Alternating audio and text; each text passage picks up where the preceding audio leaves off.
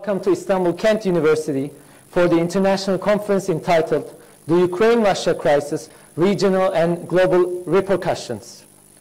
Our world, and especially the European project, is in dire straits. In a recent tweet, French President Emmanuel Macron lamented the grave threat posed by Russia to the existing international order.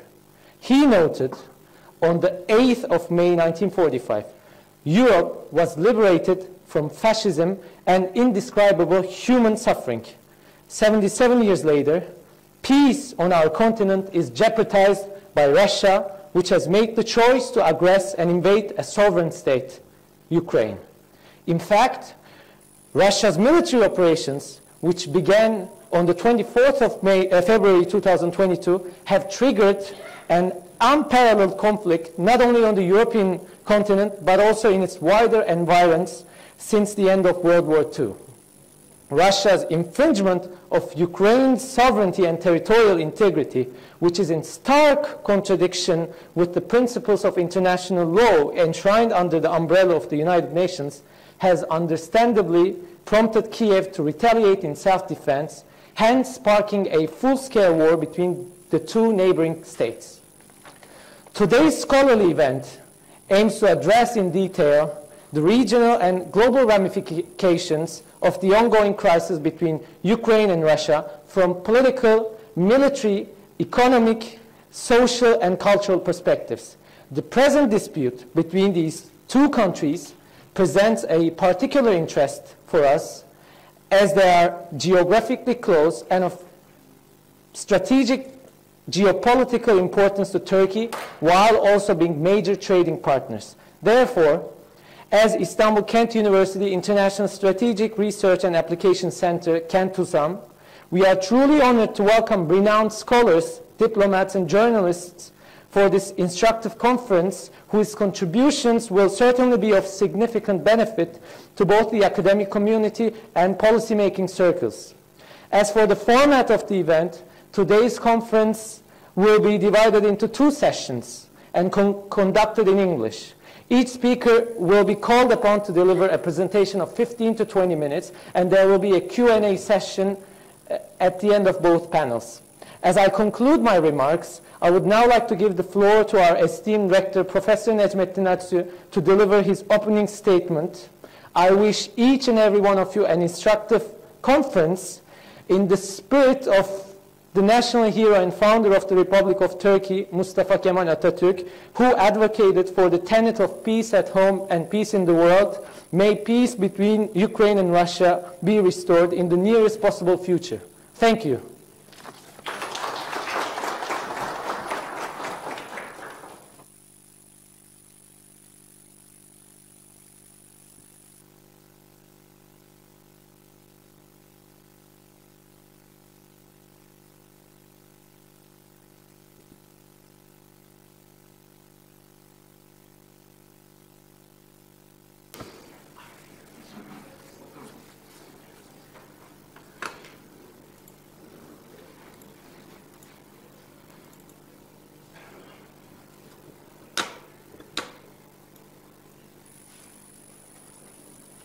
Yes.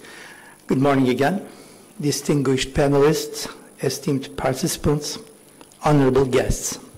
First of all, I would like to greet each and every one of you with the utmost respect and extend my heartfelt wishes for continued health in this post-pandemic period.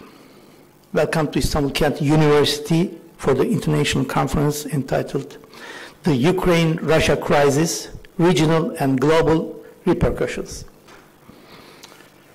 Prior to embarking on my remarks, I wish to sincerely congratulate Professor Haset Çomak, Professor Deniz Yükseker, and Emre Atsu for organizing such a prestigious scholarly event under the auspices of Istanbul Kent University International Strategic Research and Application Center, Kent-USAM, with the participation of prominent academics, diplomats, as well as journalists, and also thank them for offering me the opportunity to deliver the opening statement of this insightful conference and to express my deepest gratitude on behalf of our university.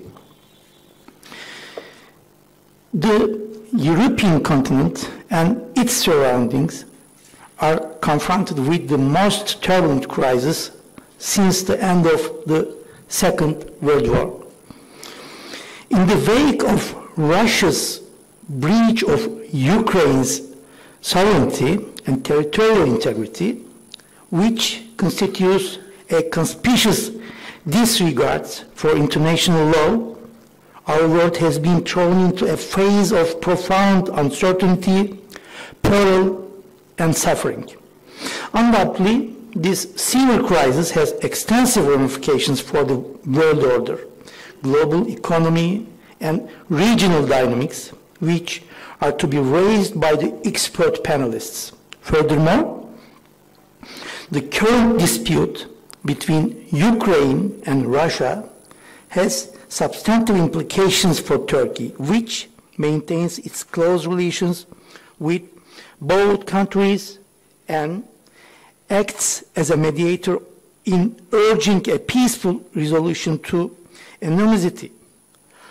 I wholeheartedly hope that our conference will be able to shed light on the origins and aftermath of the present conflicts, thus being of value of scholars, students, and decision makers.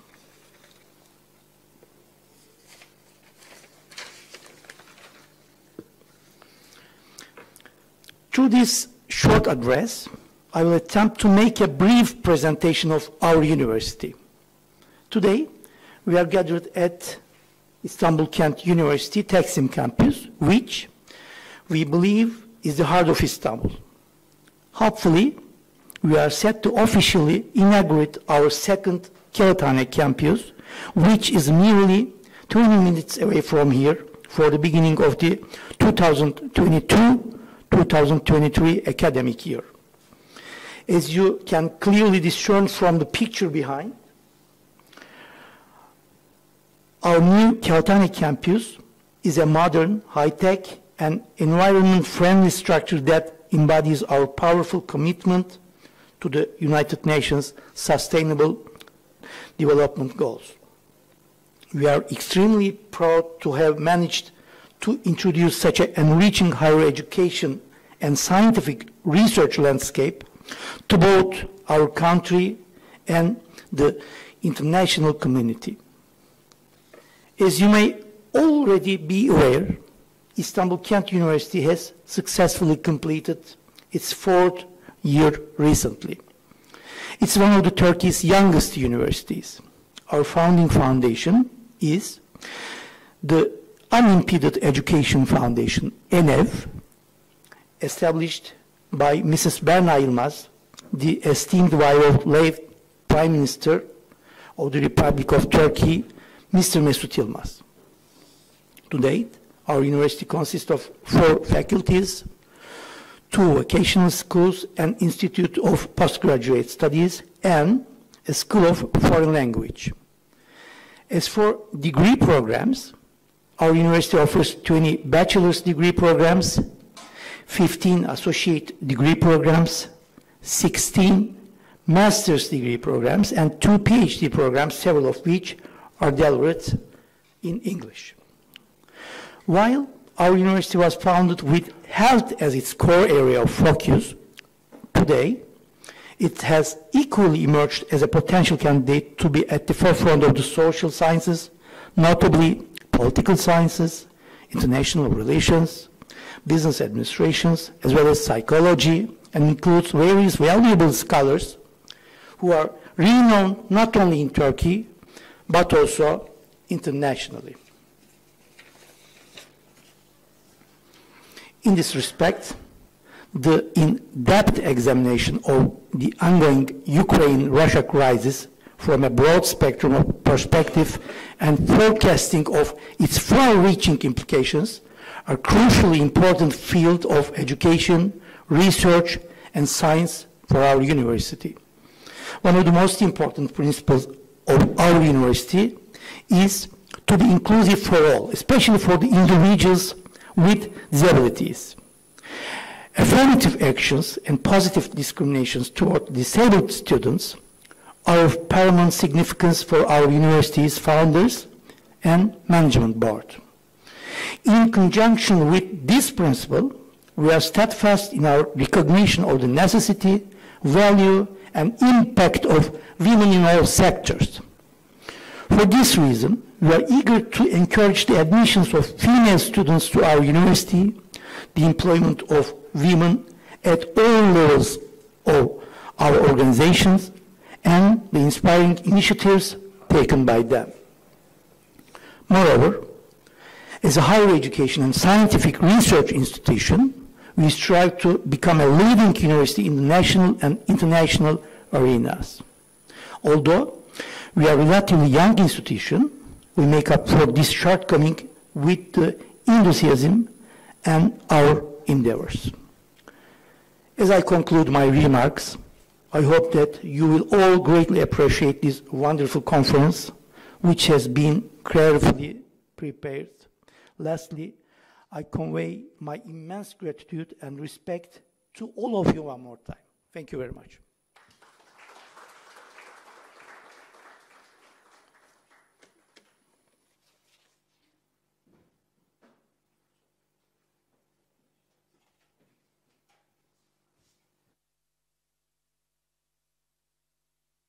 First session of our conference. That's why I would like to invite His Excellency Mr. Ambassador Professor Ali Enginoba to the stage.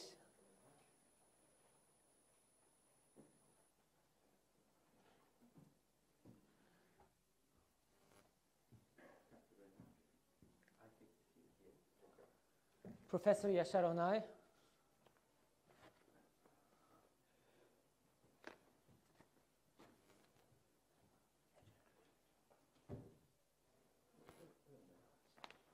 Dr. Ahmet Sapmaz.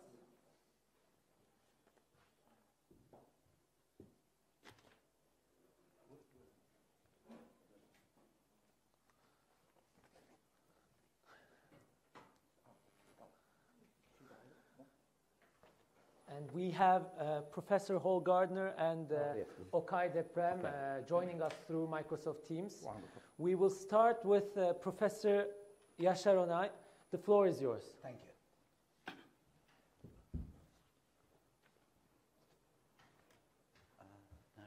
How can I use my Slaytlar için.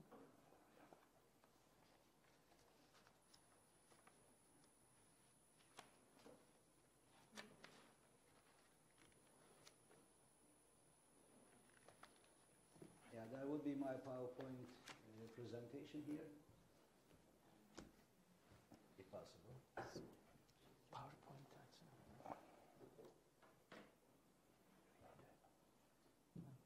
Okay, that's fine. This one.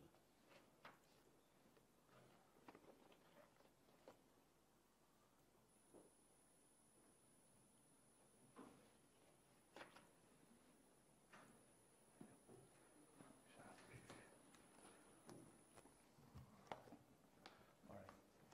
And if you would like to use the pointer, please, the floor is yours.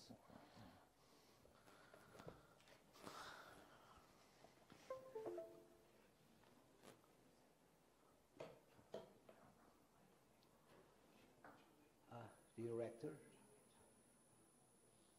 my dear friend, brother, and Dean, Hasret Çomak, the distinguished members of the Kent University, and at the same time, the distinguished visitors. I'm very happy to be here, and today we're going to talk about the Russian-Ukrainian crisis, and the title of my presentation is What is Russia? Where is Russia going? To tell the truth, today the conflict between Ukraine and Russia is a confusion. We are all talking about the results of the war, but we are all talking about the war, but we are not discussing the reason of this war. So in order to know this, I do believe that we must know who Russians are and who Russians are not. Therefore, my presentation will be about the Russian identity.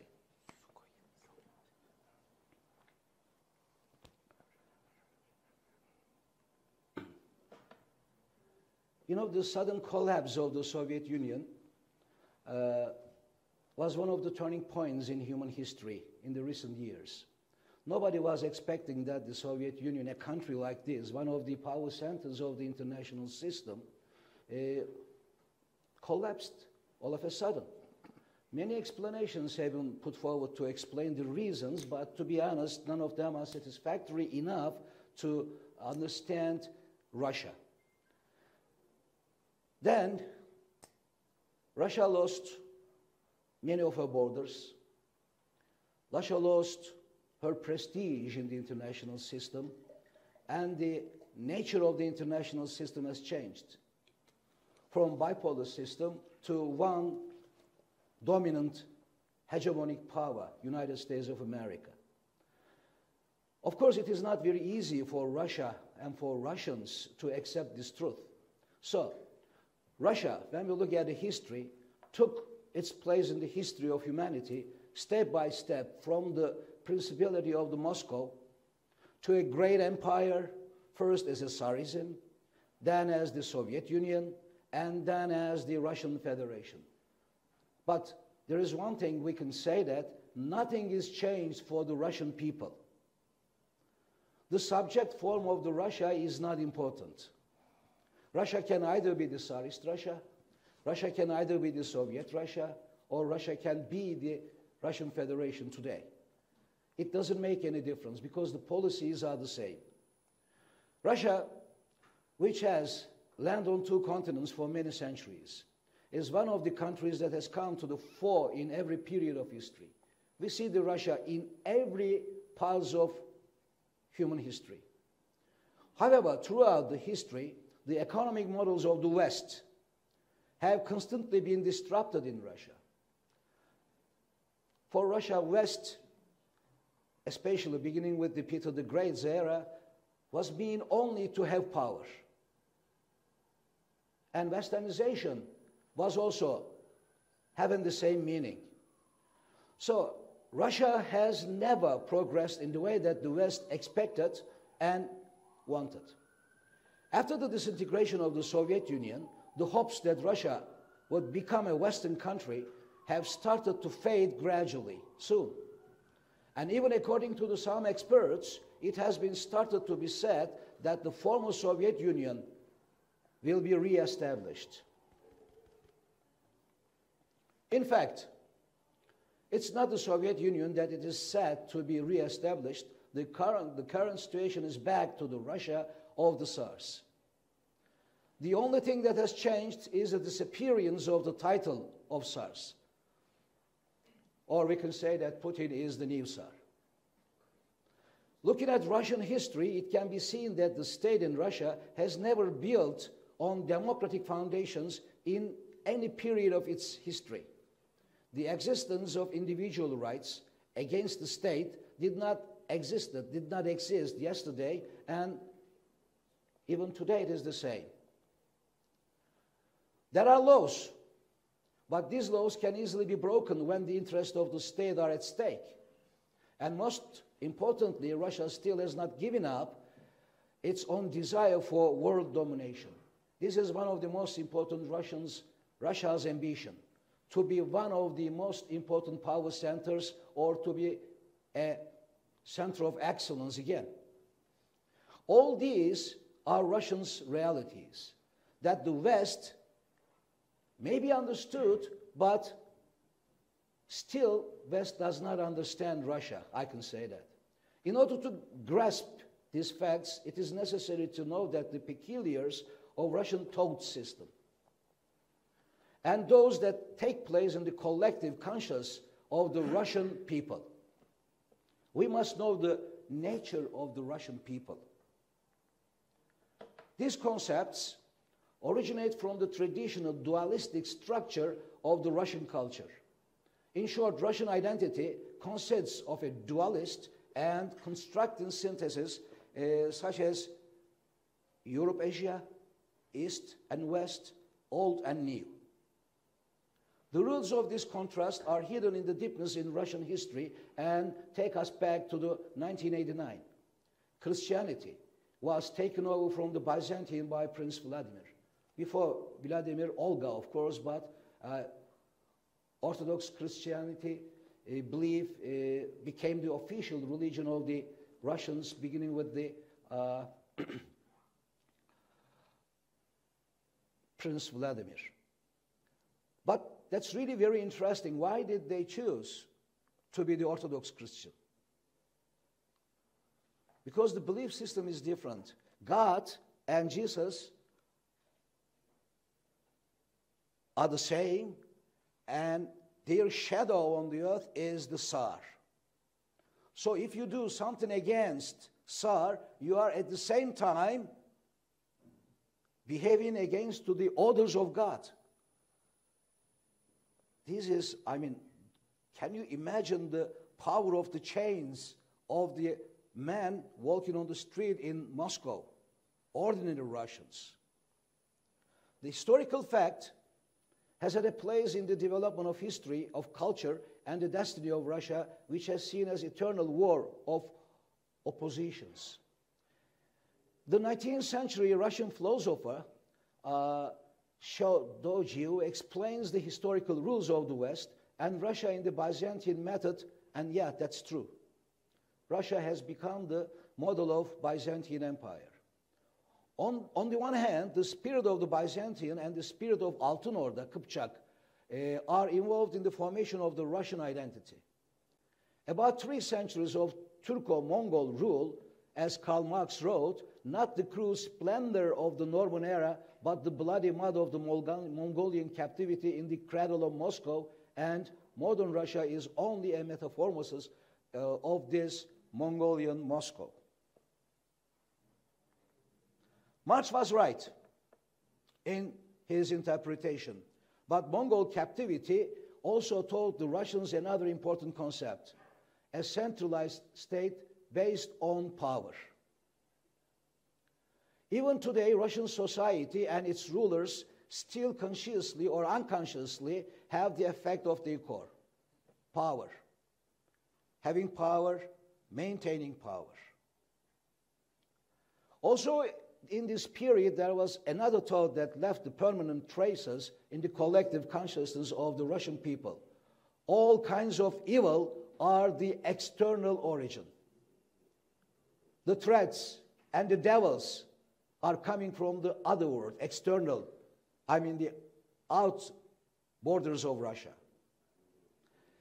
Isn't this the most important thought underlying Russia's foreign policy today? Yeah, it is the same, more or less. Karla Noma describes the development of the Russian identity as follows. The bipolar world of Russian culture began to emerge first in the reign of Ivan the Terrible, and then in the reign of the Peter the Great. A word that included 2 different cultures, namely light and darkness, brightness. It was the culture of the mind and spirit, because in Christianity attitudes and behaviors were clear to concrete. As always, only an elite could enjoy the new culture. A kind of social club, you know that. Among the masses, another culture emerged, the original syncretism of the paganist experience with the ancient mythological motifs of the Christian imagery. Dark culture, we mean paganism, was the domain of dreams and imagination hidden and as if it never existed. Meanwhile, the following parallels were observed. As social life became more difficult, introverted living intensified, and the system became dynamic, mental mechanism became active. The dualism between the old and the new was transferred to the opposition between Russian and Western, between Russia and West. New, sinful was perceived as a result of the moral decay. The West was the new, as opposed to the old Russia. Despite the fact the dialogue with the West was established from the time of Ivan III, not only because of his marriage to Byzantine Princess Sophia, Paleolog, can I have water, please? But also the large masses kept their distant and negative attitude towards the West. The messianic The messianic idea of Moscow, the Third Rome, which emerged in the 16th century by Bishop Plateus, played an important role in this regard. In line with this movement, Russia was considered the heir of the destroyed Byzantium and protector of the true false faith. The Third Rome, which is told by the Bishop Plateus, is the same. The first Rome was the Rome. But after the Catholic belief settled there, Rome has become the mission of being the center of the Christianity. The second Rome was the Constantinople, Istanbul. But after the conquest of the by Turks, Constantinople also lost to be the center of the world Christianity. But the third Rome is Moscow. And there will be the fourth Rome. There will be no fourth Rome. So this means, from this understand, Russia views herself as the representatives of Christianity. But which Christianity? Of course, Orthodox Christianity. Sorry. It was a double life with double love, protected by the Russians with laws of contrast and consequences. Russian theology professor Florovsky attributed Russia's sinister fate to this gift of worldly concentrated institution and feeling. In this program titled Roads of Russian Theology, Florovsky says, there is always the danger of not being able to find oneself in the migration of ages and cultures. This migration pulls in many directions, linear pauses in different locations. Thus, the soul gets used to nomadism. Living in the desolate and tense, the tragedy of the Russian soul is the tragedy of double law, the tragedy of spiritual bondage and passion. The solutions is to pick up and awaken the soul, not culture or public opinion, but the asceticism and suffering. He wrote in particular, this freedom of public imagination and the tendency to carry the old and the new without living the past have left their mark on the originality of the Russian character and Russian history. Devoting to the first spiritual tradition, which was taken as the basis, gave the Russians to strength and will to cope with the blood-soaked history in this period. This was a special area to escape from the oppression of the state. How many minutes do I have more? 10. That's great. The adherence to this tradition also included conservative, reactionary features that negatively affected the modernization of society. The dual faith and the dual way of life has survived to the present day, including the period of socialism also. This double standard belief system of Russian culture contains both paganism and Christianity elements at its origin, at its core. And the attack on a part of this dual union would inevitably stir up opposing tendencies. The basic values of the culture, ideological, political, religious, etc., were already clamped and clear dualism in the system. So, how did relations with Western Europe develop? Russian scientists Lodman and Uspensky created such a system. If the other world, the realm of the Catholic Western Christianity, is divided into three areas. If there was a view that heaven, purgatory in the region between heaven and hell, hell and according to seeing, good deeds and neutral behavior in the worldly life prevailed. This classification included only heaven and hell in the system in Russia. Black and white, no other colors. The neutral space between the two as a structural reserve for the system of the future did not exist in Russian tradition. In the Western Middle Ages, this neutral space created a bit of continuity between the rejected today and the expected tomorrow, while the dualism and the lack of neutral space in the Russian culture caused it to be perceived as a radical break from the past. When we look at the history of Russia, it will be clearly seen that new historical structure in Russian culture are in favor of activating mechanism that will constantly reproduce the culture of the past. We see the traces of the past in today's Russian culture.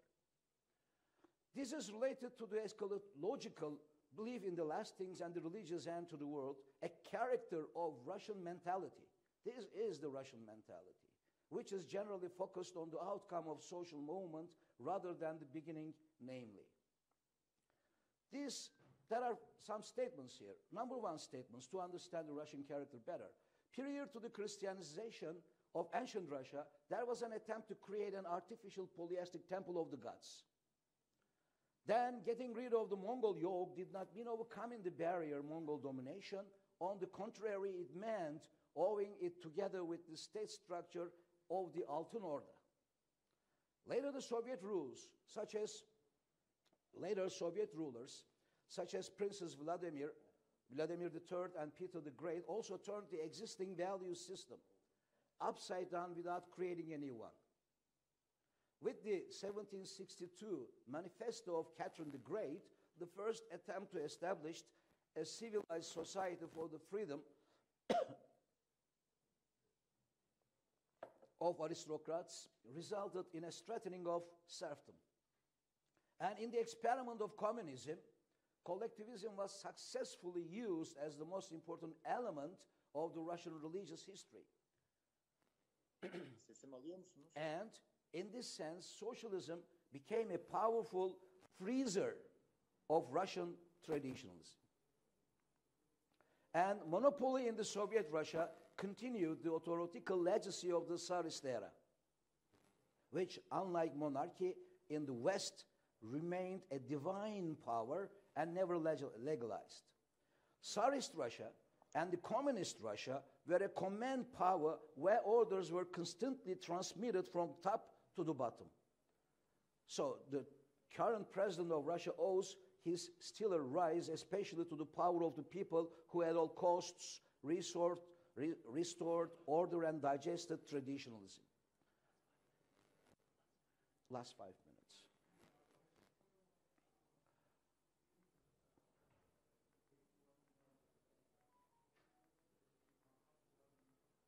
This is important. When we look at the differences between Russia and the Western countries, the cities and vertical villages. A concept of Michel Ochutovich, one of the anti-urbanists of the 20th century. One can find traditional shelter either in a village or in a skyscraper, he says. The city was the place where Western culture took shape. Russian culture history has not witnessed independent cities unlike European cities. Russian cities were centralized administrative military bases, with the very few exceptions. In colonial areas of the residential areas with factories, even towards the end of the last century, only 13% of the population lived in cities. This is one of the most important obstacles in front of the Russian people to understand the Western culture and Western traditions, So according to the results of the sociological study conducted between 1989 and 1991, half the current population lived in the villages. Still, a few cities, very popular cities, big cities, but many of the Russian people are still living in the villages today.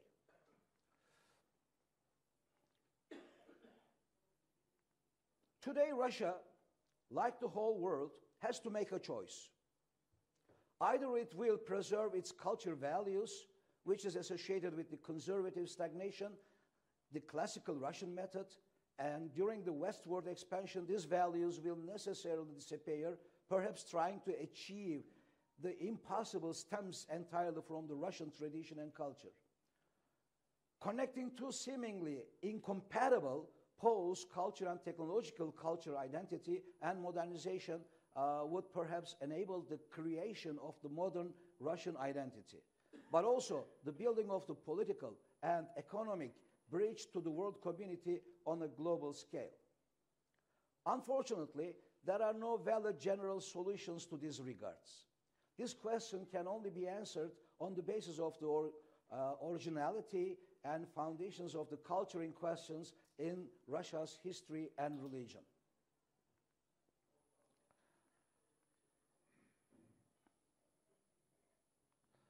So shortly I can say that in order to understand today's Russian, whatever we call either war or military operation, it doesn't make any difference because the results is the same. We must know the Russian character. We must know the Russian identity. So as can be understood from all these, learn from the West package, which was offered to Russia after the collapse of the Soviet Union, was opened this time. But it was closed again. And it was many times in the past. Russia tried to be the part of the Western world, sometimes in her past, but opened and closed, then turned back to their origins again. It seemed that Russia will continue its own path in a time period whose ends is not certain yet. To put it briefly, Russia is in front of us as a state resisting to West today as it was yesterday. This is a choice that comes from the depths of history and has determined the fate of the Russian people and the Russian state and, of course, Russian policy makers. Russia is neither Eastern, nor Western, nor European, nor Asian. Russia is Russia. Russians are Russians. And so remember the title of my presentation, What is Russia? The answer of the question is at the end, Russia is going nowhere. Russia is staying where it used to be stay there. Thank you for listening to me.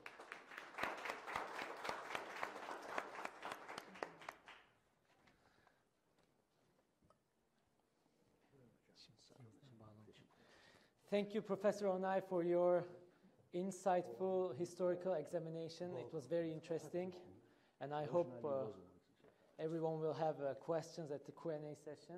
We are now going to Paris. We have a connection from the American University of Paris, Professor Hall Gardner, who is actually my former professor from my undergraduate years. He's an expert in international and comparative politics, and he will attempt to explain the origins, the genesis of the current conflict. The floor is yours, Professor Gardner. Thank you very much. Emery, can you hear me? Can you wait for a second, please, Professor? Yeah, sure.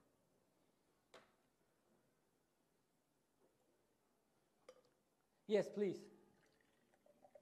Thank you very much, Emery, and thank Kent University for having me speak today. I love Istanbul. I wish I could be there.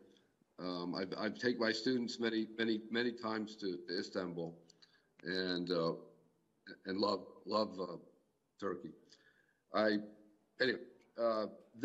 We're in a crisis. Obviously, it's a crisis I've been warning about since 1994, arguing that the U.S., NATO, Russia relationship, if we could not draw Russia into a new relationship with the U.S. and European Union, we would have a backlash. That backlash became visible first in the 1999 war over Kosovo that helped bring Putin to power. But I want to talk about the genesis of that backlash and why we weren't able to bring Russia.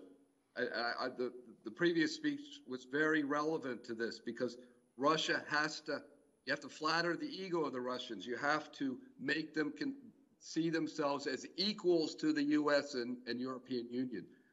And we haven't done that in the post-Cold War period. We didn't bring Russia in as an equal security provider to Europe. Now, let me start with the beginning. What is happening now is precisely what's happening now in actuality is precisely what was happening in 1991 to 1994 when you had an uncivilized divorce between Russia and Ukraine, and Russia wanted to get Ukraine to give up its nuclear weapons capability. That did not become a physical war, but it was a situation in which almost all the issues that are there today are there.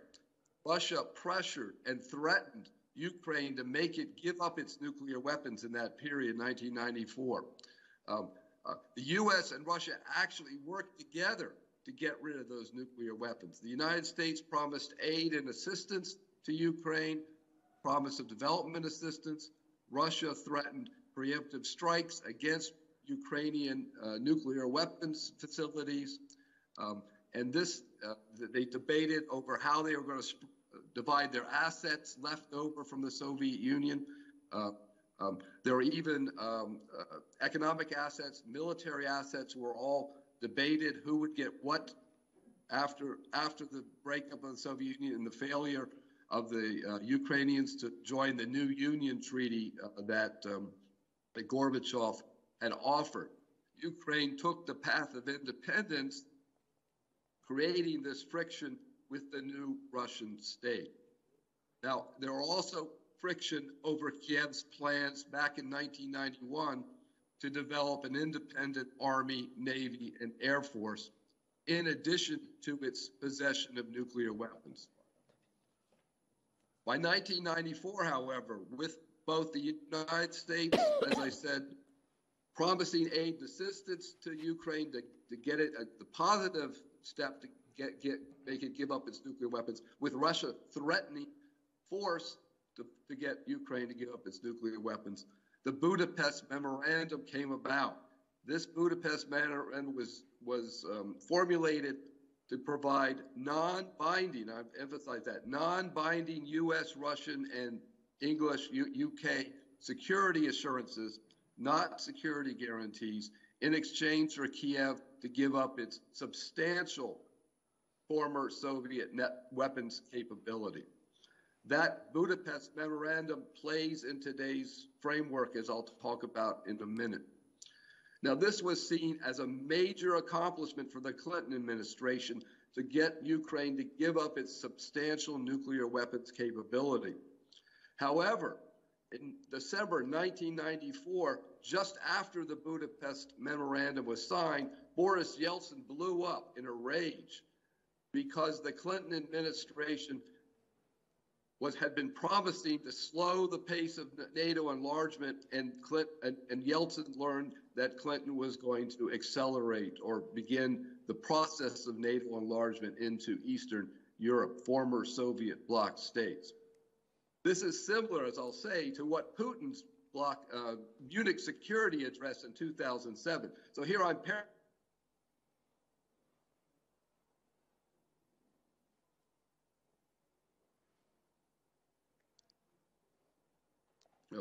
I've lost my voice here.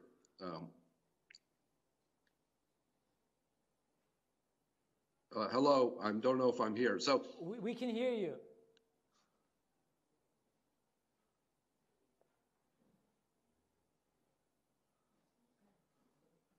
I'm frozen. Okay, we're back. All right. So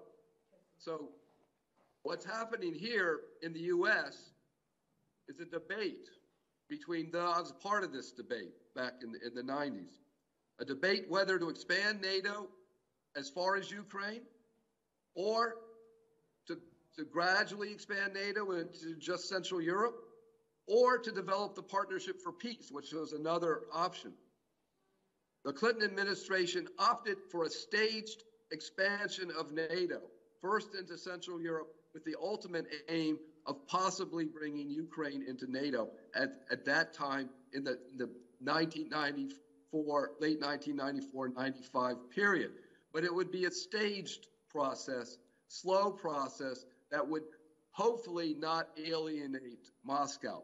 But that debate was there at the time. The question of whether or not NATO enlargement would cause a backlash was part of that debate. And former Cold Warriors, the two founders of containment, George Kennan and Paul Nitze, both warned that the open NATO enlargement would create a backlash if NATO was not reformed in a way to bring Russia into the new security order.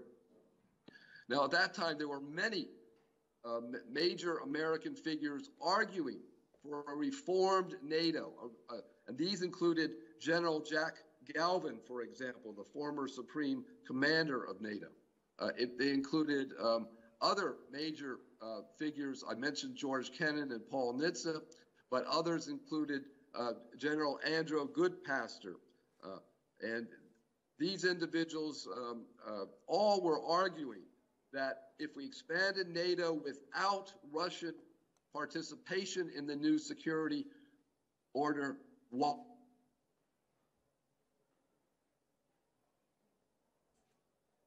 the Clinton administration, here we go again.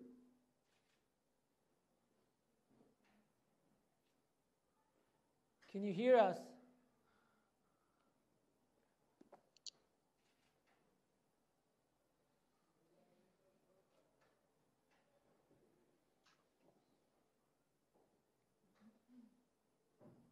We can see you.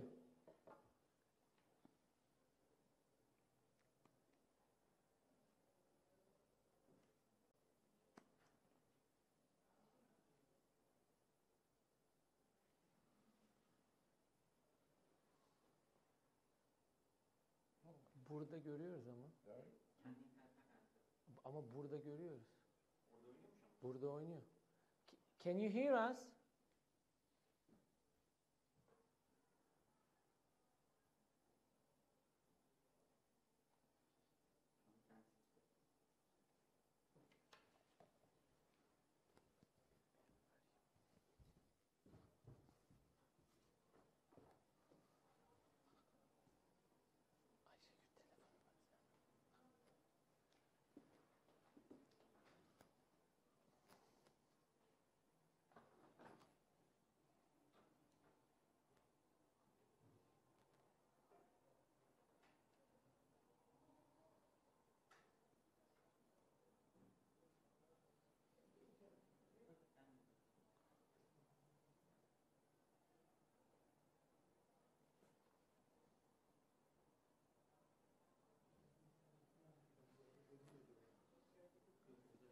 Çıktı mı acaba?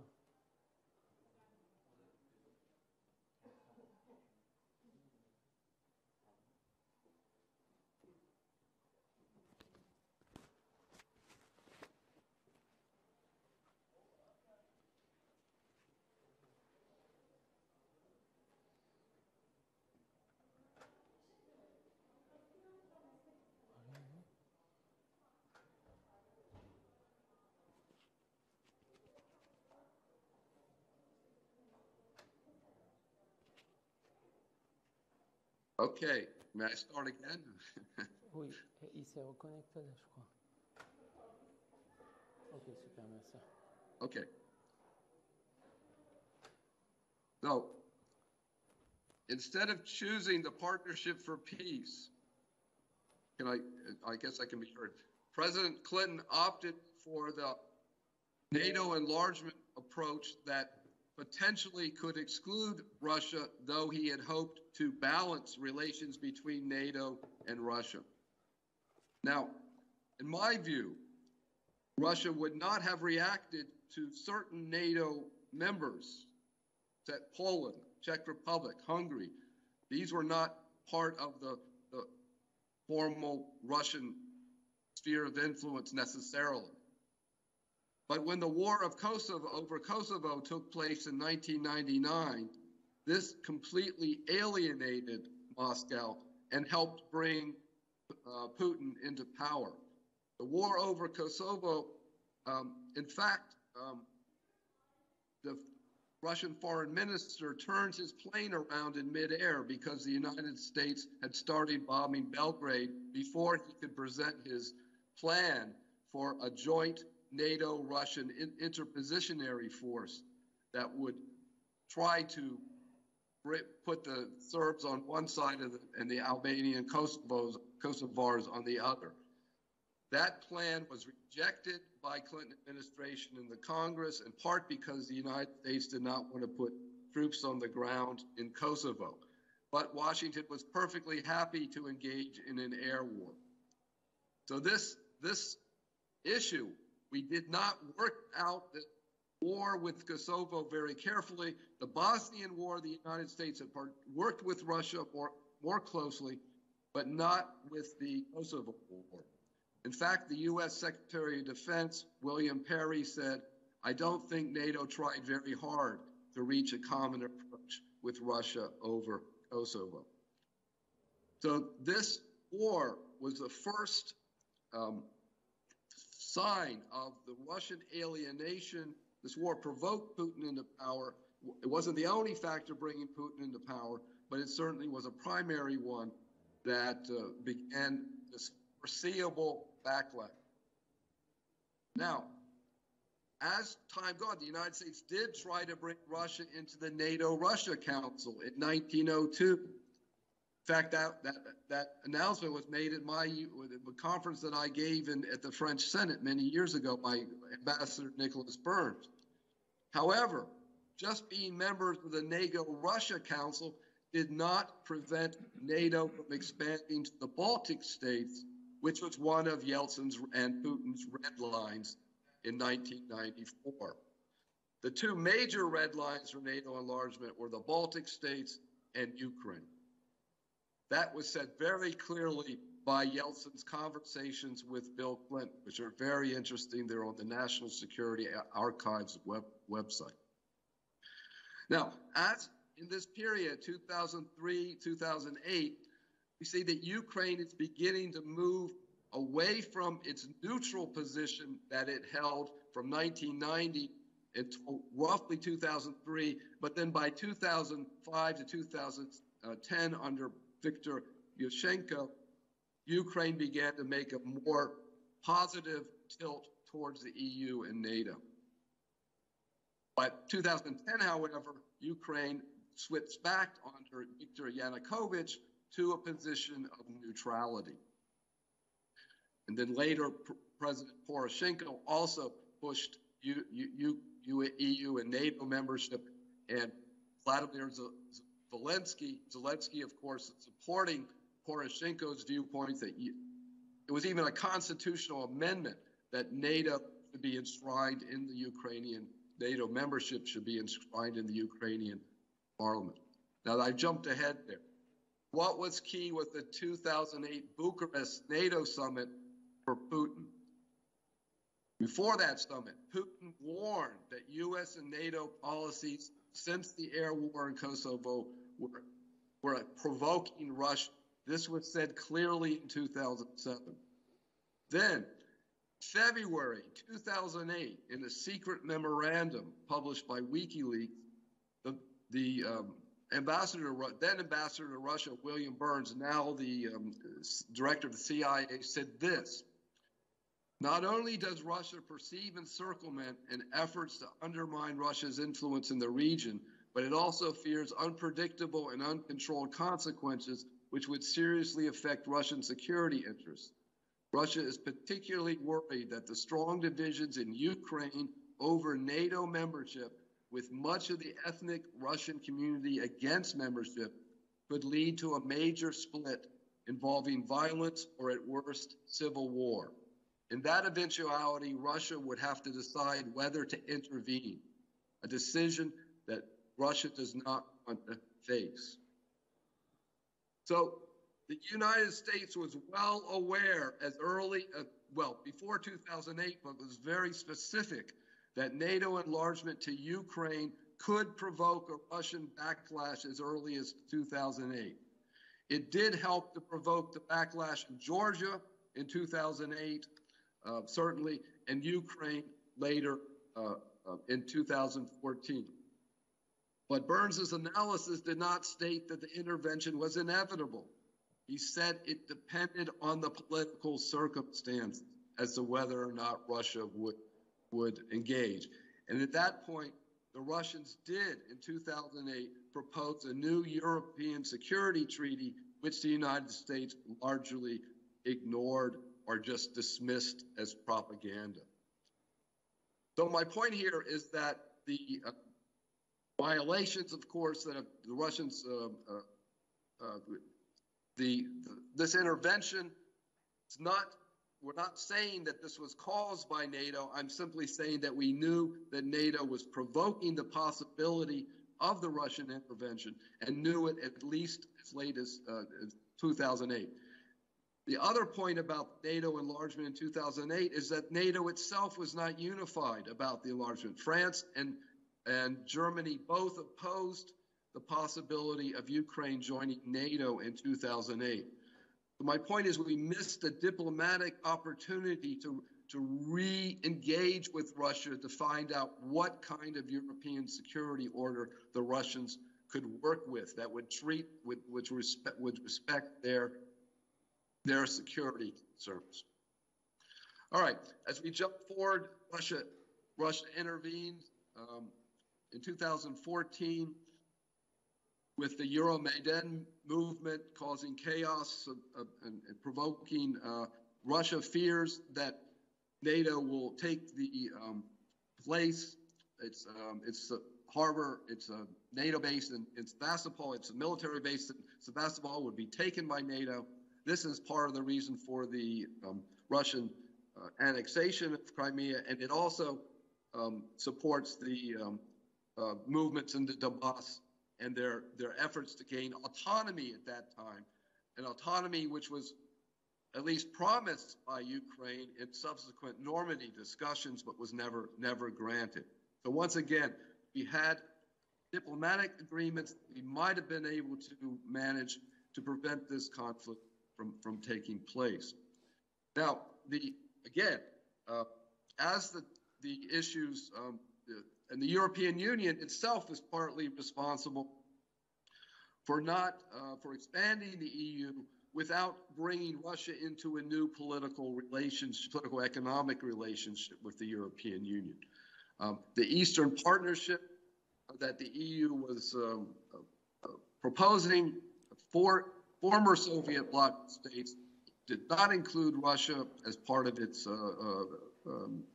scope, and the deep and comprehensive free trade agreement that Ukraine and the EU signed was another issue that helped provoke Russia in 2014.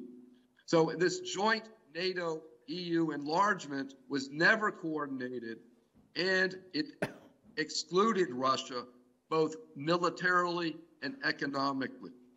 These are two of the factors that lead Putin to the major factors leading Putin to decide for this intervention, first in Crimea, and then throughout most of southeastern Ukraine. Now, immediately before this was the Kiev launched, immediately before the invasion in February 2022, Kiev had launched its Crimean platform in August 2021. This was to gain international support for the return of the Crimea, theoretically by peaceful means, but the Russians didn't interpret that as peaceful when it was also accompanied by the promise, once again, the reaffirmed promise that NATO would bring Ukraine into membership sometime in the future. Now, the irony about that, and I'll close on this point, is that Ukraine was never ready for NATO membership, and yet NATO continued to promise Ukraine membership rather than seeking another option such as Ukrainian neutrality. This, I think, could have been negotiated before this war broke out had we begun to listen to the Russians and taken heed of their complaints at least in 2008. That didn't happen, obviously, but in my view, if there is going to be an end to this war, one of the conditions will be Ukrainian neutrality. And let us hope that diplomacy will prevail in this situation, because we are looking at a long-term war of attrition that's very dangerous and could lead to not just a regional war, but to a major power war. And I'll leave it on that. Thank you very much. I'm sorry the bad connection. I hope it was understandable.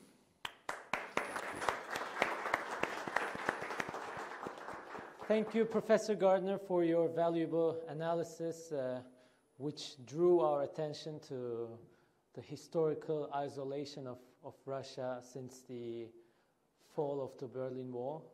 And we now have retired Ambassador Professor Ali Enginoba, who will analyze the situation through diplomatic studies. The floor is yours, Mr. Ambassador. I can continue here. Okay, as you wish. Thank you very much indeed, Mr. Chairman. Dear Rector, dear Dean, it was a great pleasure to be here and to participate in this very important conference, which will then discuss the Ukrainian and Russian problematics of today. During the inaugural speech, the Rector explained that this issue is very important for Turkish foreign policy. The chairperson also pointed out that this issue should be ended in nearest possible future in peace. We have seen a very interesting expose with regard to the Russian history, the importance of Russia. And Professor Gardner has criticized the American foreign policy with regard to Russia. I think he underlined that there is something wrong in American attitude. Now, I would like to discuss the issue, but from a diplomatic perspective. Diplomacy studies is an important branch of International Relations Department. In 1996, International Relations Association decided to take diplomacy within its studies. And this new area of research has also a publication, Amsterdam Journal of Diplomacy, which could be interesting. Diplomacy studies is important. I would like very much to see that in this university. And branch of international relations should be set up in order to discuss diplomacy from an historical perspective, Ottoman diplomacy, then diplomacy and its relationship between the great diplomacy centers, such as Russia, Austria and Hungary, then British, then, of course, to discuss today's diplomatic problems and how this tool, which is called toolbox of international relations. It means that diplomacy has every kind of tool that a conflict and international problem could be easily solved. Now, when I return to the problematic of today, when we look at the analysis made so far by international scientists, I can cite the analysis, these analyses. First of all, Russia unprovoked invasion of Ukraine in 2022 is viewed by some experts as part of a renewed geopolitical rivalry between great powers, which dominate international relations in the decade ahead. Indeed, we are just at the beginning of a new era in international relations, where we will then witness many other, perhaps, geopolitical rivalry, we have now confronting Russia, but most probably we will have a similar pattern with regard to China. Then we will discuss authoritarian and liberal tendency in international politics. Yes, another point, of course, we can then go ahead. Russia's invasion of Ukraine was a dramatic escalation of the 8-year-old conflict and turning point for European security. This has pulverized many cities. 1/4 of its citizens have become refugees and have been displaced. This is another point. It is not clear how a diplomatic solution could emerge. How a diplomatic solution could emerge. I will discuss this. Second point, for example, what made Russia's invasion so shocking was its anachronic nature.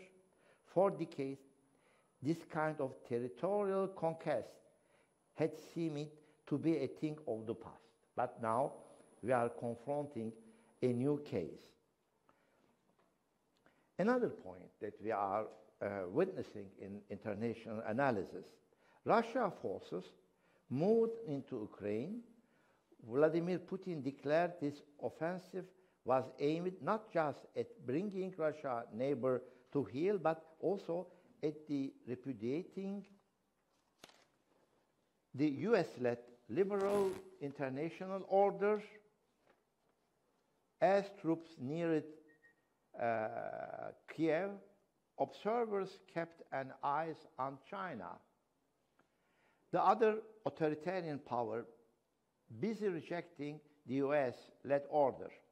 Over the last decade, Beijing has contested territorial norms in the South China Sea and built new economic institutions such as the Asian Infrastructure Investment Bank to compete with Western-dominated ones such as International Monetary Fund and the World Bank.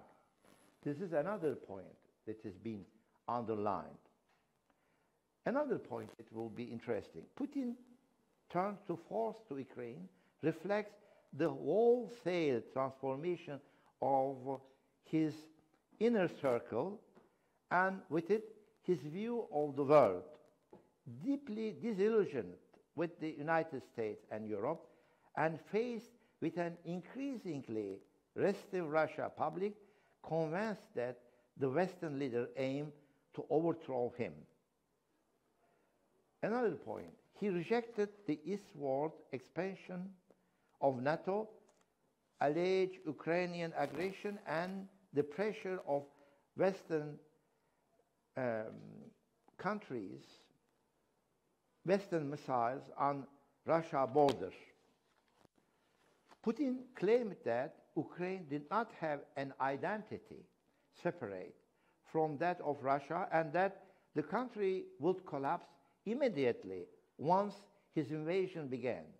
Instead, Ukraine has resisted Russia tenuously because of its citizens are loyal to the idea of an independent state.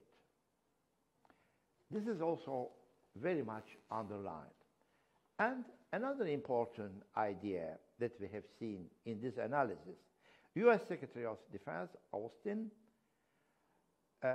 has said when he visited Kiev, our objective is more to entail Russia's power over the long term, so it does not have the capability to reproduce its military assault on Ukraine. We want to see Russia weakened to the degree that it can't do the kind of things that it has done in invading Ukraine. And his foreign minister, Lavrov, replied, Washington and the West had entered a proxy war with Russia, risking another world war that could go nuclear. These points from an international analyst who is working in the diplomacy study field are constituting very attractive evaluations. First of all, I would like to bring to your kind attention the diplomacy studies in 21st century. Today, diplomacy is an institution. Diplomacy is an institution which has been able to protect itself throughout the centuries of transformation. Diplomacy, therefore, is based upon realism, protection of natural sovereignty, to keep deterrence, priority to multilateral diplomacy, and negotiations. When we took into consideration these elements, how then we can ask ourselves, this institution having the capacity to give great solution to important affairs in the world politics, how this institution has not been used adequately in this conflict in order to reach a peaceful solution, or at least in order to put an end to this cruel war which made a lot of casualties, which gave a lot of suffering to the people of Ukraine. Now, what is the way of doing a peaceful solution? This is, I think, the biggest question that we need to ask. And now, after asking this, how then diplomacy could react into this issue? We are witnessing an important case. Multilateral diplomacy, under the guidance of UN, is not acting adequately. The Secretary General of this organization has visited the region almost after 2 months of great suffering and very important conflict. Why Mr. Guterres has then not initiated in this matter in the early days of this conflict? Secondly, why the important countries at the beginning of it, of course, United States, then European Union, has not organized a collective initiative within diplomacy in order to find out a peaceful solution to this issue? Why America is preferred clashes of interest with this case instead of promoting peaceful approach? These questions are in front of us. Why, in short, diplomacy has been neglected? This question, is it a question that diplomacy couldn't find out any solution to it? We have seen throughout our history that, throughout the world history, throughout our history at the same time, diplomacy is a tool that diplomats use it effectively if there is an understanding between two sides. We have seen a very important negotiations under the Turkish initiative. We have seen the negotiation of two groups in Istanbul.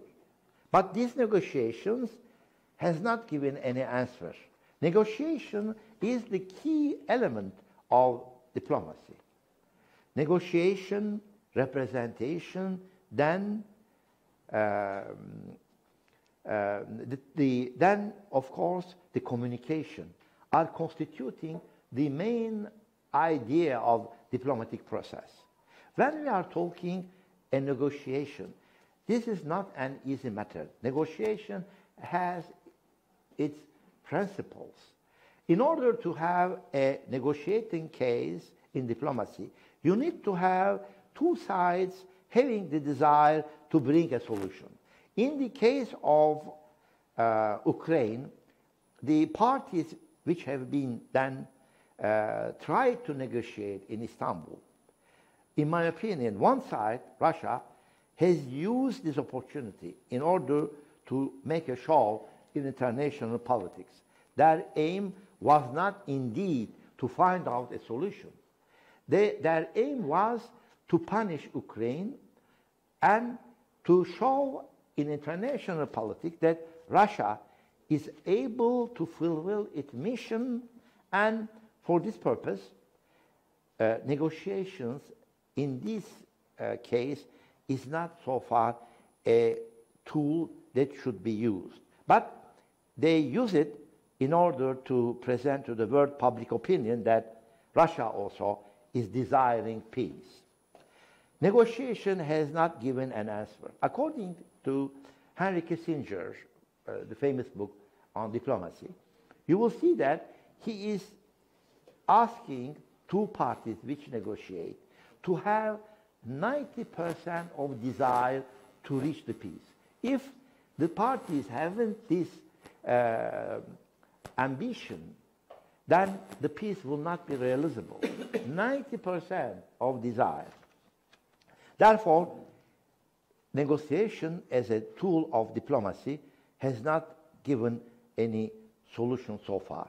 But we need to then to encourage the parties to use negotiation, and in order to put an end to this suffering and to put an end to this war, which is not in line with the humanity of today, with the understanding of human being, where the war has becoming and it has not a panacea for solving the solution.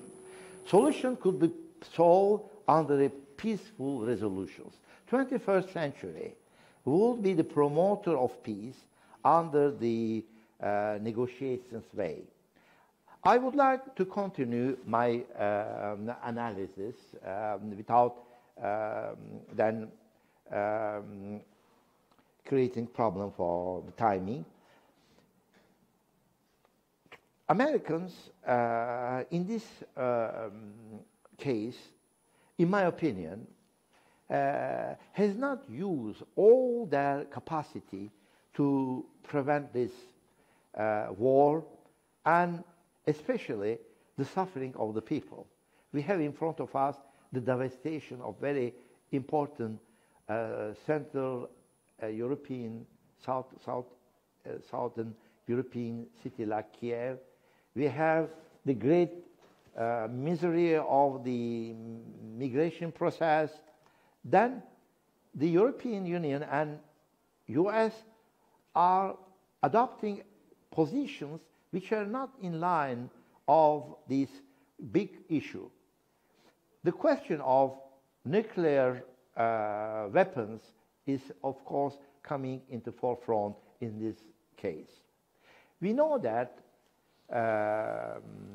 deterrence is the real issue in nuclear age. The countries having the nuclear weapons are deterring attacks and also are deterring any kinds of problems that emerge. But unfortunately, we are witnessing that deterrence has not working in the issue. The Ukrainians are not respecting, in my opinion, the qualities of Russian military forces, especially the nuclear forces that has been many times cited by the Russian side. Americans have never referred to their nuclear capacity, even the Europeans, especially the British and the French.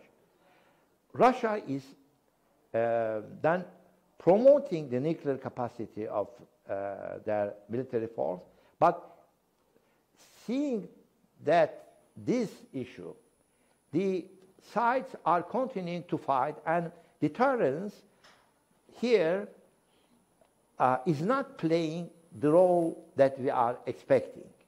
Now we are in front of new elements. We need to think about the deterrence policy of nuclear weapons.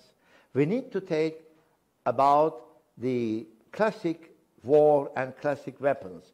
We need to evaluate diplomacy, how then diplomacy could be effective. And when we are discussing this, immediately we are finding in front of us the reform that is needed in multilateral diplomacy, especially in UN. Our president many times are presenting the fives are not constituting the countries that are playing the real role in world politics. It is a necessity that in international politics, multilateral diplomacy should be taken into consideration and should be then reformed. Security Council, which has played a negative role to activate the role of UN, this council should then be revised. Veto powers should then discuss their issues. Veto issues should be eliminated, and we should have, according to our presentation, for example, according to our views on the reform that we made, we need to take into consideration an Security Council composed of 16 members coming from the various groups of the world, but veto power should be ended. Is it possible? But in short, veto power countries are blocking the work of UN. If we need a multilateral diplomacy effective to prevent any kind which are then reflecting the peace and the create obstacle to prevent conflict. We need then an UN which is able to act immediately without delaying, without expecting the vote in the Security Council. Therefore, new era in diplomacy studies will be to reform UN, to think about multilateral diplomacy. Bilateral diplomacy in this new era will be an hybrid diplomacy. We have in front of us technological gears. Diplomacy has adapted itself. When telegraph has been created, when telex has been created, all elements has given diplomacy the capacity to transform itself to the technical development. Bilateral diplomacy, by his hybrid means, to use webinars, then face-to-face diplomacy, they will be, these issues, this hybrid case will also help bilateral diplomacy to play an effective role in the protection of the peace. In short, I'm trying to finish my presentation. In short, this case, Russian-Ukrainian case, need an intelligent diplomatic approach. We need to end this crisis by using diplomacy. We can't stop this crisis by using force, because this force, this using of force, as presented by the Secretary of Defense, Mr. Austin, will then trigger the other countries to react to the action taken by Russia. Then this war will continue, and we can't imagine how it will be ended. Diplomacy, then, this is the unique case, a unique tool that we had for ending this crisis and to try to find out a solution based on a negotiated way. This is the end of my presentation. Thank you very much for listening to me and for your patience. Thank you. Thank you, Mr. Ambassador, for your excellent presentation and for your hopes for a better world, for your encouragement for multilateral diplomacy, which we need today, and for your wish for peace. Now we're going to have Dr. Ahmet Sapmaz, who is an international security strategist. The floor is yours. Thank you very much, Chairman. Director, distinguished members of Kent University, distinguished panelists and distinguished participants. First of all, I would like to extend my respect. And also, I would like to thank Kent University for this kind invitation. Today, I will try to analyze the Russia-Ukraine war from the military perspective. I say I will try because it's very difficult to assess an ongoing war. I will evaluate the war in terms of principles of war.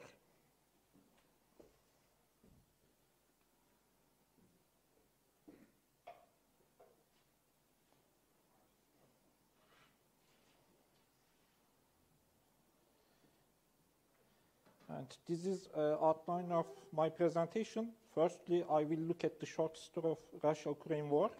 Secondly, I will focus on the general definition of principles of war. Thirdly, I will explain one by one principles of war and then explain one by one principles of war in terms of Russia-Ukraine war. At the end of the presentation, I will conclude my presentation. When we look at the physical elements of combat power, it's revealed that Russia is superior to Ukraine in terms of personnel and weapon systems. This situation led to the expectation of greater success from Russia at the beginning of the Russia-Ukraine war. However, the developments to date show that Russia has great difficulties against Ukraine. It changed some of its objectives and achieved limited gains. On February 21, Russian forces began offensive operation from multiple directions, north from Belarus to Kiev with 2 lines, northeast from Belgorod to Kharkiv, on east from so-called Donetsk and Luhansk republics to west, south from Crimea to Kherson. Initially, the Russian forces have made progress in all directions. However, the most important progress was on the southern front. The Ukraine's forces suffered great losses. The Russian forces quickly advanced to Kherson and captured the city on the 2nd of March. Subsequently, Russian forces turned their direction to Mariupol, the coastal city. In other regions, on the other hand, initially the Russian army showed a slow but steady progress.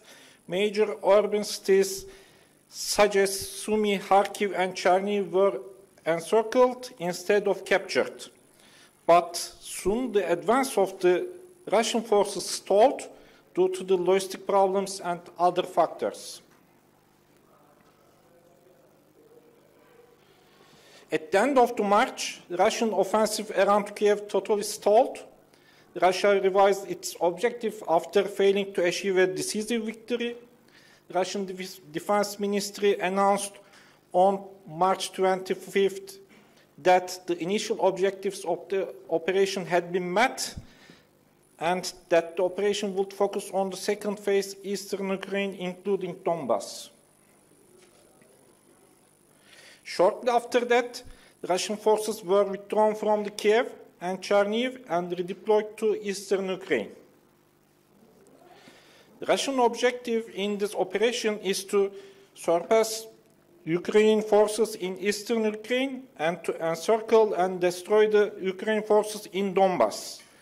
On April 21, the Russian army captured Mariupol, but Ukrainian forces' resistance is going on in Azovstal iron and steel plant. And Ukrainian forces are conducting counter-attacks, especially around Kharkiv, and they captured some of lost territories. When we look at the principles of war, throughout history, many military thinkers have proposed enduring principles based on their own assessment of the nature of war. They have searched the answer of what to work in war. Principles of war are guidelines to warfighting and application of combat power. The principles of war are not universal and unquestionable truths applied to every military operation. They are not the recipe or formula for success. Principles of war may change nation to nation based on their military culture and experience. The value of and application of these principles depends on each commander's understanding and judgment, knowledge of operational art, ability to apply the principles of a particular operational scenario. As you know, war is not only a science but also an art. To know the principles of war is the science aspect. To implement the principles of war is the art aspect. There are 9 principles of war which is mostly agreed by most of the nations. These principles are objective, surprise, offensive, maneuver, mass, economy of forces, security, and simplicity. When we look at the objective principle, it's the master principle of war. It enables to direct every military operation toward a clearly defined, decisive, and achievable goal. It provides a focus for coordinated efforts and a reference point against which to assess progress. Russia defines the war as a special military operation. The goal of the special operation was announced as to protect civilian population, demilitarize and denazify Ukraine. These are the strategic objectives of the Russian operation plan, but they are problematic because they are not clear and they are so subjective. So these strategic objectives cannot guide operative and also tactical objectives. Ambiguity in strategic objectives were reflected to the battlefield. At the end of the March, as a result, Russia withdrew forces from Kiev to Chernihiv and redeployed them to eastern Ukraine. It shows us that the pre-war strategic objective selection of Russia was wrong. But we should ask this question to us: is it the failure of Russian political and military thinkers? Is it the failure of their political and military planning? I don't think so, because they assumed that their army would be very successful, so they didn't want to limit their army with well-defined, limited objectives. It is striking to enemy at time or place or in a manner for which the enemy is unprepared. The Russian army was quite successful at applying surprise principle.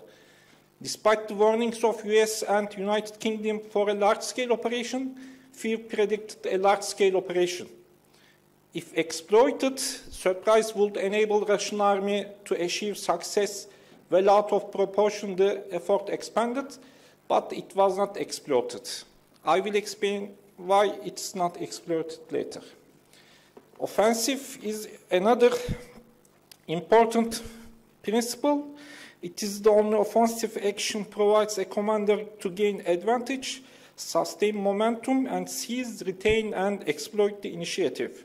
Initiative is very important in military operation planning and execution, because if you seize the initiative, you decide what to do in the battlefield, and you are the productive side, and the enemy becomes the reactive side. The Russian army seized the initiative by achieving surprise, but it could not neither maintain nor exploit the initiative that was seized at the beginning.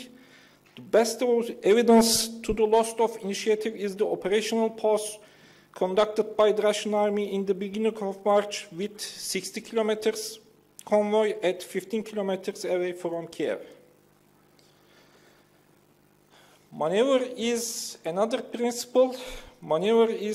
Principle aims to place the enemy in a position of disadvantage through the flexible application of combat power. It gives flexibility to commander and freedom of action.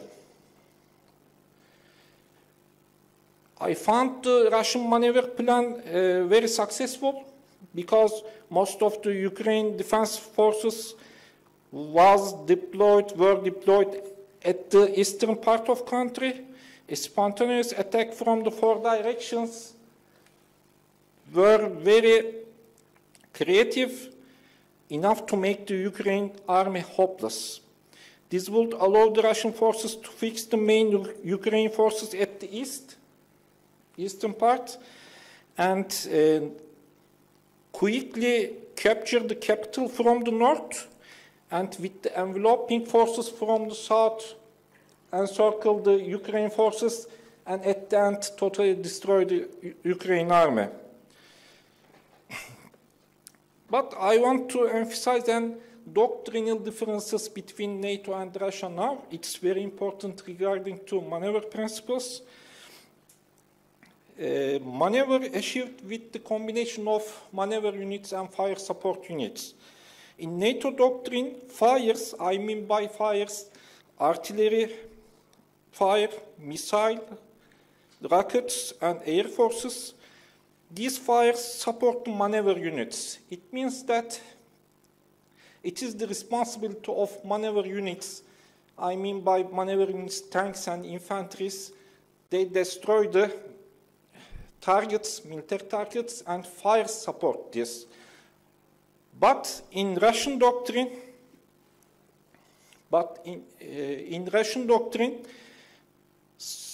maneuver units support fires. What it means? Maneuver units only fix the enemy in an area, and with the extensive fire support, they destroy the enemy. So there is a very big difference regarding to maneuver. It means that Russian forces cannot advance without a powerful fire support.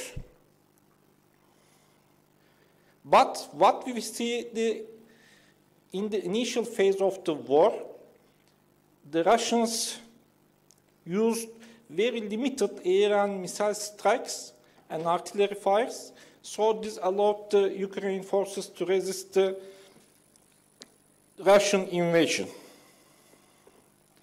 But recently, when Russian forces are in difficulty to advance, we see the heavy usage of the firepower on Ukraine urban centers that cause civilian losses and total destruction of infrastructure. Mass is a very important principle regarding to this war. Mass is to concentrate the effects of combat power at the most advantageous place and time to produce decisive results and achieve the commander's intent. The main effort describes the activity where a commander assigns the greatest concentration of force.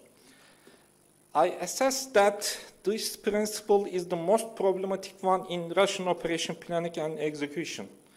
The Russian forces had lost initiative because it couldn't concentrate the mass effects of its combat power at the most advantageous place and time to produce decisive results. Instead of concentrating one area of operations, the Russian forces tried to advance on many fronts. Although Kiev is not far from Belarus border where they started to attack, they had never been able to concentrate sufficient forces in and around Kiev. The consequence of mass is economy of force principle.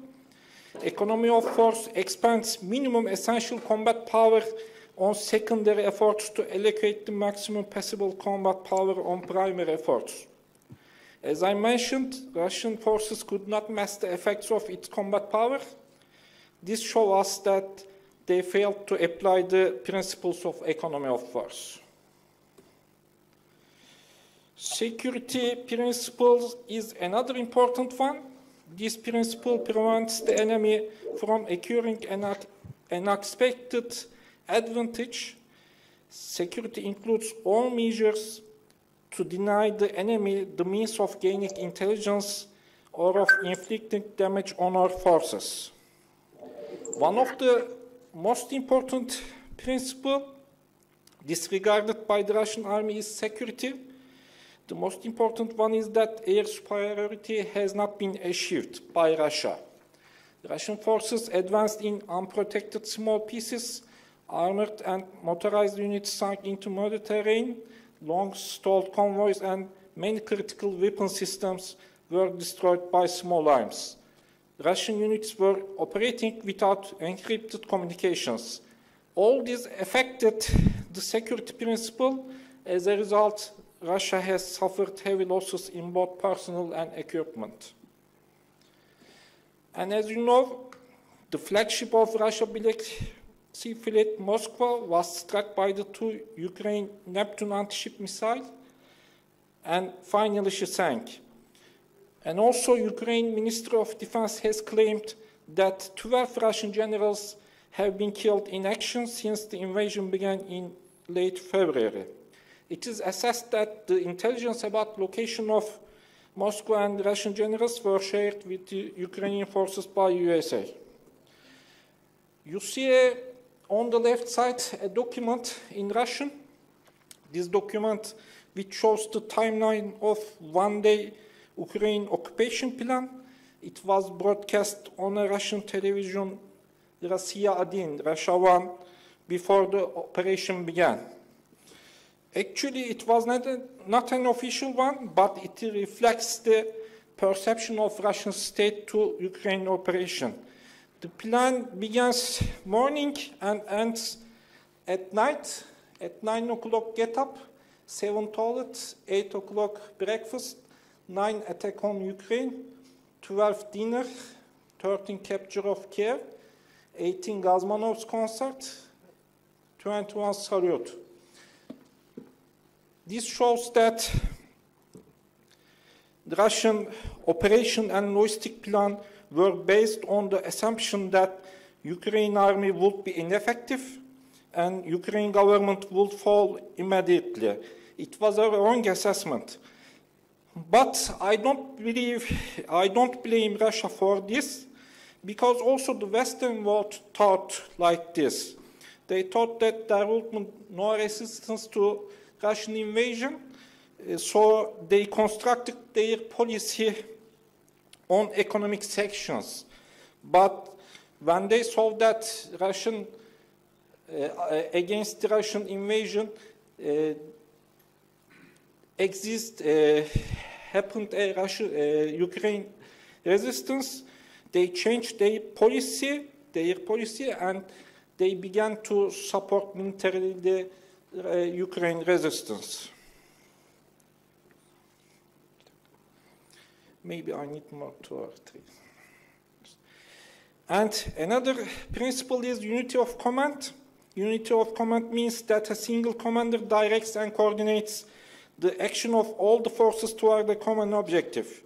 The Russian army unit of command also seems to be problematic because the Russian army units operating in Ukraine deployed from the different military districts of Russia and also from the foreign bases from Tajikistan, Georgia, and Syria. And also there are private military companies and foreign mercenaries operating in Ukraine, so this creates command and control problems. But at the end, Putin appointed the Russian Army General Alexander Dvornikov as the commander of the war in Ukraine in the middle of April. It's an attempt to centralize the command control of Russian forces operating all of the Ukraine. Simplicity is the last principle. A good, simple plan with concise, clear words minimize the chance of confusion. It's difficult to decide whether the simplicity has been achieved by Russians, although their maneuver plan do not seem to be the most simple one. It's not that complicated either. However, we don't have any information whether the Russian army converted the overall plan to clear and concise orders or not. At the end, we can say that although the Russian military has carried out heavy attacks in Ukraine and made limited progress, its poor performance has been perceived as an unexpected development all over the world. In terms of principles of war, Russia has been successful at applying the principles of surprise and maneuver, but they have failed at sticking to the principles of objective, offensive, unity of command, mass, economy of forces, security, and to some extent simplicity. At the end, I can say that Russian strategic objectives and capabilities of military units are not compatible. Russia's political objectives are greater than its military capabilities. What Russia is doing now is recalibrating its political objectives within the scope of its military capabilities. That concludes my brief. Thank you very much for listening.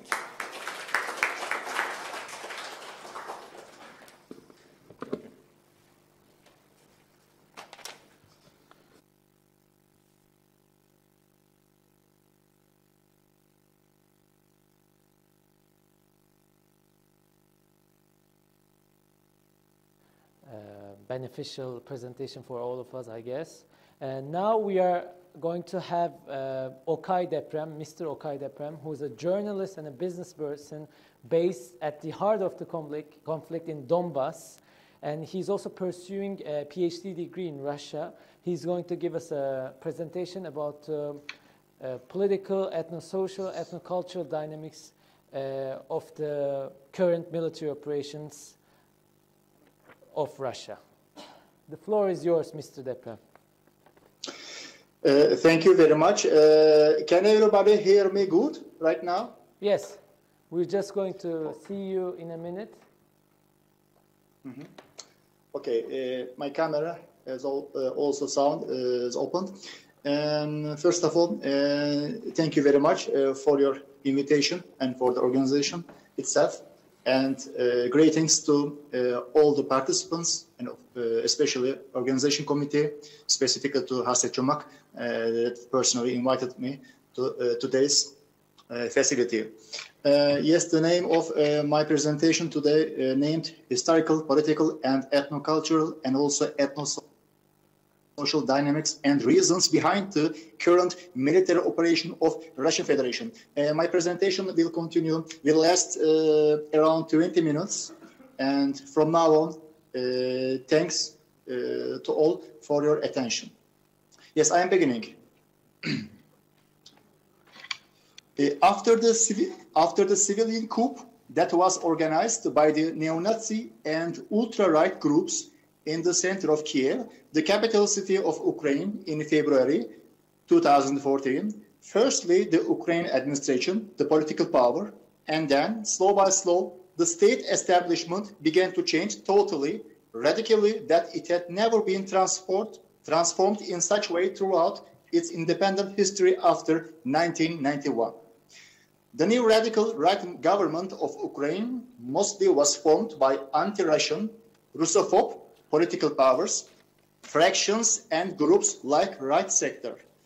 Not coincidentally, the new Kiev regime consisted of mostly by the ethnic Ukrainians, Ukrainian-speaking population, with other words, the ones that were originally, on one hand, from west of Ukraine, on the other hand, from the middle, from the internal sides of the country.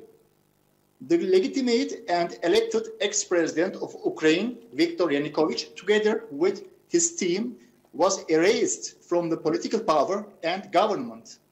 He had been at most elected by the voters of southeast of the country, where generally the ethnic Russians and the Russian-speaking population have been living. That's why, above all, the majority of the Russians and almost half of the inhabitants of the country whose native language was Russian and who identified themselves as Russians practically lost their political and administrative representatives. The way going to the war in Ukraine. As a collective reaction to this illegal coup d'etat and the start of transformation of the state governance, first of all, the Republic of Crimea, and then the Donbas region, where, after the Crimea, proportionally, the most ethno-Russian and Russian-speaking population had been living, withstood. After the accession of Crimea to the Russian Federation, Donbas, concretely to say, the Donetsk and Luhansk regions people proclaimed that they didn't recognize the new Kiev regime, the new illegitimate Ukraine government. In a short couple of time, they declared their one-sided independence from Kiev, and through referendums in both of these oblasts regions, they became de facto independent states at the south part of Donbas. The Kiev rule also didn't accept this step, and Alexander Turchinov, who was at that time sitting at the presidential chair, although according to the constitution, there didn't exist such a position, declared a war against Donbas regions, unlike the corresponding article of the Ukrainian constitution, which in fact prohibited the military intervention inside the country.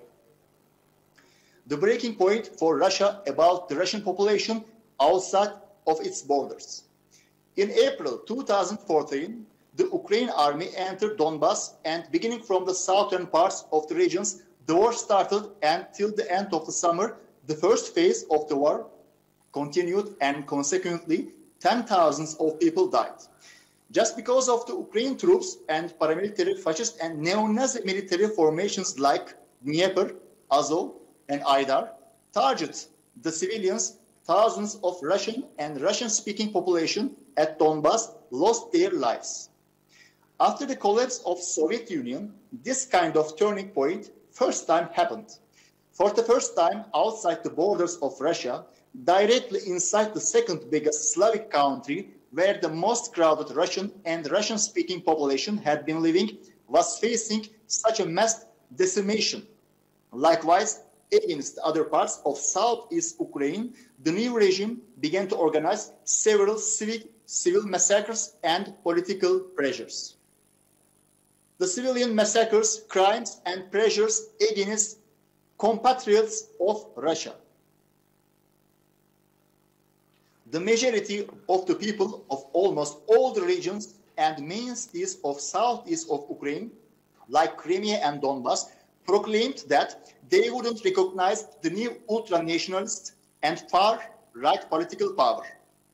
New Kiev regime, in order to demolish the mass opposition of the Russian and Russian-speaking parts of Ukraine, began to organize, provoke, and support several massacres, crimes, and pressures against the compatriots of Russia. The most well-known of these was realized in Odessa on 2nd-5th of 2014. During mass demonstrations against the new government, radical groups from extremist organization right sector banned in the Russian Federation, and the so-called Maidan self-defense burned a tent city on Kulikovo field, had to take refuge to the House of Trade Unions. The building itself was also burned, and as a result, dozens of people died, and some of them also were killed by torture. There hasn't been investigation till now about this incident. Numerous samples of civilian massacres by Ukrainian armed forces. The Ukrainian army had been shelling the cities of the Donetsk and Luhansk public republics for 8 years. Thousands of civilians were dying during these attacks. Only some unforgettable examples of these can be given as following. Shelling of a nursing home in Luhansk on 28/7/2014, helpless old people were killed. Mortar attack on the beach in Adviivka on 27th, 2014, on 31/70/2014, as a result of the shelling of Luhansk, an Orthodox priest was killed as a result of shellings in Luhansk on 13/8/2014, and in Donetsk on 26/8/2014, dozens of civilians died. Also, after the shellings of Ukrainian armed forces in Donetsk in 1/10/2014 and in Mariupol on 24/1/2015, a lot of people also lost their lives. On July 28, 2014, the central streets of the Gorlovka city were fired upon by the armed formations of Ukraine from Grad launchers. As a result, 10 civilians, including 4 children, were killed on the street of the city. This date became a mournful date and entered the history of the city as Bloody Sunday. In September 2014, in Mariupol, the National Guard of Ukraine shot 2 teenagers, mistaking them for gunners. Between 2014 and 2022, in DPR and LPR, the Ukrainian military killed more than 150 children, even much more were wounded. The systematic oppression on Russian language and culture. Due to the official and systematic Ukrainization policy of the new Ukraine state, year by year, the influence of Russian language and its culture began to erase from the general education and all the other cultural institutions. For instance, on 16th July 2019,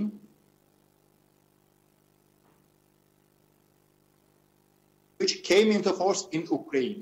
According to this law, the service sector should function only in Ukrainian language. Besides, it would be possible to serve the client in another language only due to his special request. In 2020, Russian language schools started to be eliminated in the country.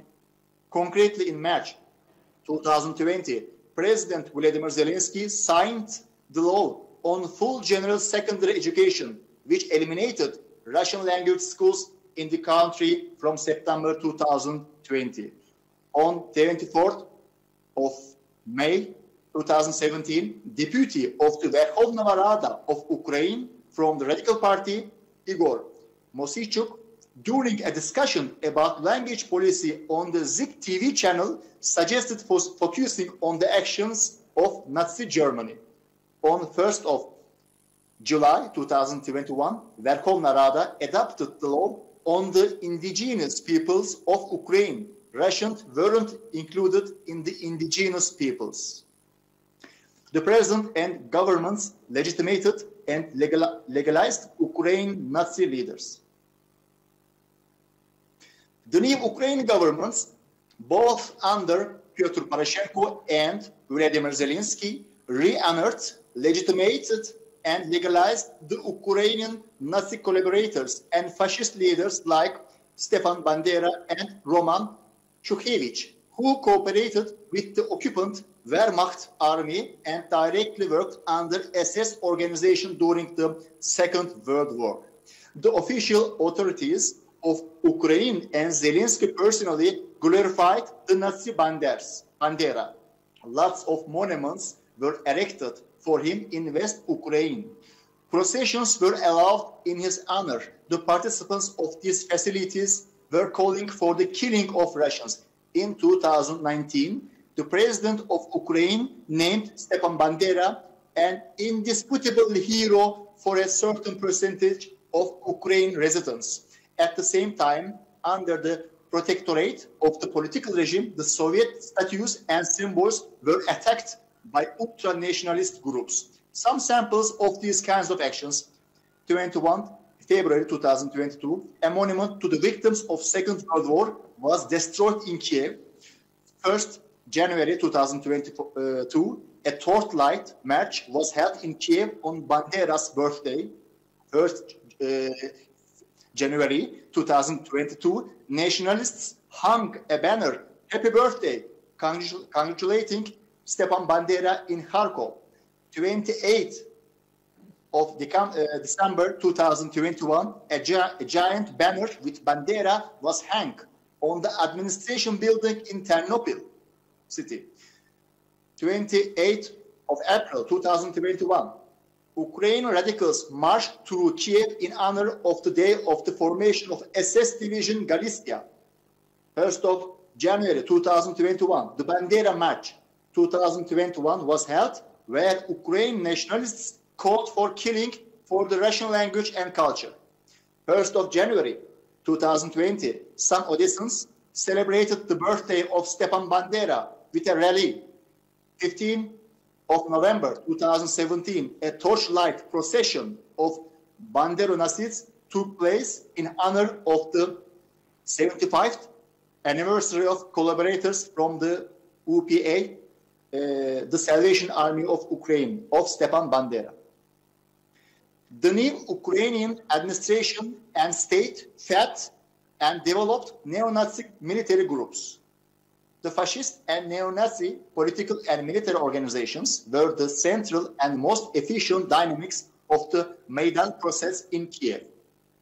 Parallel to this, they practically became the real owner of the state, completely integrated to the new Ukrainian governance. The names and short descriptions of these movements are as following. Trident, named after Stepan Bandera, it served as the backbone of the Association of Right-Wing Radical Organizations Right Sector, formed during the Euromaidan. Right Sector, an activist association of nationalist ultra-right organizations, was formed during the Maidan in Kiev. In the United Nations report in 2016, the Right Sector is classified as violent militias that act as an independent force due to official connivance at a high level and with almost complete impunity. The neo-Nazi ideology in Ukraine is being supported at the state level.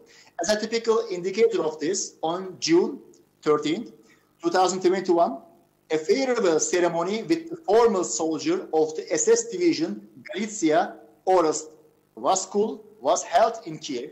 The presidential regiment participated in the funeral. On the other side, the Azov Battalion, which constitutes a part of the military forces of Ukraine, was in contact with an American member of the terrorist National Socialist Organization. Shortly, such organizations officially exist in Ukraine and not.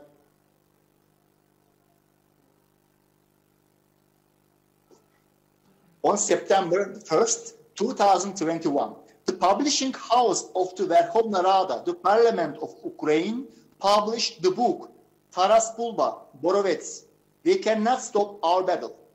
The edition was dedicated to the Nazi war criminal, commandant of the auxiliary police, Ataman, pogromist Bulba Borovets.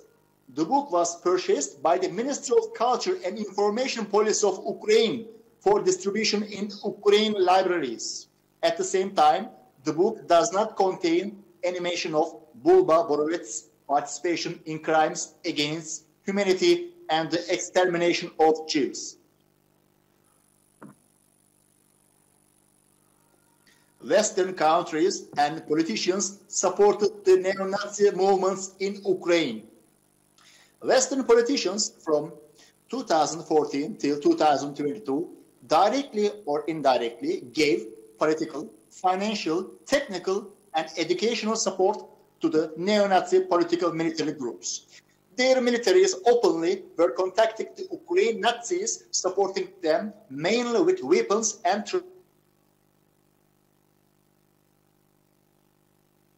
force, Joint Task Force Ukraine, made a Ukrainian neo-Nazi Azov Battalion. The Canadians met with Azov Battalion leaders in June 2018. In March 2015, Ukraine Interior Minister Arsen Avakov announced that the neo-Nazi Azov Battalion would be one of the first units to be trained by United States Army Forces as part of their Operation Fearless Guard training mission.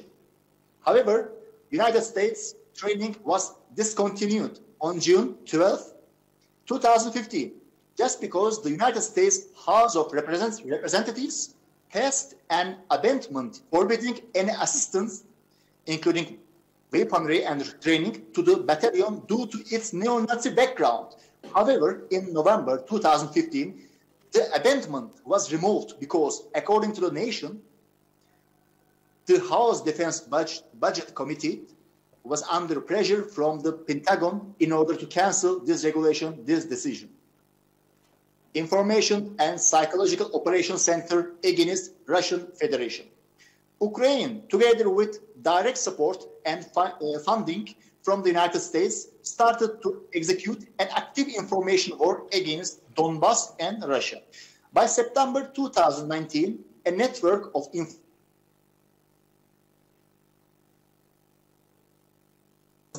deployed in the country. Except the official Ukrainian media, there are also several thousand resources on the internet under the leadership of the Ukrainian IPOS forces, information and news sites, publics in social networks, coordinated groups of social network users. Besides, Ukrainian IPSOs also interact with opposition resources in the Russian Federation.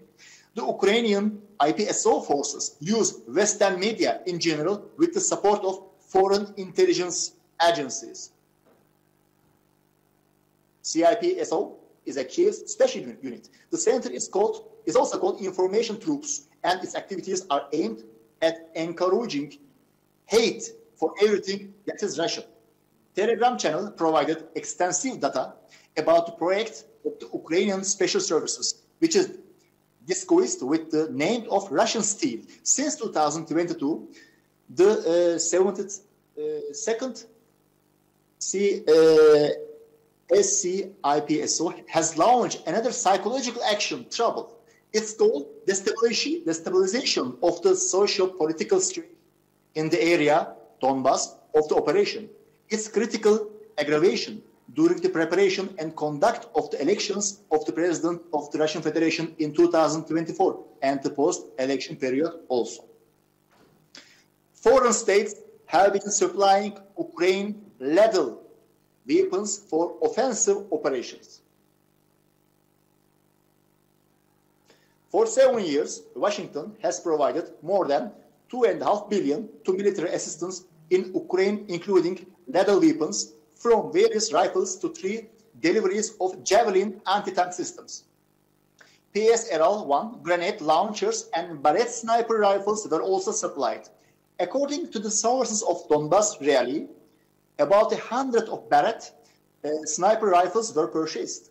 Turkey was supposed to supply 50 BMG cartridges for such weapons in 2018. The Pentagon additionally sent leather weapons to Ukraine. 35 FGM 148 Javelin anti-tank missile systems and 2010 missiles for them. In 2021, the Ukrainian Navy received 3 Island-class patrol boats from the United States. Unlike the previous ones, these ships would be transferred with weapons. In addition, the United States approved the sale of modern Mark VI combat boats to Ukraine. Ukraine was supposed to receive 6 boats for free as part of the military assistance program. A representative of the U.S.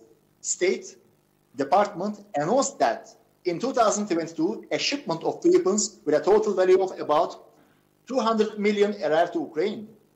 According to the State Department, among them, there are missiles for Javelin portable anti-tank complexes, which were transferred to Kiev in 2018.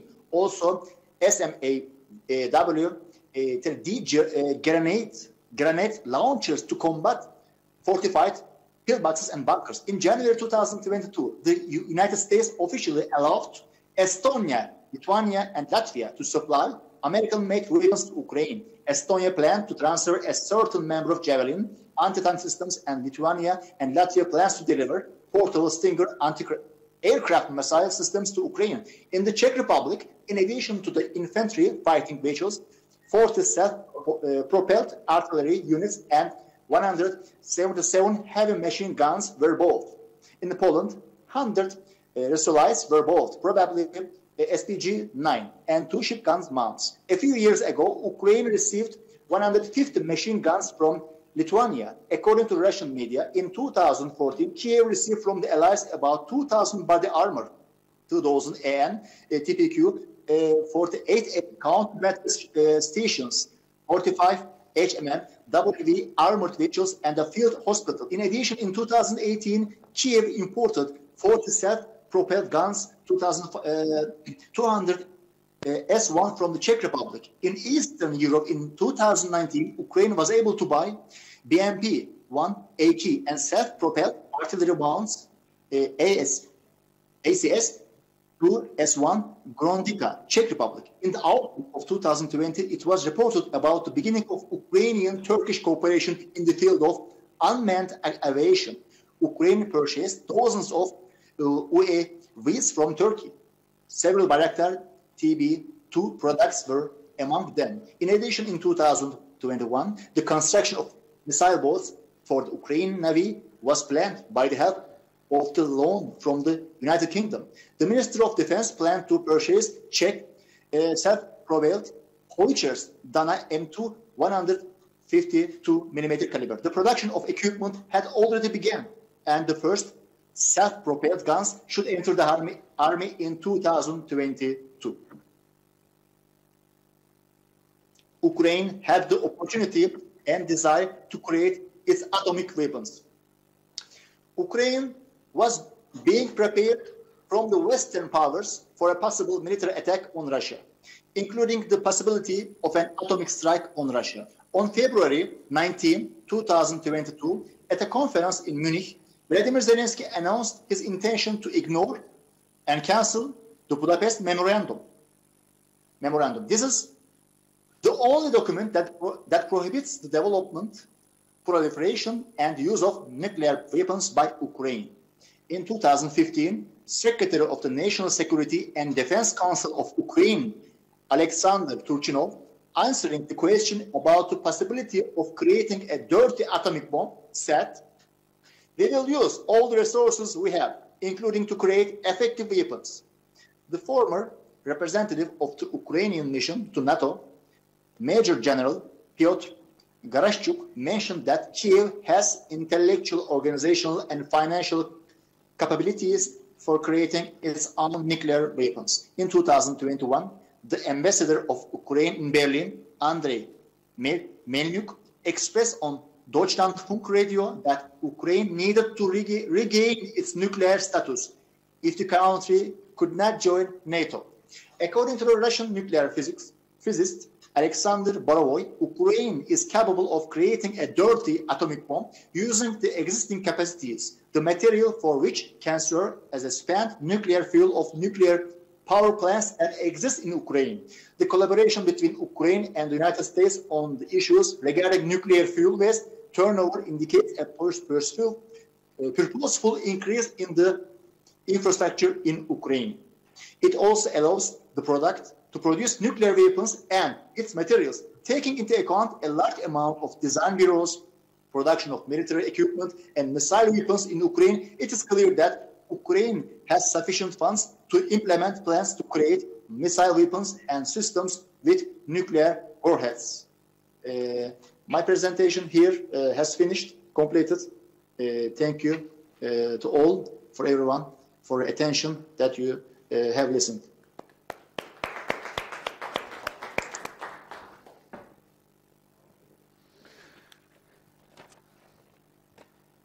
Thank you, Mr. Deprem, for your presentation from a different perspective. It is interesting to hear your thoughts and your comments.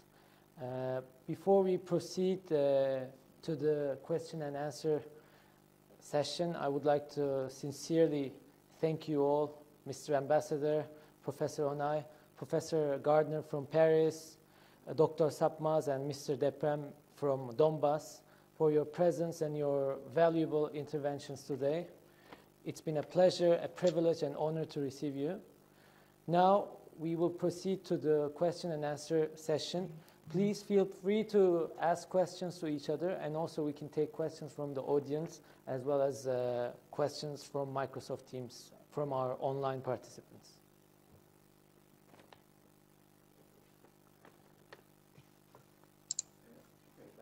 I would like to ask you a question. It was an interesting session. You have pointed out adequately Russia. Of course, when we are talking Russia, we need immediately think about our relations at the same time.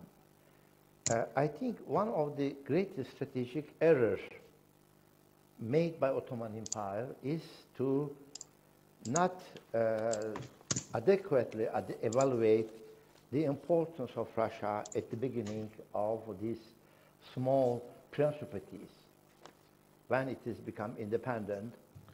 And Crimea Tatars were the experts dealing with Russia.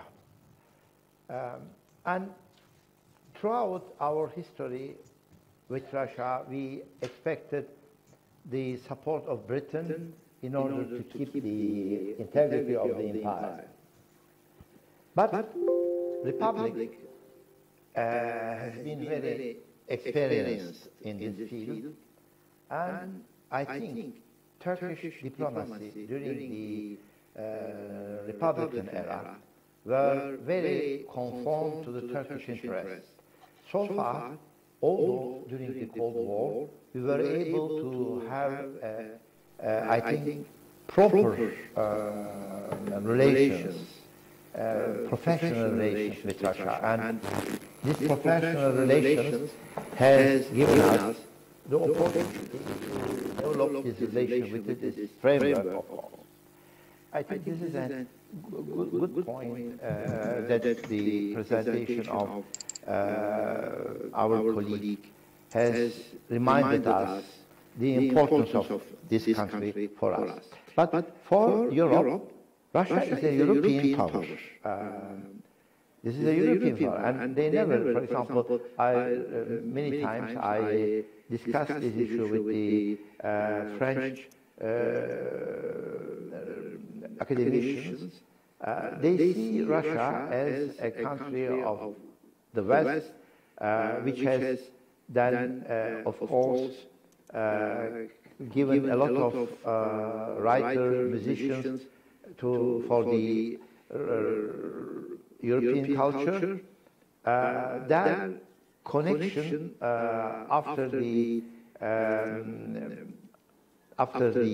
initiative made by Petro the Great, they brought this mujik peasant society to the West, and therefore the Western ambition of Russia also, in my opinion, is very visible, although they would like that their Western connection should be ended, but the people of Russia, especially the intellectual capacities, in the West, Russia is accepted as a country belonging to the Western culture.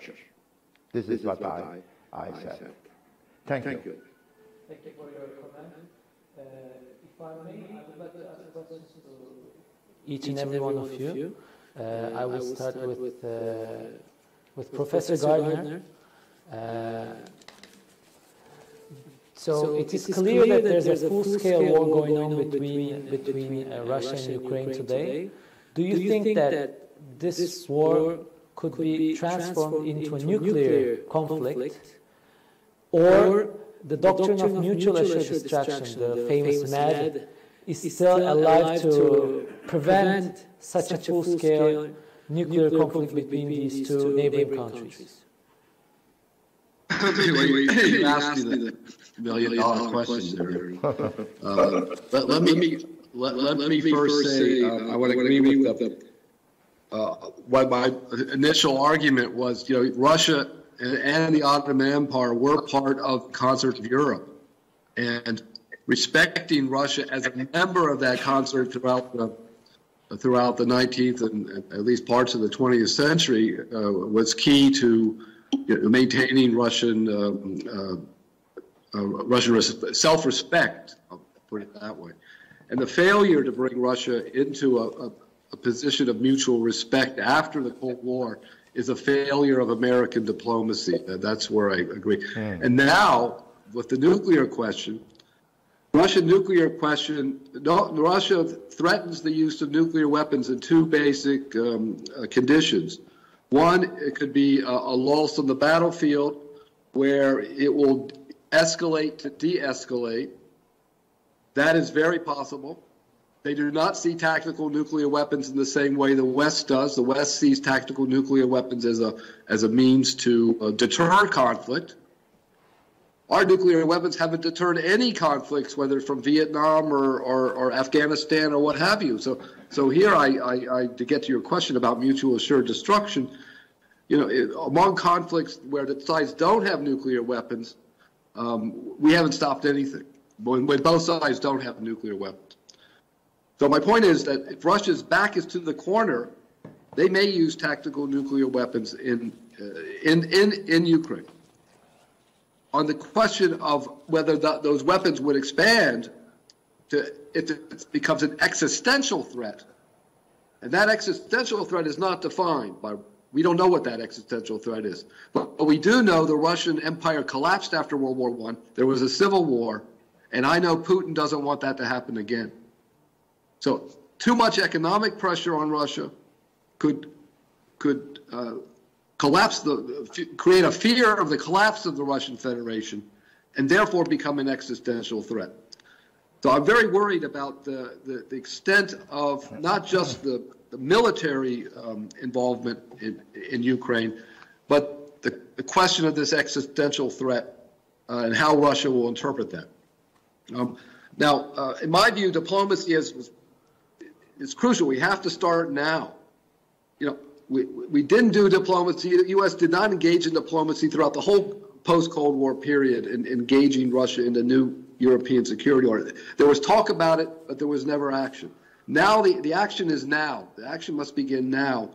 Even Biden has said he's worried, and I'll end on this point, he's worried that Putin doesn't have a way out and we have to figure out something to do about that. Well, they better start figuring it out pretty quick because Putin is a person who sticks to his words. And if he's threatened nuclear weapons numerous occasions, it doesn't mean he's not going to use them.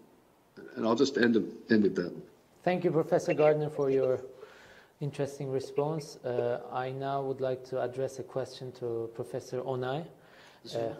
No, another question. So the title of your presentation was "Where is Russia marching?" And then you answered, "Russia is going nowhere. Russia is staying Russia." And when you started your presentation, you pointed out that it is first important to understand the Russian identity to be able to tackle the origins, to capture the causes of the current Ukraine-Russia conflict. So my question is about Russian identity, but Russian identity in the existing world order, the international system. Do you pursue Russia as a political power, military power, a superpower, or just an aggressive state that tries to sway other countries' internal politics? Thank you very much. Russia is a global power only. Russia is a global power, but wants to be Russia is a regional power, but wants to be a global power that once used to be. But when we look at Russia's conditions now, first of all, Russian population is not enough for Russia to be a global power, and also Russian sources are not enough. Their whole economy is based on the energy sources, but this is not enough, and at the same time, their economy is recovering from the weapon sellings. So these are important for Russia, but at the same time, her geography does not let Russia to be a global power, because Russia's existence to the open seas are very limited right now. In order to be a global power, first of all, you must control the sea roads, as United States do now. But Russia is not able to. But by way of the Syrian war, Russia now has Tartus naval bases in Russia, and at the same time, an air force bases in Tartus, and also in Syria. And so, by way of Syria, Russia wants to increase her influence onto the Middle East and North Africa, Libya, and more. So that means we can say that beginning with the Peter the Great's era and all Tsarist era, all Soviet leaders era wanted to be in the Eastern Mediterranean, but they were not successful to achieve this target, but Putin did. Russia is a regional power, but having an intention of a global power. We don't know what's going to happen in the future. But when we look at also, I congratulate my colleague, he made a very important speech about the Russian success or failure in Ukraine, because when we look at some of the experts on TV, they all say Russia is not successful in the Ukrainian war, especially in the conventional war forces of Russia is not very strong, blah, blah, blah, and something else like that. But here they do not know that Russia is, that is Russia's strategy. Russia learned a lot from Afghanistan. So, and Russia will not make the same mistake they did as in Afghanistan before. Now, Russia is testing the West in Ukraine. Russia is testing the resistance of the Ukrainian forces. And Russia is testing where will West go from. I mean, West is talking a lot, but we don't see them on the field. So Russia is not using their own very strong military power right now.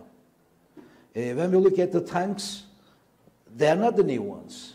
They are old tanks. But we know that Russia has a very important weapon technology. From the Caspian Sea, they are sending a missile and hitting a target in Syria. They have this technology. They have really a technology, as also Putin declared, that the West does not know yet. So, but by way of this, Putin, I am sure, Putin is not talking, you see. Putin is just watching the developments. Putin is playing with the West right now, up to me, and wants to see how NATO is serious or not. So will there be a third world war, or from this Ukrainian war, does it convert to the third world war? NATO is not now, because when we make the power balances between NATO and Russia, NATO is so strong than Russia right now. But what happens in the future? What happens to NATO? We don't know yet. So maybe not now, but in the future, if the war, this conflict continues, there is a probability of the wars, I mean nuclear wars also.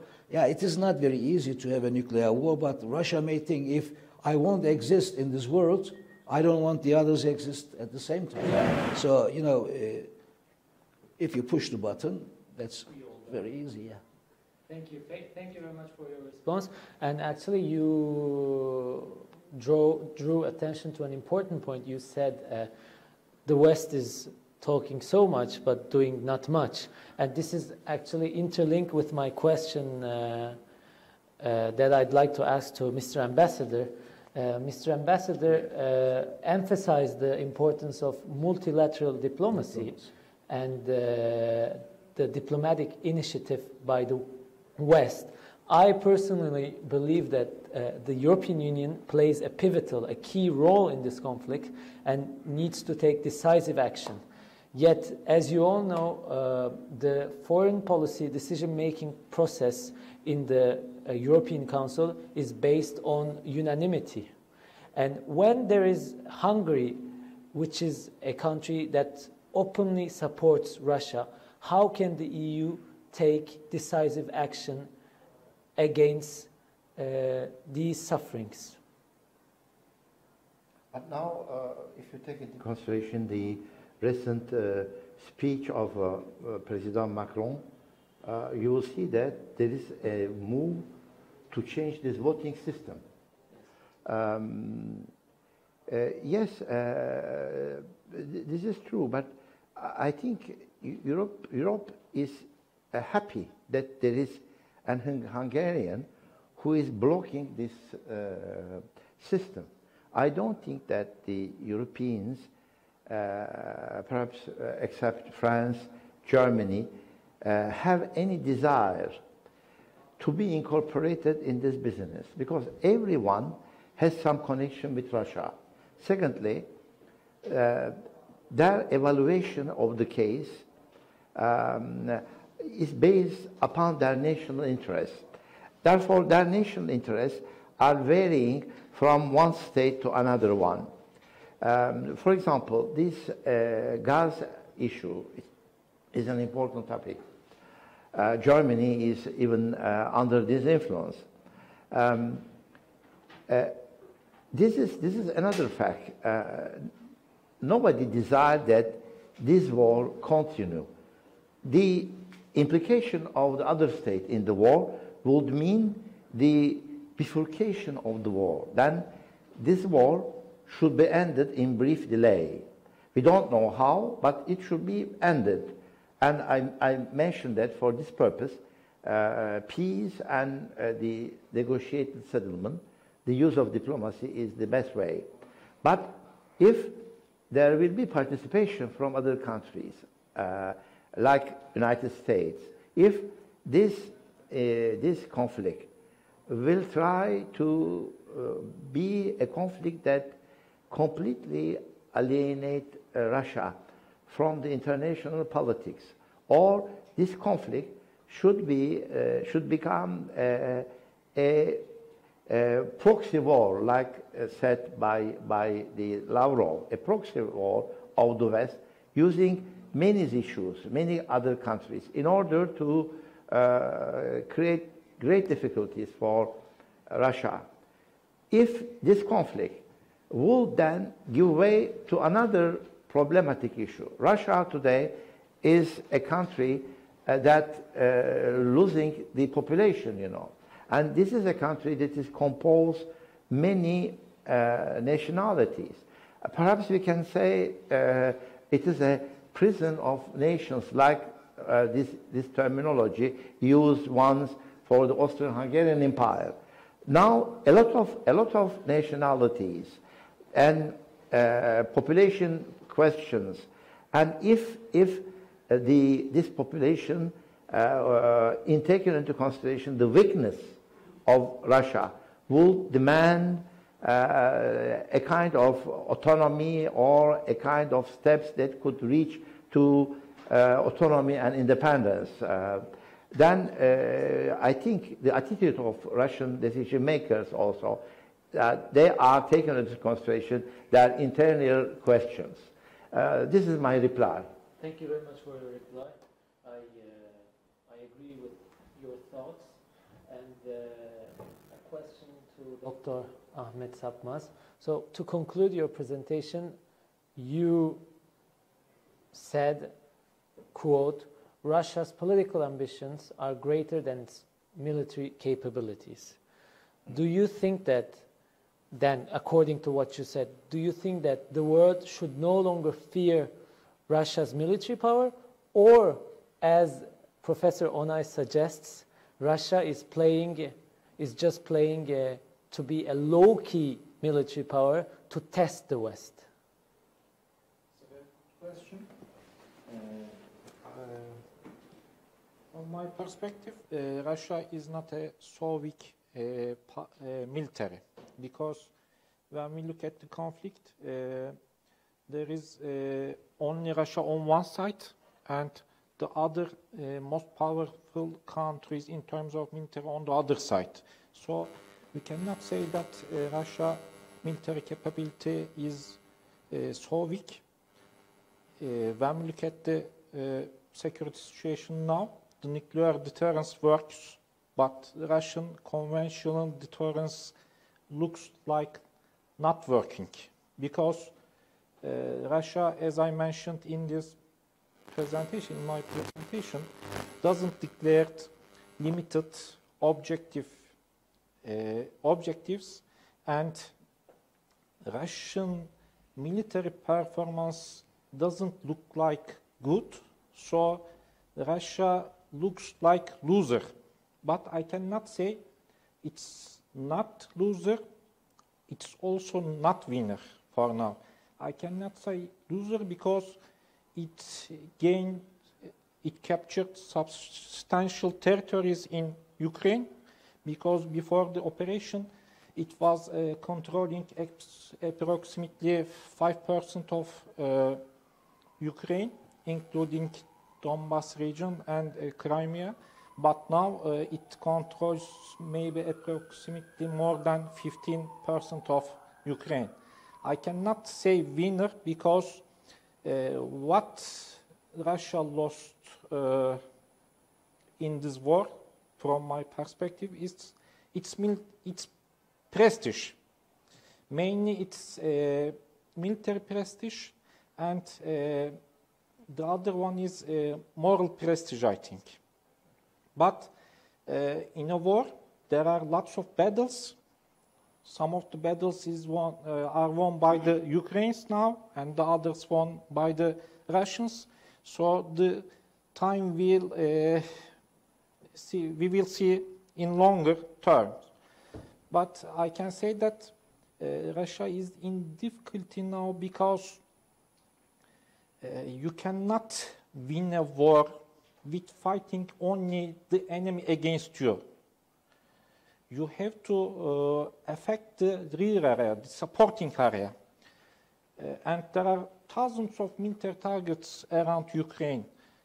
Which one the Russia will attack, and how they can achieve the military success.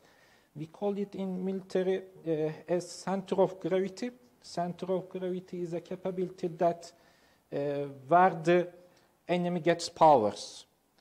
From my perspective, Russia's Ukraine center of gravity against Russia is the international military support, military achievement, military intelligence, and military training. If Russia cannot succeed to cut this support, it will be, from my perspective, it will be an attrition for Russia. So I cannot say who will win now, but in the longer term, Russians will determine this war situation. Thank you. I have a question, if you permit me. I am working on Clausewitz by Raymond Aron. Clausewitz, this is the famous war historian. And when we look at the von Clausewitz principles, it is very clear that Russia of today, all the decision makers in the military circles, have not understood the teaching of Clausewitz. The war, according to Clausewitz, is completely different. You know, this attitude used by Russians, this great, debacle, this destruction of the cities, then killing of the persons. The war is a phenomenon which is based upon a philosophy. You know, when you are looking at the war, you need to see your purpose. What is the purpose? This man would like to evacuate or to gain territory in Russia and to take the Kiev and to change the government, and then to perhaps annex this country to Russian Federation. But what he's doing is completely alienated with the teaching of the war philosophy. First of all, he is killing the person, but he is not able to get rid of the resistance. Secondly, Putin, then when he is willing to control the city, the resistance that has been started is going completely high. Then you have the participation of the main player of the world politics, US, and all the world in front of this territory accusation, which is not accepted in 21st understanding of peace and security. Now, therefore, in the term of von Clausewitz, I think this war is condemned to bring nothing to Russia, only suffering for the people, and a great outcome which has nothing to do with the philosophy and with the teaching of a war which should be in the frame of some principles, and these principles should promote the dignity of human being and also an end which give a peaceful outcome. So far, what is going is a kind of encouragement of the two parts to kill each other. This is a war that increases enmities. This is a war that is creating a lot of suffering, I would say. And this has been then taking place in front of the media. Everywhere of the world is seeing this war, and this is a kind that is not in line with the human attitude of human being toward the world. This is not a human-like war. This is a war which is not acceptable according to von Clausewitz's term. May I say? Yeah. Yeah, you're right, definitely, but theory and practice are different, you know that. What happened in Afghanistan, what happened in Iraq, what happened in Libya, the same things have happened, you know that. So war as a concept, once it started, unfortunately, humanity is forgotten. Yeah, thousands of innocent people and babies and women are dying in Ukraine, but it is one of the unescapable results of the war. Let's try to create a better world. This must be our target. But when we look at the human history, since the beginning of the first humans, you know that there are about 15,000 of wars and billions of people have lost their lives. Whatever we talk, whatever we discuss, we'll stay here, and when we go out, life is different. Because of the power and increasing their capabilities, unfortunately, states are using some valuable concepts such as democracy, human rights, belief of religion, the freedom of belief. They are all using as a kind of mask, unfortunately. So I would say one another thing. As Putin said about 10 years ago, Russia is not so strong as we want, but Russia is not so weak as you think. So today we see Russia.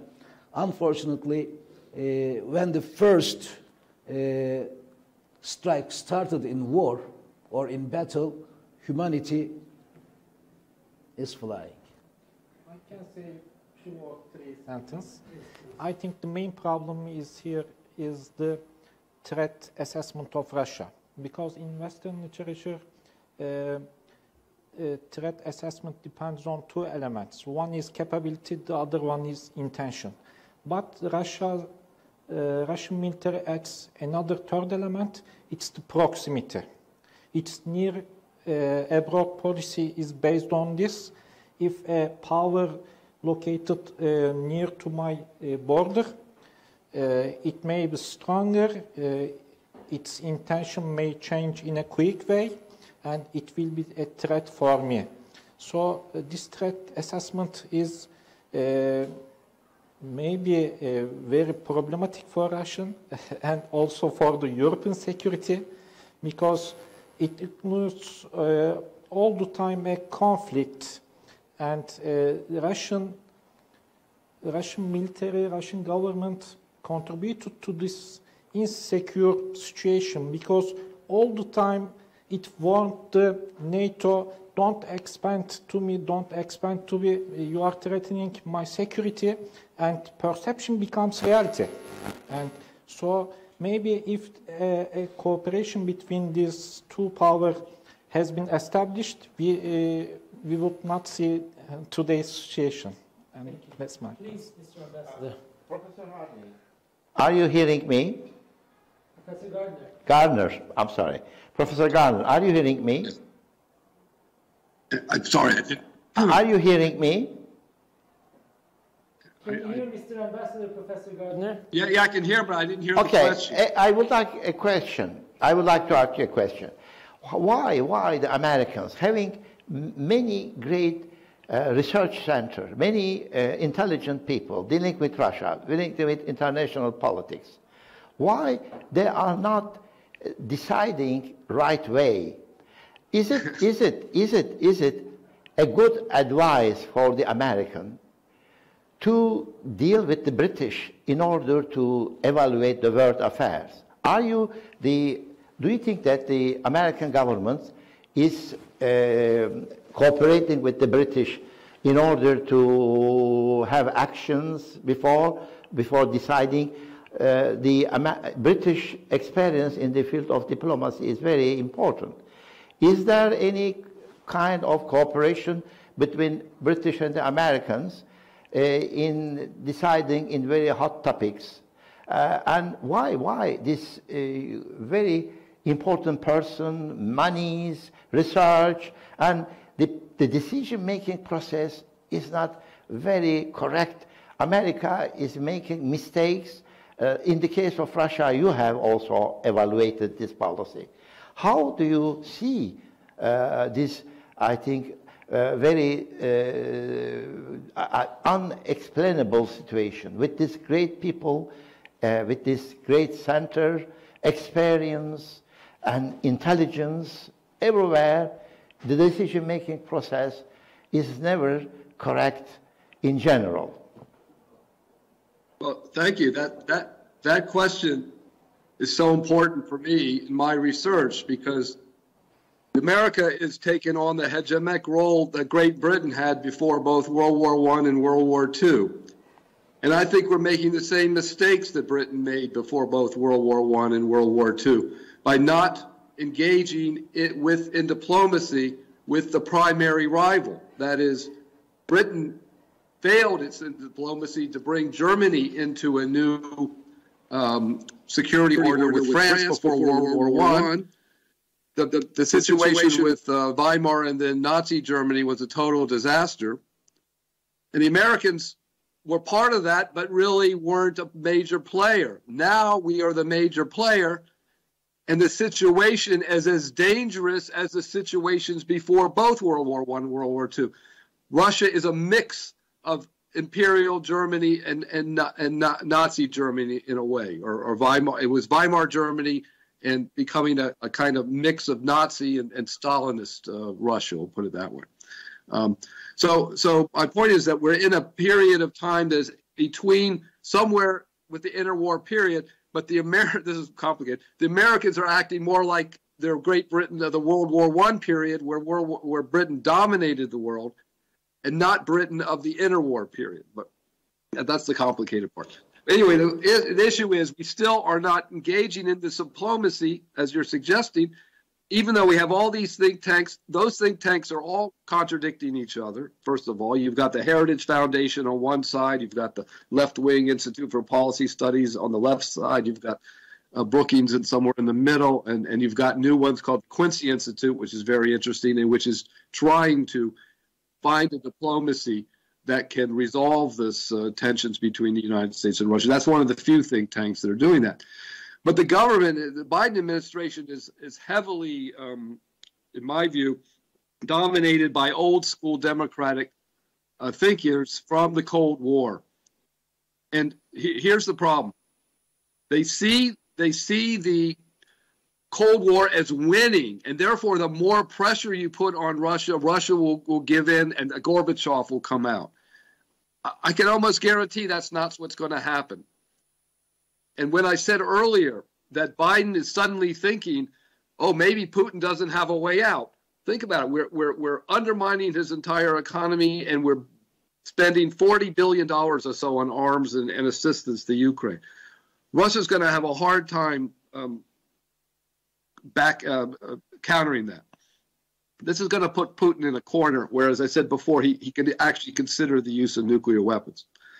So my point is, if we don't start this diplomacy now and start trying to figure out what the political goals are for Ukraine, will it make a deal with Russia over Crimea? How much of the Donbass does it want? Does it want Kherson? Who's going to control these territories?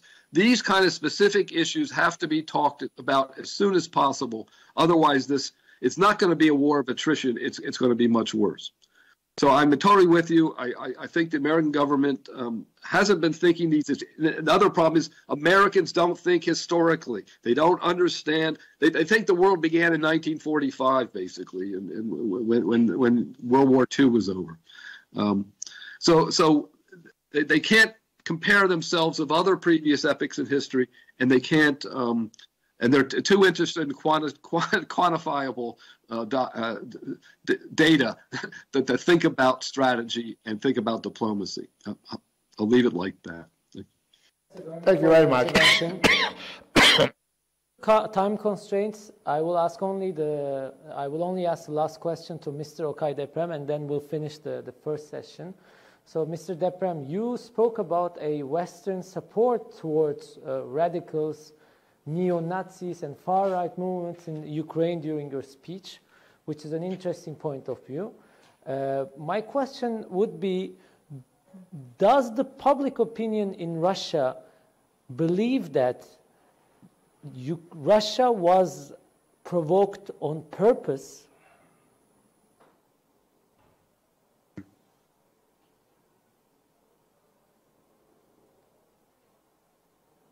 Can you hear me? We can't hear you. You're on mute. You've muted yourself.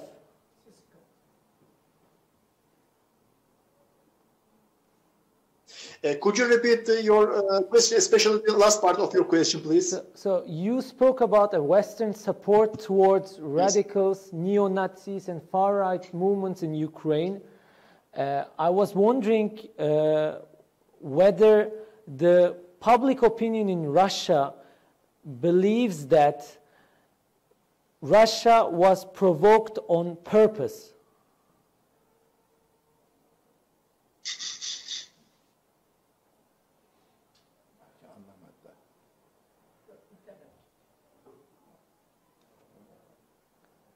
Did you get my question? Yes, I got. Was it all? I think yes. I listened.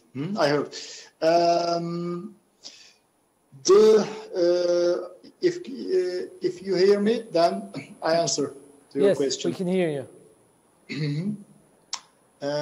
Actually, the Russian public hasn't been provoked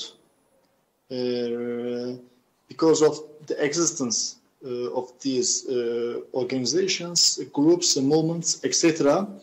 But if we can say about the provocation situation and case amongst the Russian population, Russian public, I think it is mostly connected with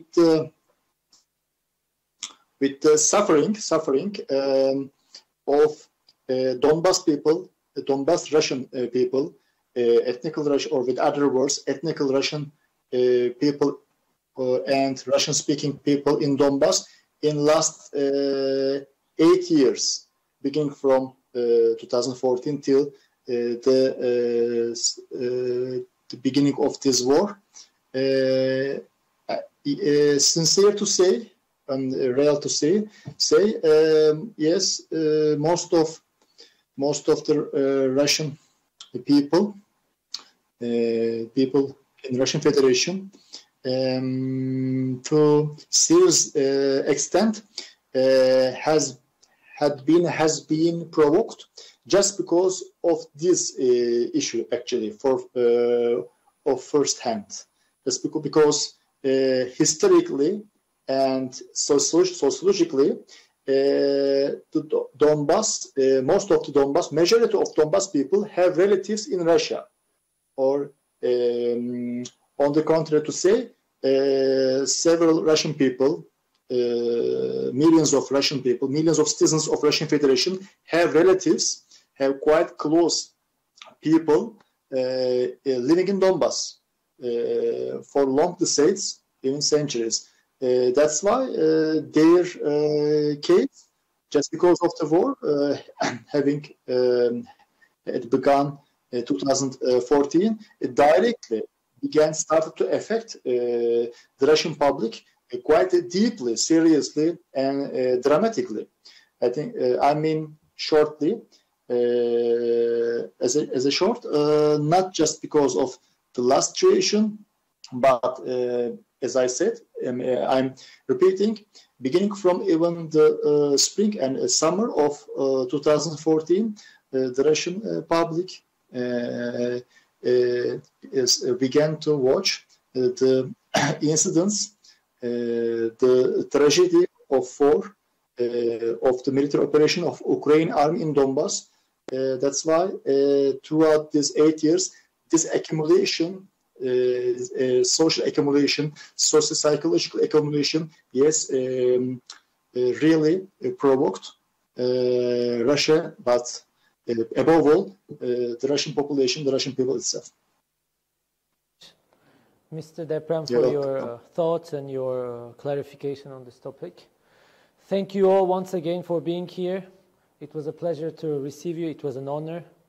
It was an instructive and valuable panel, in my opinion, and hopefully everybody enjoyed it. Yes.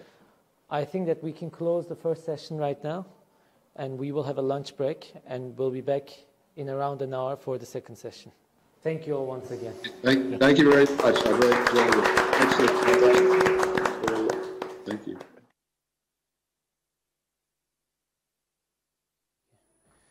I think we may start. Honorable Dean, distinguished panelists, esteemed participants, dear guests, ladies and gentlemen, welcome back to the conference hall for our conference entitled The Ukraine-Russia Crisis, Regional and Global Repercussions.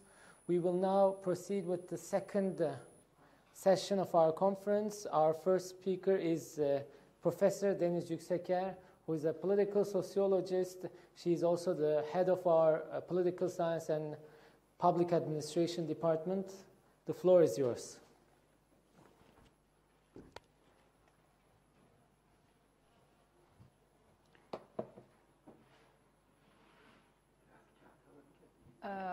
Thank you very much for the introduction.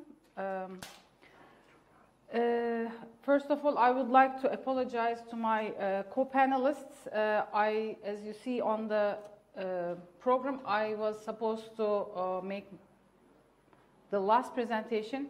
However, in case the panel lasts longer than planned, I would have to leave, so therefore they kindly allowed me to go first.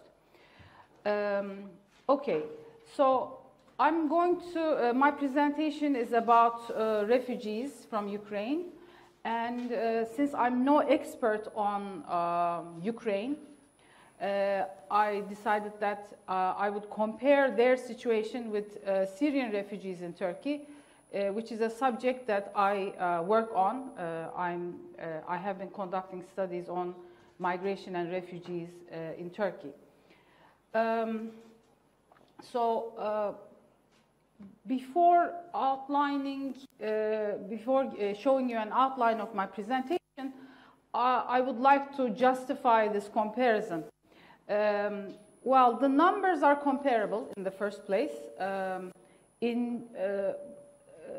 But although the numbers are comparable, there is a very big difference in terms of the time scale of the refugee emergency in the two situations.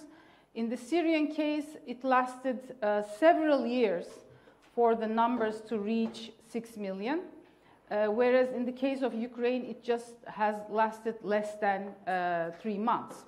And by the way, the numbers I'm using for Ukraine, I checked the data on Wednesday, so today they might even be higher than what you see on my slides. So, first of all, I'm going to talk a little bit about the refugee emergency from Ukraine, give you some numbers, and talk about their legal status in the European Union. And then I'm going to focus on Germany's reception of Ukrainian refugees. Then I'm going to talk about the Syrian case, and I'm going to say a few words about Syrian refugees' situation in Turkey. And hopefully, if I don't misuse my time, if I can reach the conclusion, I want to draw some tentative conclusions about the situation of international law regarding refugees today, and also some conclusions about the nature of this migration, this population flow.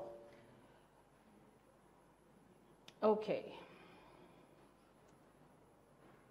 Okay, so starting with the Ukrainian refugees, actually I can show you this map, which I copied from a UNHCR document. So because it's a copy, it's not, maybe the countries' names are not so clear. Maybe I can use this. Is this using? Yeah. Okay, so these arrows show the flows of refugees from Ukraine to neighboring countries. Poland received the largest numbers, followed by Romania. Then actually Russian Federation is also a recipient of refugees from Ukraine. And then Slovakia, Hungary, Moldova, and Belarus are the immediate neighboring countries that have received Ukrainian refugees. But because the EU has issued a temporary protection decision about Ukrainian refugees, they are able to move freely within the EU if they have entered EU borders. And therefore, we also see quite large numbers of people in various EU countries. And also some non-EU countries such as Turkey, Georgia, Armenia, and Azerbaijan. And although I don't have exact numbers, for instance, I sort of, by the size of the circle, I sort of think that probably there are between 50,000 to 100,000 Ukrainians in Turkey who have fled from the war. Okay, well, when we look at how fast this happened, this is UNHCR data again, it has happened rather quickly, just in a matter of a week. The numbers went beyond 1 million, and within the next couple of weeks, it was up to 3 million. So this happened very, very quickly. Okay. Now, as I said, I mean, people have been dispersed all around Europe, and what is the reason for that? In migration studies, we often talk about migration systems. People do not just migrate anywhere, even when they are forced, even they're fleeing their country for safety. They usually go to neighboring countries, but also to countries where they might have friends or relatives or country people or with which they are familiar. So in fact, before this war started, according to UN numbers, there was a 5 million Ukrainian diaspora spread all over Europe. So that actually explains why they are dispersed so widely, including to Turkey. Okay, so let me say a few things about EU policy towards Ukrainian refugees. On March 3, the EU moved very, very quickly, and it decided to activate the 2001 Temporary Protection Directive.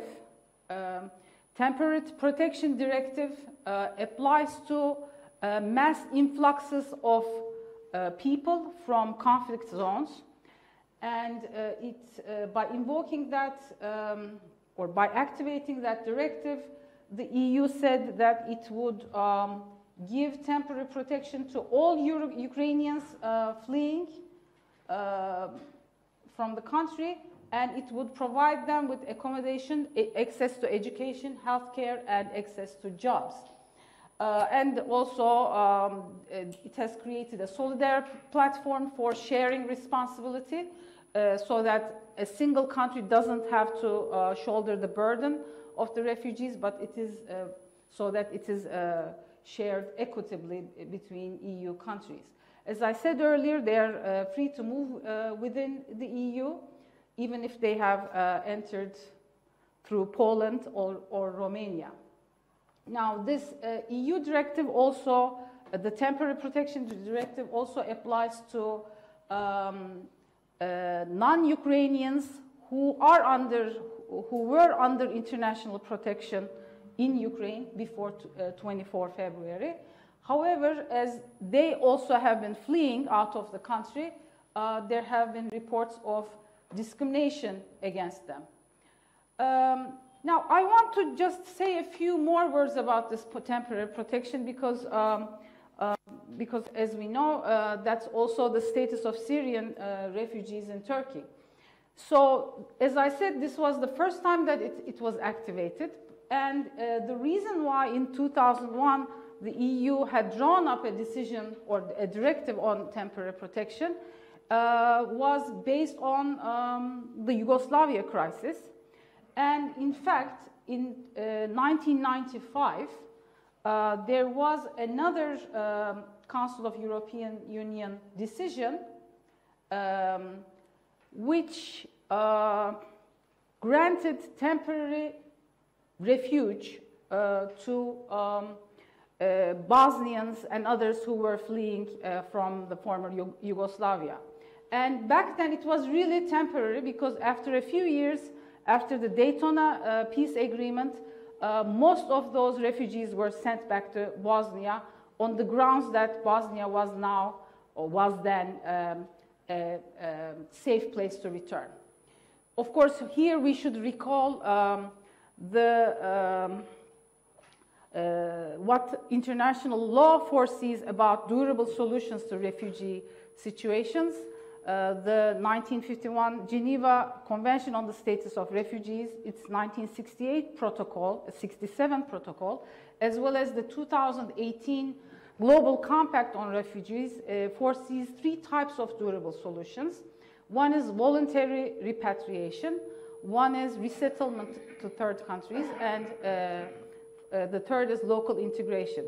So, of course, voluntary repatriation, voluntary return, is often a politically based decision.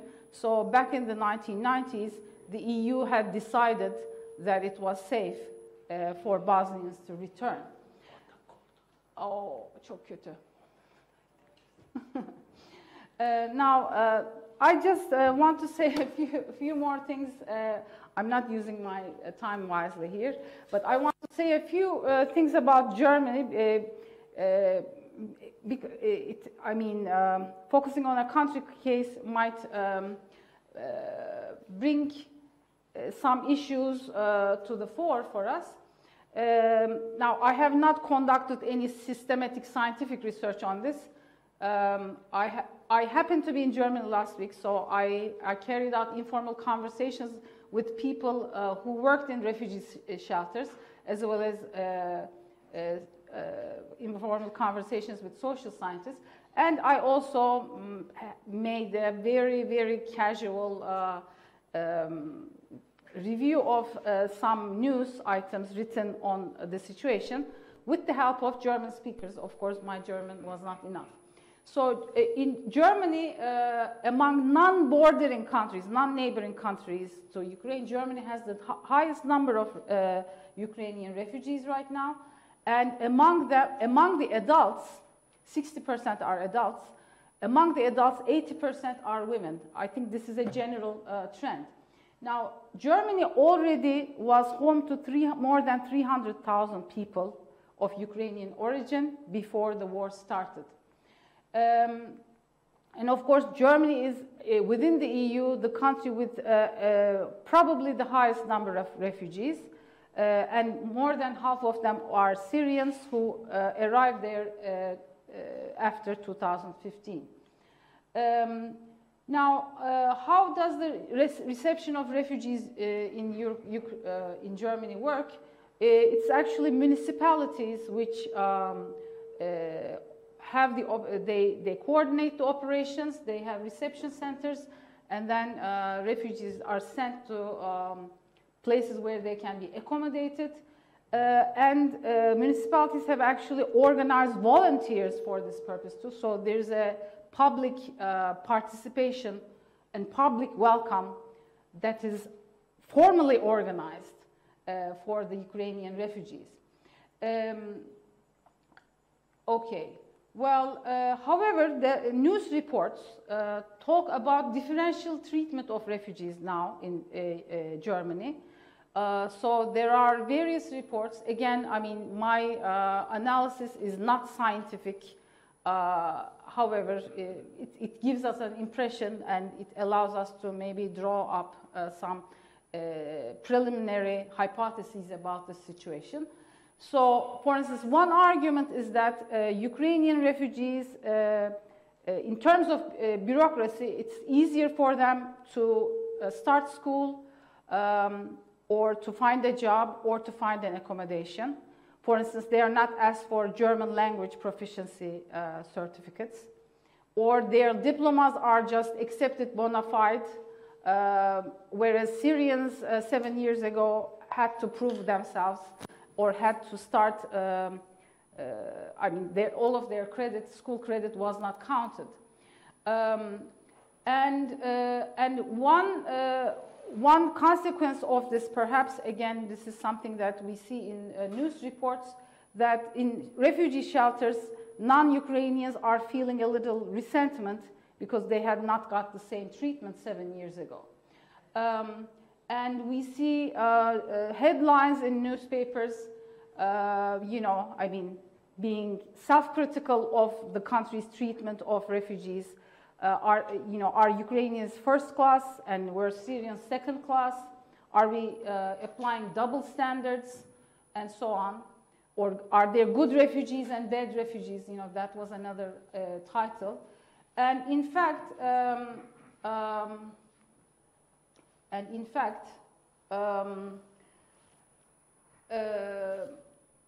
you know, there are also sociologists and political scientists who study migration who say that there is a differential treatment.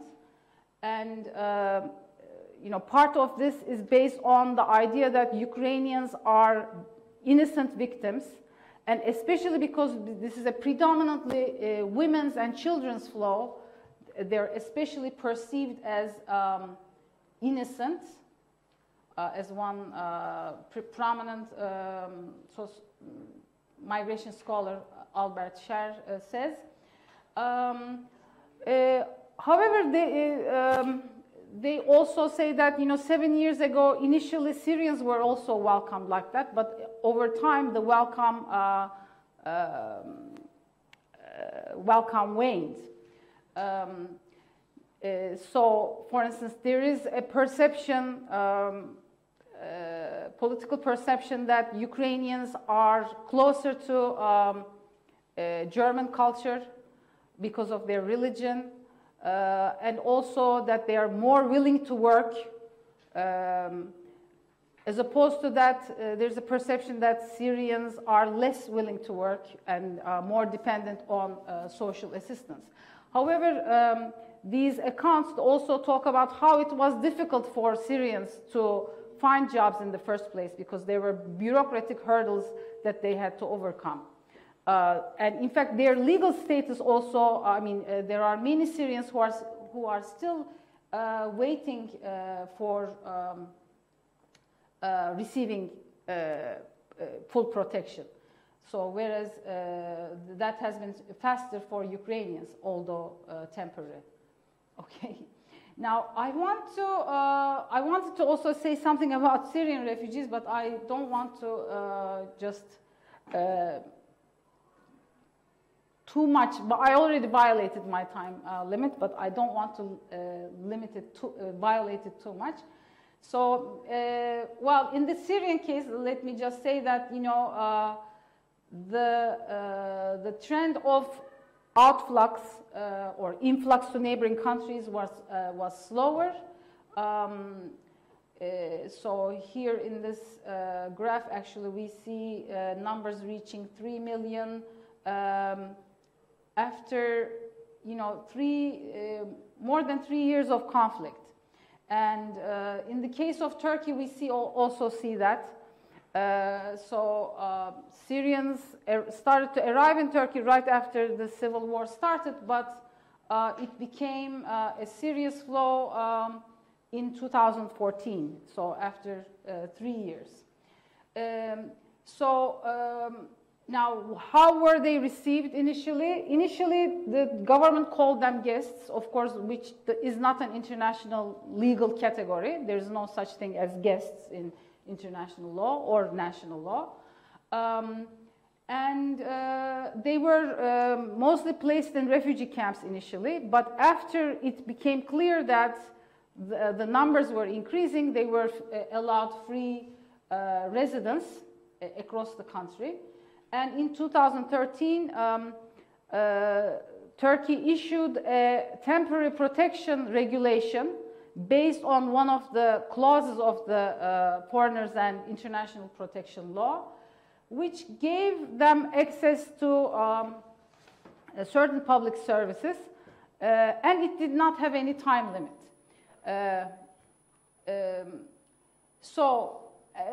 Okay, without going into too much detail, an important turning point was 2016, after the refugee flow to Europe, and the European Union, as we all remember, sat at the table with Turkey, and in return for Turkey promising to keep Syrians, it promised assistance. And after that point, Turkey has actually started to integrate Syrians into the schooling system. However, there are still serious problems. Most people work informally and so on. Well, I think I should go to my conclusions. Yes, indeed. One thing that I can say is that in these two cases, these two massive refugee movements in the past 10 years show us that the Geneva Convention on Refugees is being increasingly marginalized. So it's the EU which actually has written up these directives and so on, which has also informed Turkey's law on foreigners and international protection. So now we have a concept called temporary protection. So the Geneva Convention is actually, it applies to very few of the existing refugees in the world. Secondly, right now in Europe, everybody is welcoming Ukrainian refugees, but there is this understanding that they will be temporary. However, as we have been hearing this morning, this war might not end anytime soon. And if it doesn't, this will once again be a protracted refugee situation. And in fact, these people will not go back. And our experience in Turkey shows that. Now, I'm not someone who argues that refugees should go back, because in the first place, it's against international law. But secondly, and more importantly, migration is a social process. People create new lives wherever they go, and after a while, it becomes impossible to force people to return. You cannot force people to return. So I think the Ukrainian refugee situation is showing us something like that too. And the gender dimension, now the welcome in Europe is partly based on the fact that they are primarily women, but you know, and in Turkey right now we're hearing this discourse that, you know, these single men are coming to our country, migrants are coming on their own and so on, which is actually based on the idea that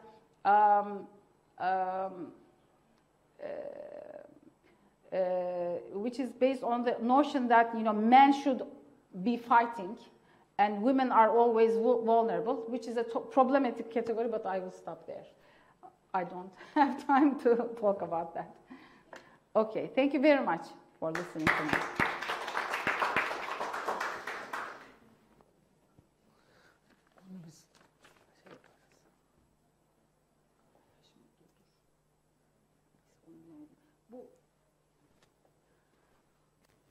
Thank you, Professor Yükseker, for your comparative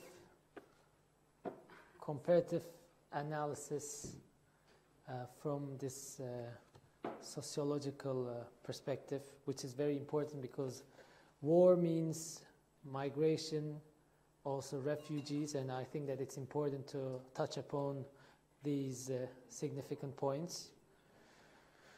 The second speaker of our second session is Professor Sedat Aybar from Bahçeşehir University. He's a professor of economics and finance. He will discuss and evaluate the nature and effectiveness of economic sanctions against Russia. The floor is yours. Thank you.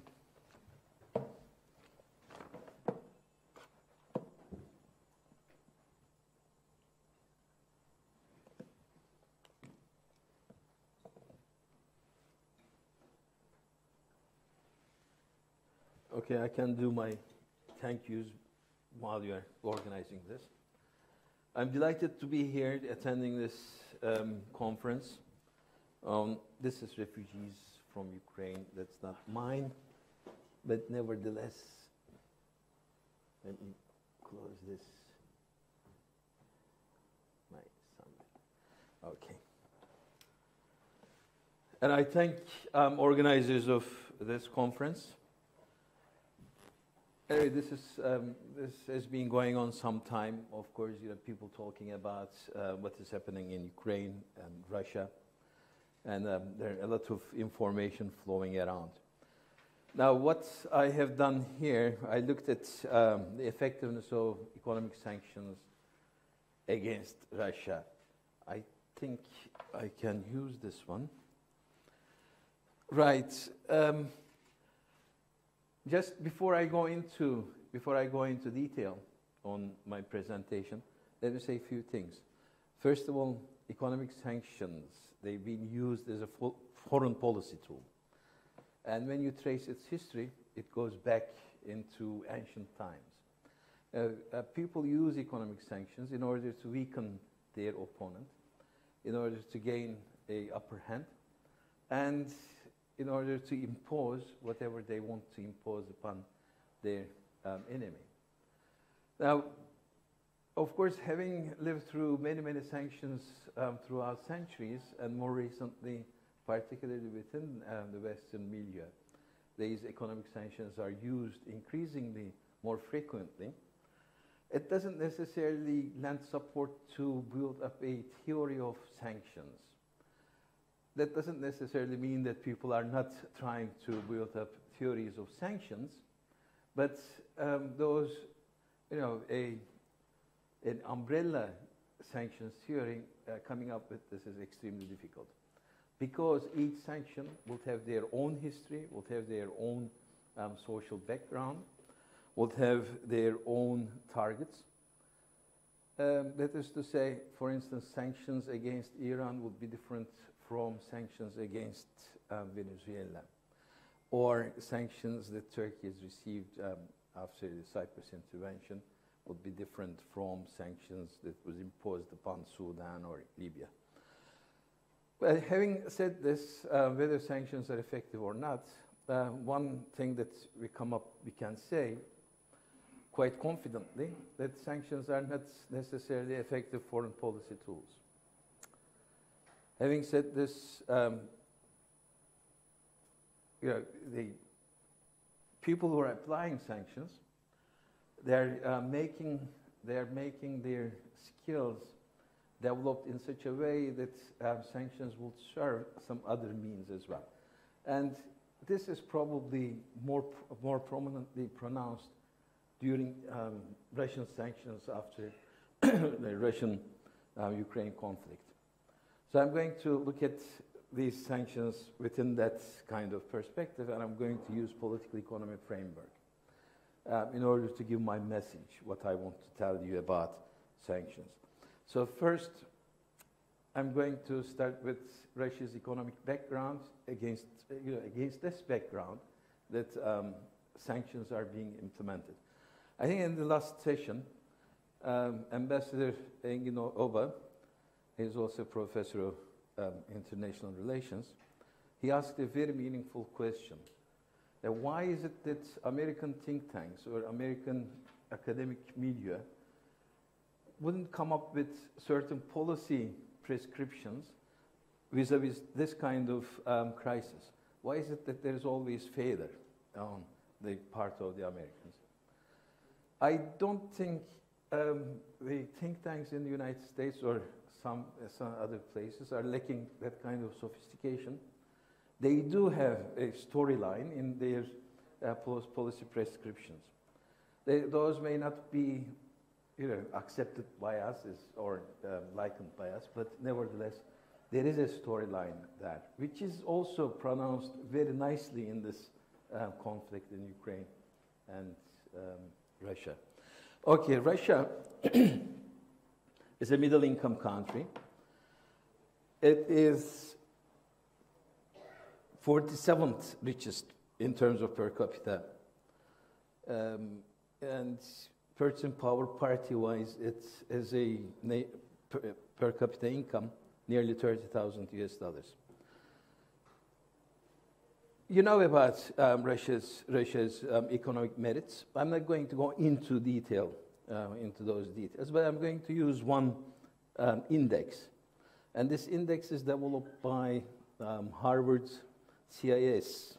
It's called Economic Complexity Index, and this index, it ranks countries according to their complexity. When we look at Russia, Russia's place in complexity index has risen from bottom, from somewhere there in 2012 to 52. Now this economic complexity index, it is done for 133 countries, and Russia is somewhere in the middle as far as economic complexity is concerned. What does it mean? If you are on the high ranking, your economic complexity is more complex. That is to say, your economy is more diversified. If you are in the lower ranking part, if you are somewhere there, somewhere closer to this average, and it means you are less complex. It means you are depending on producing fewer goods with lower value added. And Russia is in the middle of somewhere in the whole index itself. Of course, this is also suffering from a lot of weaknesses that comes, in general, how indexes are compromised, or how they are constructed. Some of the weaknesses of that kind of construction, this is also suffering from that, because we are talking about 133 countries, and Russia is measured, its complexity is measured against those 133 countries. But this kind of complexity is achieved by Russia through its export diversification. When we look at Russian exports in 2019, Russia exported $474 billion worth of goods, and nearly half of those depends on petroleum oils, crude oil, petroleum oil, refined petroleum oils, or other sorts of sources of energy, like coal, petroleum gases, and so on and so on. If economy moves from here to there, that is more complex value-added goods produced and exported. if you are somewhere there, if this is bigger, then that means that is going to cause some horrible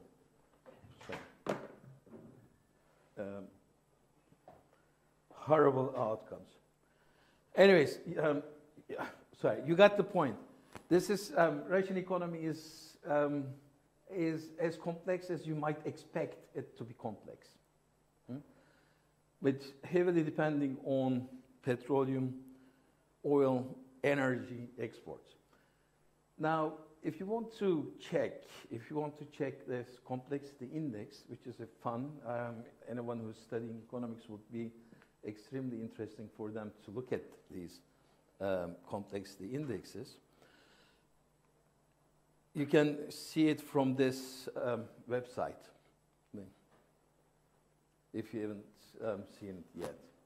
Okay, now this is the background of Russian economy. It's diversified, as expected for a middle-income country, and its value added has been increasing gradually for the last 10 years, but during Soviet times it was ranking at 28, but it went down to 70 in the ranking.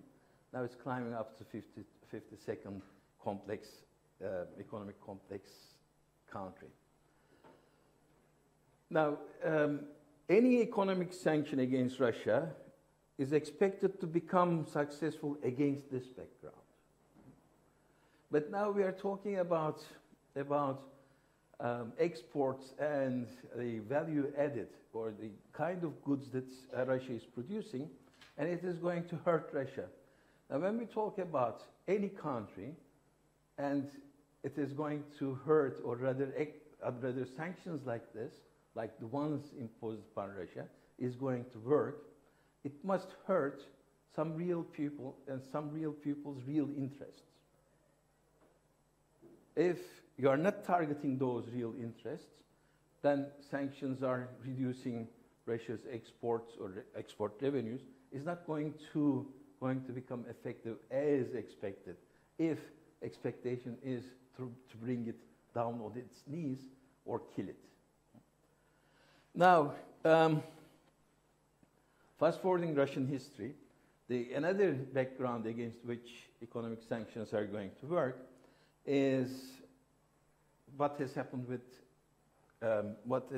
Russia after the Cold War.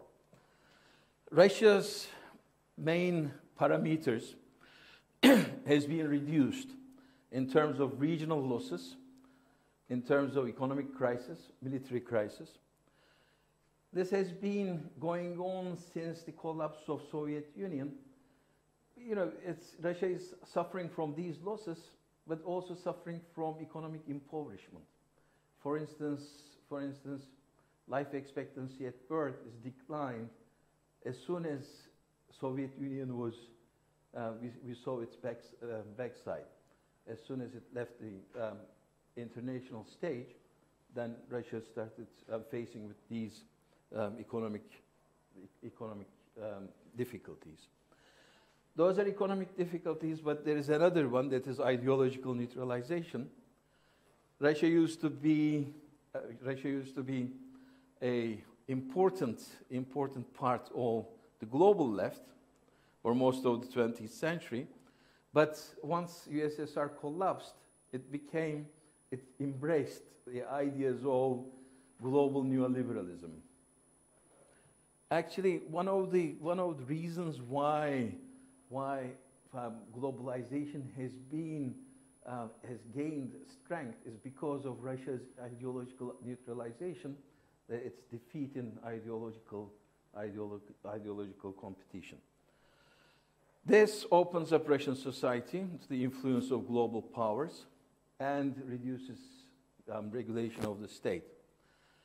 Now, Russia increasingly becomes politically connected to the West, and reluctantly it accepts the US hegemony. Of course, today the discourse developed around NATO's expansion hasn't been a problem those days, and in Russia, certain circles, after the acceptance of Poland into NATO, was that one day it is probable that Russia might also join NATO. But today it seems like that kind of understanding has been forgotten. 2000s, Russian state capacity has been partially restored. Putin is instrumental in all of this. He consolidated Russian capitalism, protected it from domestic difficulties, and particularly after 2011, the Syrian crisis and Arab Spring, Russia comes back into the ranks of major international actors. However, some of the major problems remain unsolved, and new problems were created. Now, post-Soviet Russia is no longer a problem for the West in the Cold War sense. Abundant Soviet-style policies became a key factor. That abandonment of Soviet-style policies for the global neoliberal regime has been strengthened through this. So Russia becomes a normal country in normal sense. It is capitalist. It defends status quo. It's pragmatic. It has limited ambitions. It looks friends everywhere else. And it is cautious to make enemies.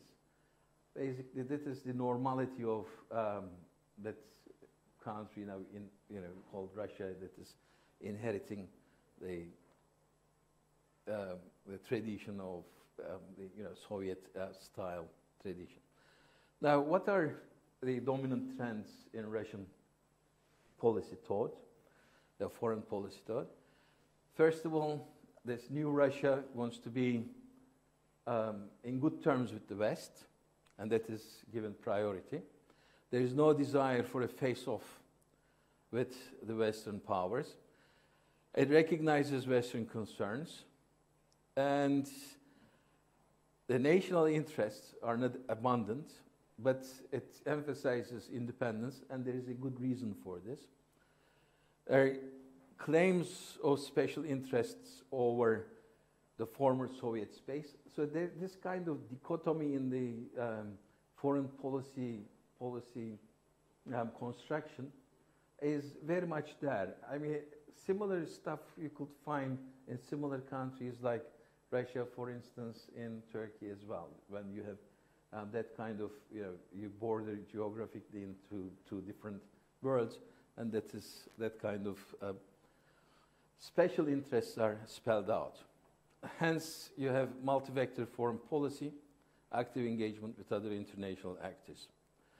Actually, other international actors, they want Russia to be on the stage as an independent power that can be allied, if need be, in competition with other powers. So Russia has such a pragmatic role to play in international affairs. Now, here comes the gist of my presentation, and I'm going to spend the rest of my time explaining this, and I'll draw conclusions on this. I have already, if I want to, let's recap what I have done. I stated the Russian economic space, how it is shaping up, or how it has shaped up. The foreign policy thinking, particularly after the Cold War. Now, the post-Soviet foreign policy, it has two fundamental imperatives. And this is very much this is very much relevant to what is happening today in Ukraine. The first fundamental imperative is the necessity of systemic transformation into a capitalist type society. And we call this market imperative. That market imperative that the United States and the West, the Anglo-Saxon type of market-based capitalism, like to see Russia or the rest of the world in these forms. The market imperative. But since each country will have their own historical, their own geographical and sociological facts, the second imperative is coming from historical geographical position as the main state of Eurasia, that is Russia itself with its huge territory, and that is geopolitical imperative. These two imperatives, they interact in various ways. They can mutually enforce each other, making it possible to achieve serious foreign policy gains, or they can create policy disruptions by mutually exclusive of each other and forcing Russia's rulers to make difficult choices between the two. And this is actually what is happening with Putin's policies in Ukraine, is making those difficult choices. Which imperative is gaining upper hand in Russia? Is it geopolitical imperative or the market imperative? When we talk about market imperative, that is to say, selling those energy-based resources to the rest of the world, buying into assets in the Western world, buying into influence in other parts of the world. That is the market imperative in which it has been invigorated through that kind of expansion into the other markets, into financial markets and production markets in the West. These two imperatives can only be managed with great political skills. And here comes the Putin factor. Putin can manipulate those and could manage through his background, and whether you like him or not, but he is the one that skillfully could manipulate those two imperatives and can use those two imperatives for foreign gains. These great political skills, deep-rooted, serious, and influential power centers within Russia, and effective institutions. And these institutions, the politicians, they skillfully bargain and choose between difficult trade-offs. So this is how Russia's economy and its history, geography, and politics interplay into producing foreign outcomes. Two imperatives, these can decide on Russia's international behavior. These are briefly the choices and balances between market and geopolitical consideration. Now, when market imperative is decisive, it is in the forefront. It is expected that Russia will try to market its geopolitical assets, its geography, that is, make economic gains by skillfully using its unique geopolitical position. So when market imperative is at the forefront, geopolitics comes into play and it starts designing foreign policy space. When geopolitical imperative is taken to the highest level, Russia can adopt mercantilist stances and use market interactions with other countries to reap the maximum possible geopolitical gains. Now, these different forces, okay, this is the setup, the construction of Russian policy space. The decision makers are acting on these imperatives. But now, how do we know decision makers are going to choose what kind of trade-off will depend on something else? And if we don't know what it depends on, that something else, we cannot make sense what is going on today in the Ukraine crisis. It's not something that a dictator, a lunatic is attacking another country and taking resources of other country. There is nothing like this. There is a whole set of logic, and that is based on the interest of real people with real competition on the ground. So if we don't understand this, if we don't name that, then it will be meaningless to talk about sanctions, to talk about the conflict in Ukraine, to talk about its outcomes and what it means for the world economy and world politics. Now, these two imperatives are supported by different forces within Russia. Those different forces, they either favor market imperative or geopolitical imperative. And who are these people? Now, I'm going to briefly tell you who are these people, and then I'll go to sanctions and I'll finish. These are Russian elite interests. Now, you might have come across with this terminology, oligarchs. This is the upper stratum of the new capitalist class. And that new capitalist class is the product of post-communist transformation. Their most important sources of wealth is oil, gas, and weapons.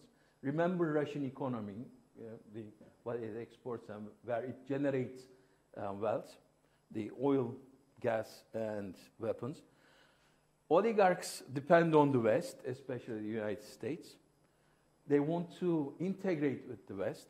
They depend on the Russian state, as well as depending on the West. They are more universalistic, if you like, and they want to rationalize their alliance with the Russian state and their integration with the West. They need traditional foreign policy assets of the USSR. Without that, without leaning against those political assets, they know that their effectiveness is not going to be strong. Hence, they have those political ambitions. They seek economic opportunities worldwide, universalistic, intertwined with the state bureaucracy. And this, just a note, this is the group targeted by the sanctions heavily. And why this group is targeted by the sanctions, we'll come to this in a minute, but let's look at other Russian elite interests. Bureaucrats, these are military and security elites on the one hand, federal and regional bureaucracies on the other hand. These are known as practitioners, Siloviki. They want to outdo the oligarchs. They don't like oligarchs much. They work to seize their property. These bureaucrats, they've been there. Institutional and traditionally, they are skeptical of the West. They have distance with the West. They are concerned with restoration of a stronger and more authoritarian Russian state, but not a socialist one, but a capitalist one. The federal civil bureaucracy, they take care of everything that preserves and increases their power. They shift allegiances. Their bureaucracies, these are regional. They have regional and foreign policy interests, and they shift their allegiance. So sometimes with oligarchs, sometimes with bureaucrats, and sometimes with the national bourgeoisie. These are, they think they are far below the ranks of the oligarchy. Oligarchy is a separate part of this national bourgeoisie with extreme privileges. This is the section that receives very little share from the West. It feels crushed under the rule of the oligarchs. They are nationalist and protectionist. And they are the politicians throughout 1990s and into 2000s. These are liberals, communists, nationalists, the United Russia rhetoricians. All of them articulate the demands of the national bourgeoisie. And this is the ruling party under Putin.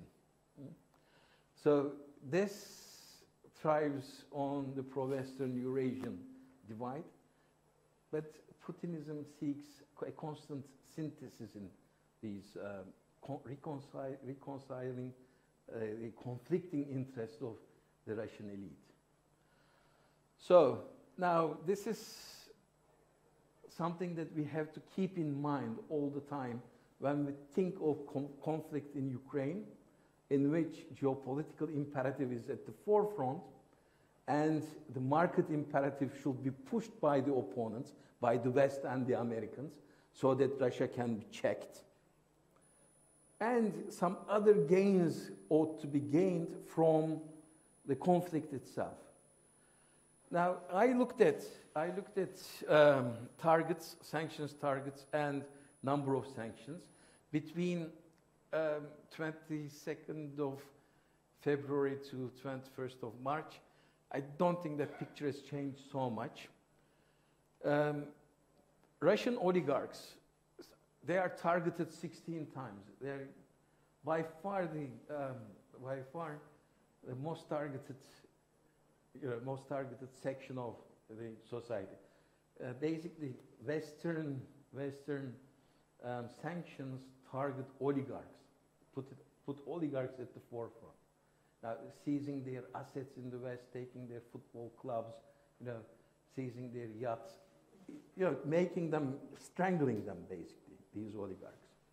And then there is the Russian assets, 3 sanctions targeted Russian assets, banks, central banks, Russian corporations, and military complex, 7 sanctions against military complex, technology, and so on and so forth, if you look at this, oil imports and others. Now, with these sanctions, what strikes you most is their uncertainty. The uncertainty, it doesn't target Russia or oligarchs or Russian energy or technology to kill it. But there's uncertainty. Might do something, might kick out of the SWIFT system, but only 2 banks. 2 banks are. Oh, this is sanctioning me a lot. I'm coming to the end, maybe 2 more minutes. So these are these sanctions, not aiming to kill Russia, but somehow make it survive. But oligarchs, that section of the elite are strangled so that this section of the elite could put some pressure on its, somehow dancing in between different interests, put some pressure on the government in order to bring market imperative to the fore, because these guys are for market imperative, not the geopolitical imperative. Rather, geopolitical imperative is secondary to their market gains. Now, for you to check this, Reuters look at sanctions in their there's an internet site that's minute by minute they check sanctions that's imposed upon Russia from different countries. So the outcome is that Russia is facing deepening isolation and economic turmoil as it continues to be hit by a series of sanctions that effectively cut off Moscow's major financial institutions from Western markets. A country's major banks are deeply integrated, and this is a fact, into global financial system, so it cannot be cut off to kill it. And Russia is one of the world's largest energy producers, which means sanctions against Russia could disrupt economies worldwide.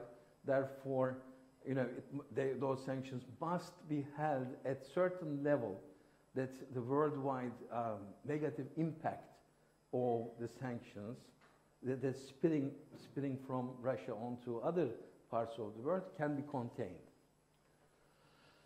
So I'm just going to pass this to conclude. Sanctions are designed to prolong the war. These are assertions that I'm making.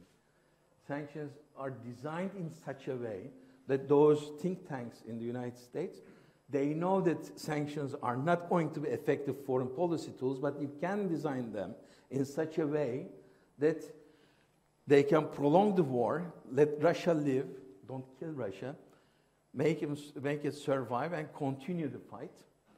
Let Ukraine live and continue the fight. So that prolongation of war is somehow seen as a construction for sanctions for those who are designing it. With the end result of unforgettable losses and deepened hostilities, if the war is prolonged, this is going to lead to accumulation of memories of hostilities that can never be settled in the future, which would, in turn, it can create a ground that will be made ripe for Western grip on Ukraine and its further expansion. Let these hostilities continue, accumulate hostilities and animosity between Russians and the Ukrainians, so that that kind of gain from the Western point of view would open up the Eurasian economic space. Russia would be weakened as a result of this. Weakened Russia, deepened hostilities, will open Eurasia to Anglo-Saxon type of expansion, and it can change status quo in Asia. And that this is Putin's perceived threat. That is the threat that Putin is putting forward and justifying his crimes in Ukraine, if you like. His intervention and murderous intervention in Ukraine is justified on the basis that that kind of expansion is threatening Russia, is perceiving that threat. But the sanctions are targeting oligarchs in order to put pressure on geopolitically driven Russia's administration to act more logically and in the interest of the West. So oligarchs are being strangled in order to bring Putin's administration into more logical ground vis-a-vis the intervention, and limit the power and economic reach of the oligarchs to prevent Russia to pursue global aspirations. In the same time, these oligarchs, if you like, they became too spoiled with their riches.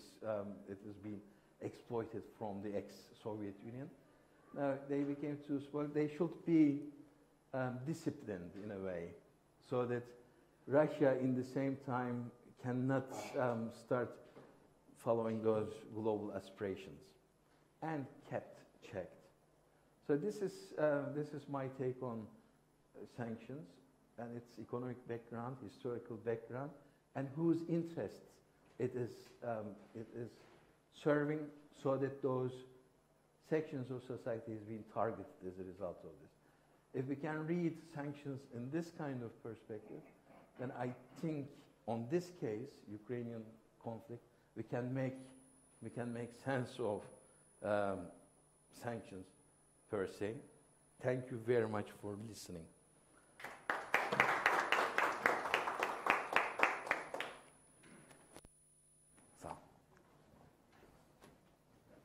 Thank you, Professor Aybar, for your comprehensive presentation from the economic angle.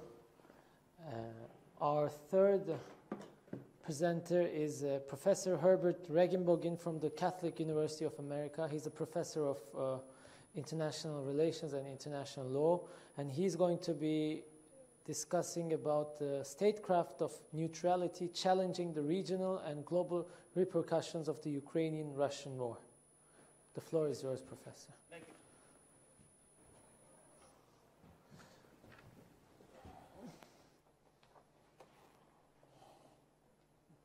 Design.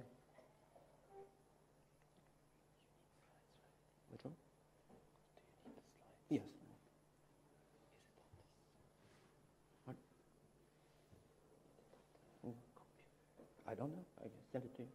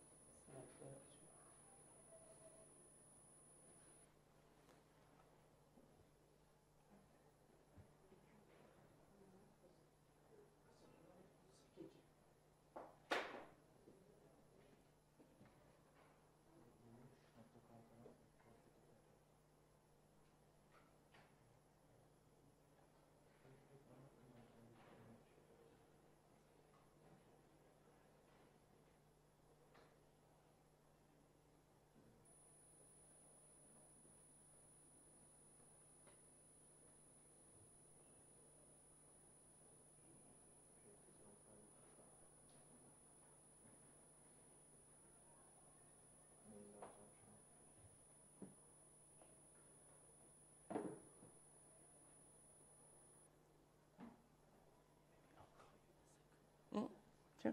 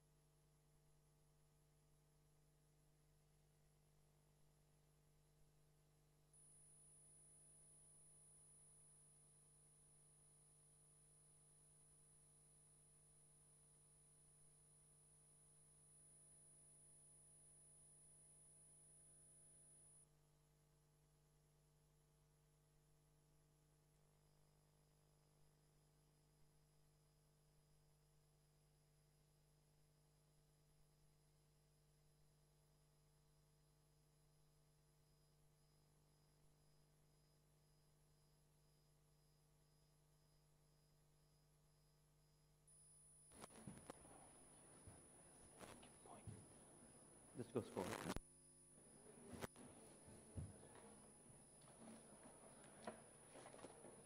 Good afternoon. It's a pleasure to be here.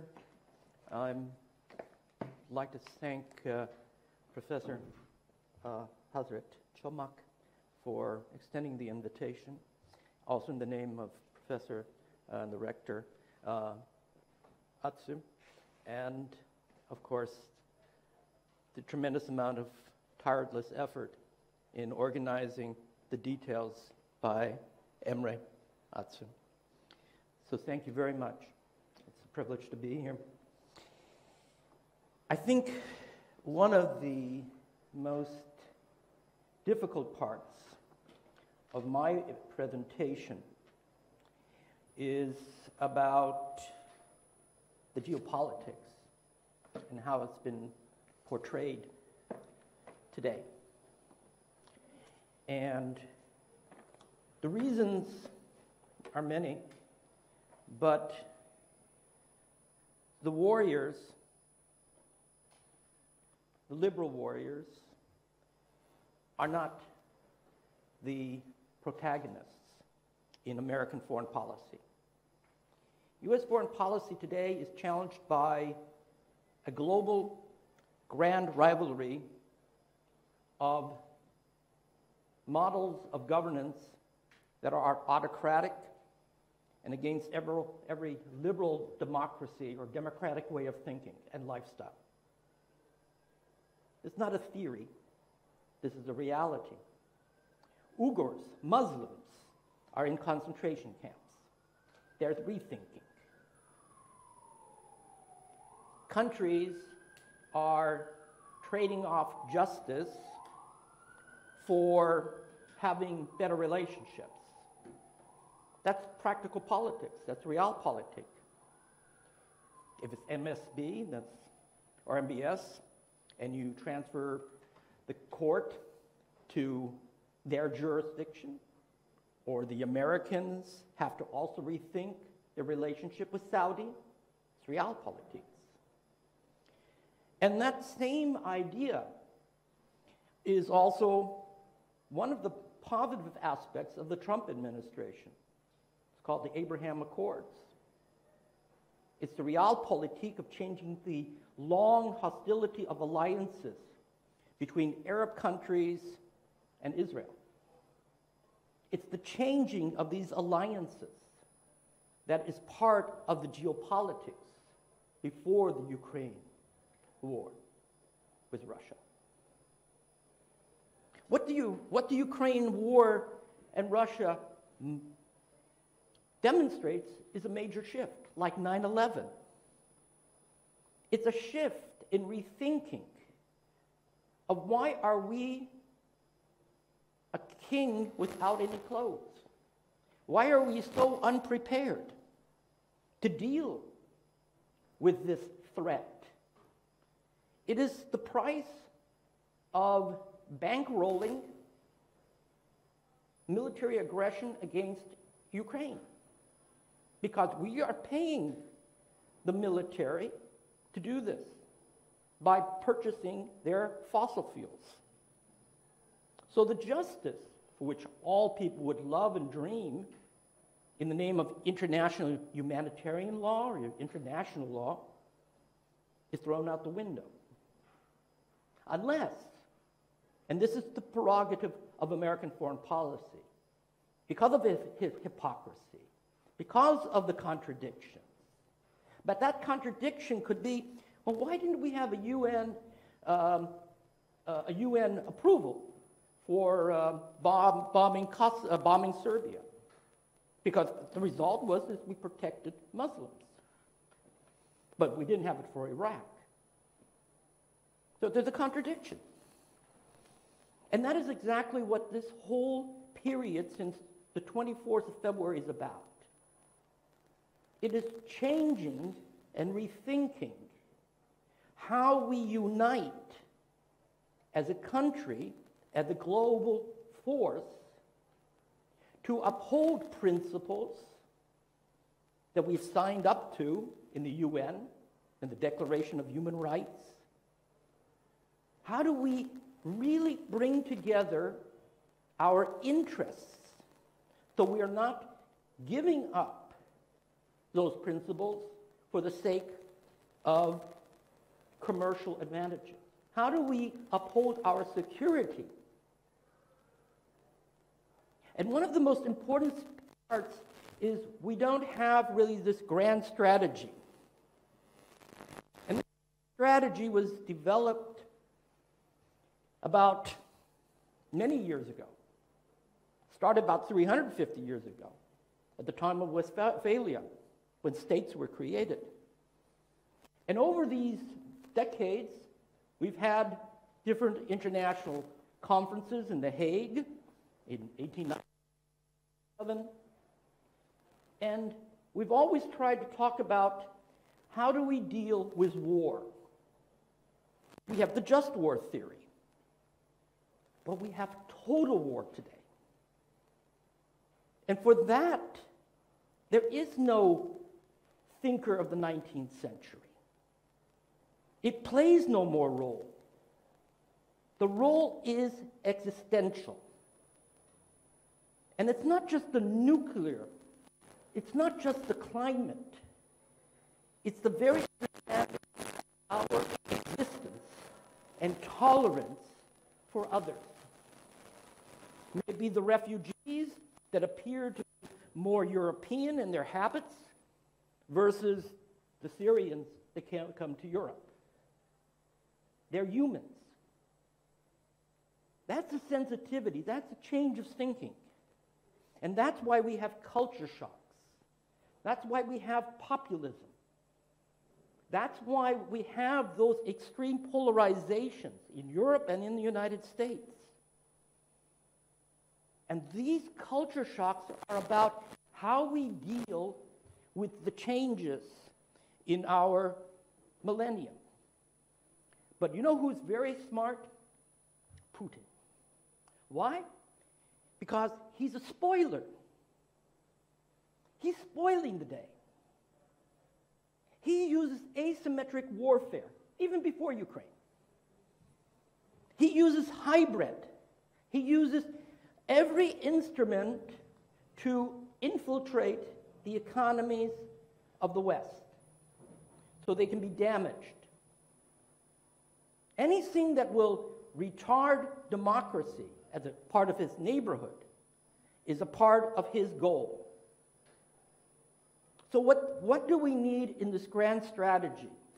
What do we need that will control the repercussions of food security in Lebanon, Syria, the wheat that cannot be exported to these countries in Africa? Because if they don't have food, we have another uprising. We have enough incidences where extremism finds more support. So who's to deal with these challenges? Well, before I answer that question, the idea is that there is a statecraft that was created over many centuries and have now practical applications, for which I will, in the next few minutes, attempt to explain a little bit more about what this is. So just basically, what is neutrality? Well, it's about impartiality. It's a legal status which says, I'm not going to take sides in a conflict. Not only in a conflict, but if you're permanently neutral all the time. Because you're going to try to be impartial. That impartiality is what has been done by countries like Switzerland and Austria, where Austria actually got its independence when it signed a state of independence with the Soviet Union in 1955, along with the other allies. That permanent neutrality is not a role of aloofness, of just sitting back and watching and not trying to get in a conflict like Switzerland during the Cold War. It's about engaging the North and the South, the East and the West. It's about participating in kinds of conflicts for which the neutrals had contributed during the Cold War for the Helsinki Accords. They had been involved with Yugoslavia, a non-aligned nation, another type of neutrality. And there are all different types of notions of neutrality which are anchored under international law. But particularly permanent neutrality plays a significant concept in our discussion about Ukraine. And why? Because Ukraine has always talked about neutrality. Sometimes it wants to become neutral, especially when it became independent in 1991. Then it said, oh no, I want to join NATO, especially after 2008 when Bush and Obama continued to uphold this promise. But it wasn't like a wish. They weren't qualified. But then they wrote it into their constitution 2 months before Zelensky became president. That's important because a permanent neutral writes in its constitution this status versus a neutral who says, I may just like to change it. They just can't do it by an executive order. They have to do it very often through a referendum. Now, what does this all mean to us? It means that neutrality is a forgotten stepchild and of international relations.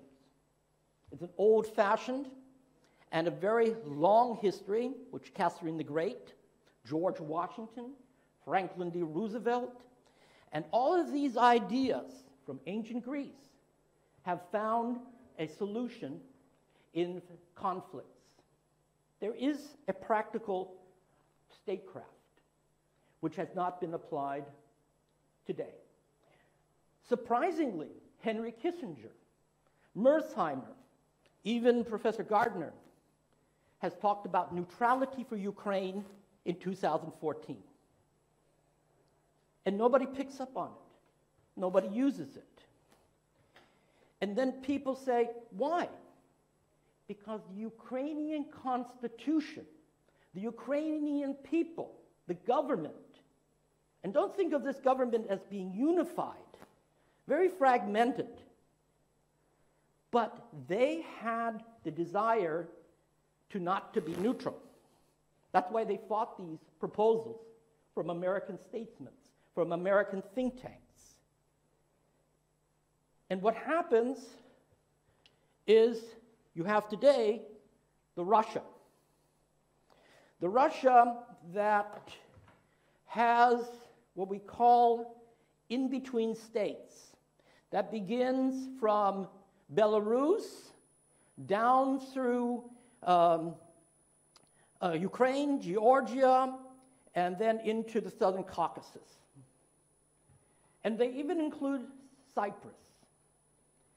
The think tank, Michael Hanlon at Brookings, published this in 2016 and 17, a part of the Obama administration, where he left after that to publish this. But the concepts are there in the think tanks. Nobody's picking up on it.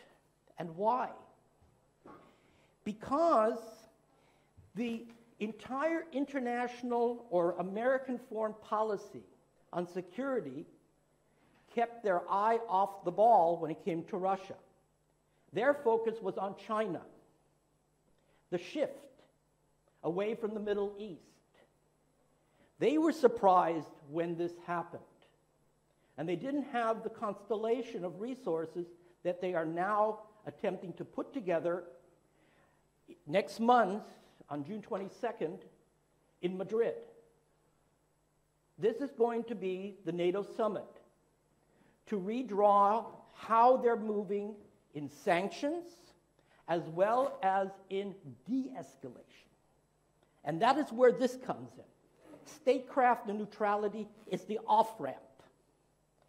While we militarize, and as we go forward after February 24th, with this invasion by Russia, We are consolidating all the necessary military assets we need, and possibly the economic sanctions that we can address in a timely manner to bring about some very important messaging to the Russian people. Something is wrong. They're not going to find food in their markets. And that's, of course, a hardship, not because of America's sanctions. That's going to be because there's no wheat to be exported in other parts of the world. But it's not only that.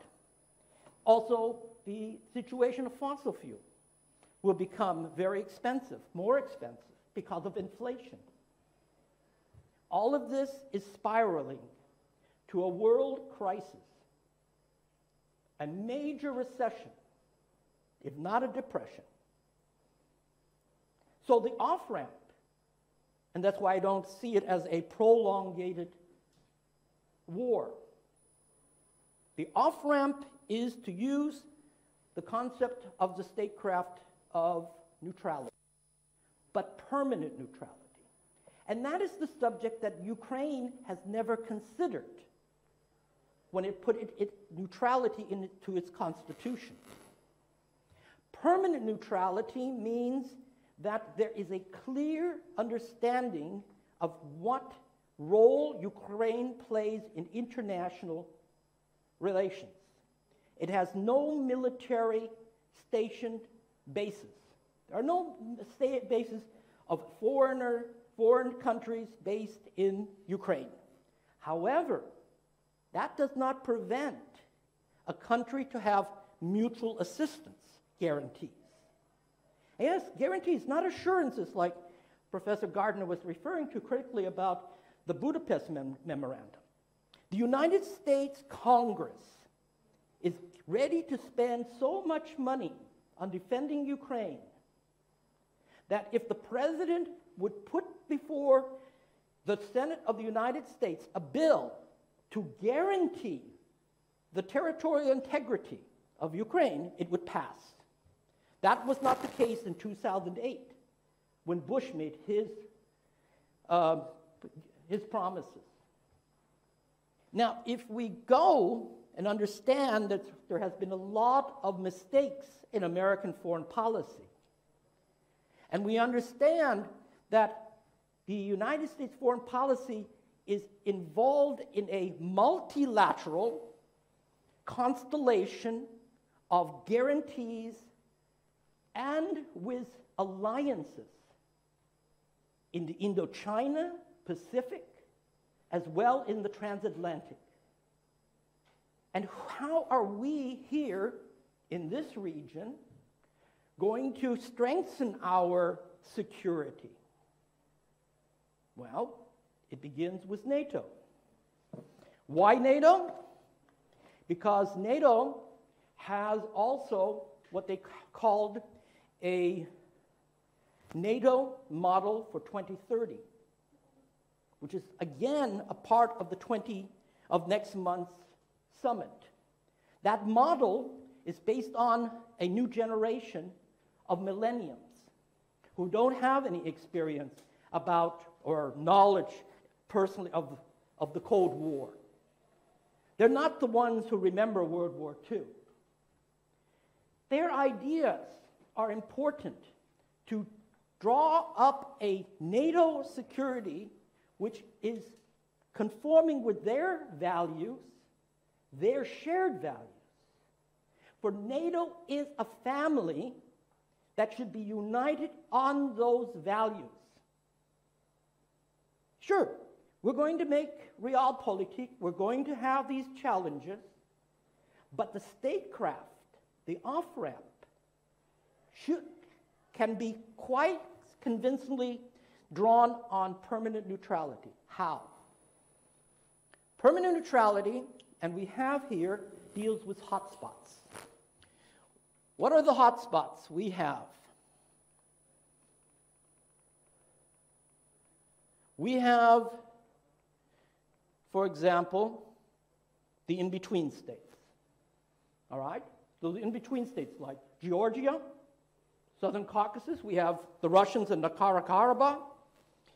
We have them up 20% of the territory in Georgia. They've been already working very hard, but we haven't been very much awake about what has been occurring. And so what should be done is to demonstrate our willingness to prevent these regional repercussions of starvation, of uprisings, of civil unrest in the world, in containing the cost of different countries' infrastructure. These are some of the countries. And ending the hypocrisy, how do we go to these hotspots? What are they? Cyprus, Palestine, and Libya. How does the statecraft of neutrality work in these geopolitical areas? In the studies and in the volumes that have been published in the last 3 years on this subject, it's demonstrated that by showing how you can find major interests that are going to be important to the security of a country, you can stop the traditional antagonism. That's proven in Morocco, Bahrain, and UAE. And that's in 2020. That's now 2 years. How do we take that experience to these geopolitical levels? In the case of Cyprus, well, energy. I mean, you may have a card to say, oh, I can still get energy from Russia, but that's a limit. There's a time limit on that privilege. And Turkey is doing great. It's a mediator. The people here, according to German Marshall Fund, supports neutrality. It wants to be a mediator, which is a part of neutrality. But economically, it has to find other resources. Where? Eastern Med. How's the fastest way to do it? Well, actually, as just a side comment, Newland, which is the Secretary of the State Department, Undersecretary of the State Department, said in January, oh, we're going to leave the gas and oil in Eastern Med in the ground. 2 months later, or almost 2 months, it's completely different.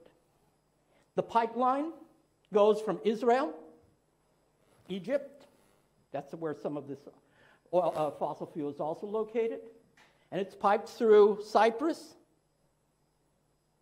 and it goes to Turkey and Ceyhan, and then it goes to Europe. Fast track. Some say 4 or 5 years. You put this on a priority base, you tell Chevron, which owns those rights, you get the Turkish government and the Turkish oil companies involved, you will see miracles. And that's one way where the security issue, because it's bigger than the old antagonism to blaming you do this wrong, you are this way, I am that way, to get to understand we are living together. And that's the principle of existential circumstances. It is the game changer in our lifestyles. We have to unite in understanding what are our overall security interests. That's why Turkey is a member of NATO. Yes, there are differences, and we can criticize those differences between the United States and Turkey and other EU, but this is a wake-up call. And it's a wake-up call that is long overdue. How to put those hotspots to rest, because it's those hotspots which spoilers like Putin will use to undermine the very principles of a liberal democracy. the very principles that are shared in NATO. And if it's not going to be Russia, it's going to be China. And that's already proven to be the case. So this is a necessity of a grand strategy. And permanent neutrality is that concept. And we can go on to Libya. We can find that why should the Russians and the French be working against the Turks in Libya? When the UN has said Turkey's on the right side, legitimately. What is going on here? What are we doing with this contradiction? Same type of hypocrisy. Not only in America, but right here in the backyard. And then we can go to Palestine, a very, very difficult situation. But what is the good news? At least it's the understanding that the president of Israel was here, Herzog, 4 weeks ago. Turkey's president, Erdogan, is attempting to build bridges from bridges that were burned over years. Returning to understanding what is happening in the countries that have to deal with their own security without the United States. It's one of the leading issues because the United States and NATO, Turkey, will focus their attention on 3 areas. 1, out-of-area conflicts. Afghanistan, because Turkey has a good relationship with Taliban. Extremism, to stop the extremism, the instability within the NATO member states. And thirdly, it will be about energy security. So this is the organization. You don't have to talk about theory. You don't have to talk about, well, A, B, and C theoretically. It's happening here.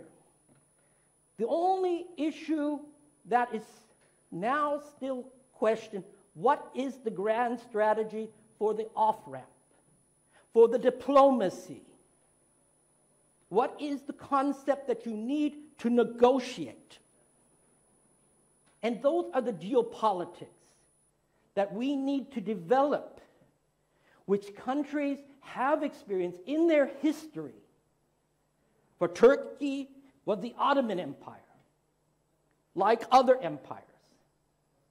But because they lost, it's sort of the geopolitics is not any longer around to smell, to taste, to see, not only here, but across Europe. This is what is needed. The grander scale, and not about the rivals or the blame, or they don't like this, or they do this. What can we do together? For we are in the family of NATO.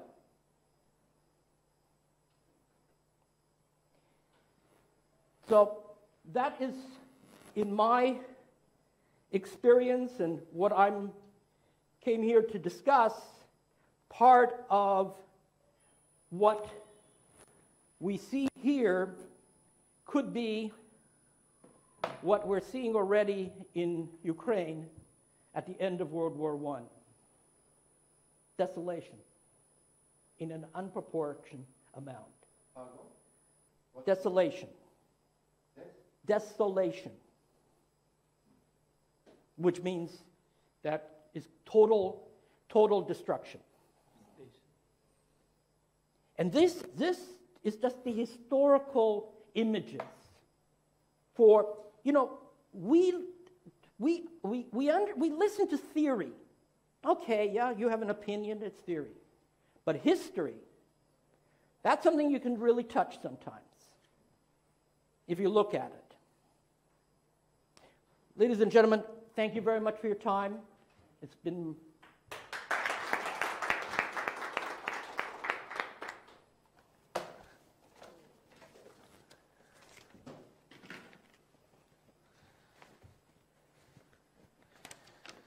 Thank you very much, Professor Regenbogen, for your powerful speech, I would say. and your extensive analysis. I'm impressed, to be honest, and I think that this concept should really be taken into consideration by policymakers who have something to say in this conflict. Our fourth speaker is Professor Hasan Ünal from Maltepe University. He's a professor of political science and international relations. He's an expert on Turkish foreign policy, and he will be discussing Turkey's changing posture on the Russia-Ukraine crisis. Professor, the floor is yours. Can you hear us?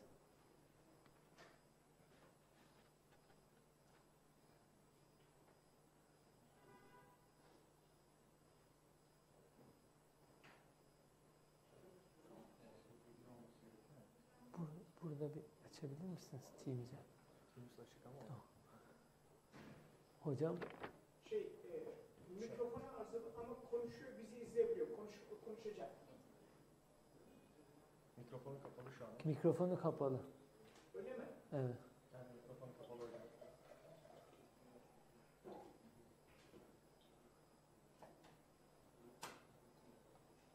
Mikrofonu kapalı, görüntüsü de yok.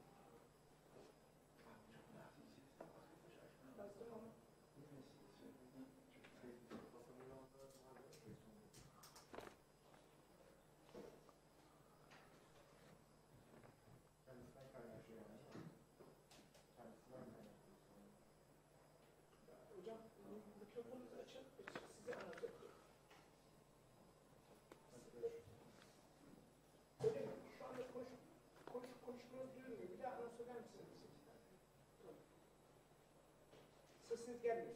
Sesiniz gelmiyor.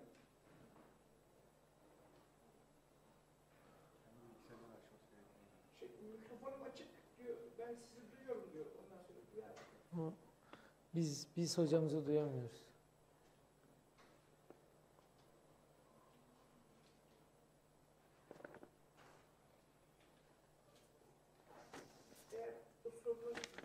Başka bir hocamızı öne alabiliriz işte. Tamam. Okey. O zaman Sabri Durak hocamızla başlayalım ister. Hazır. Hemen ona yazayım şimdi. Tamam, siz geçin. Okay.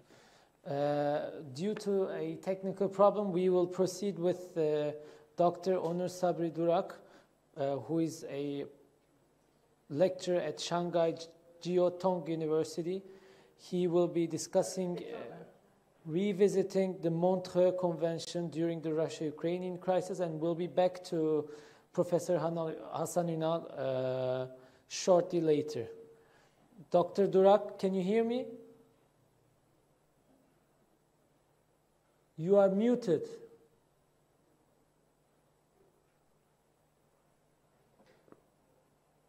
We can't hear you.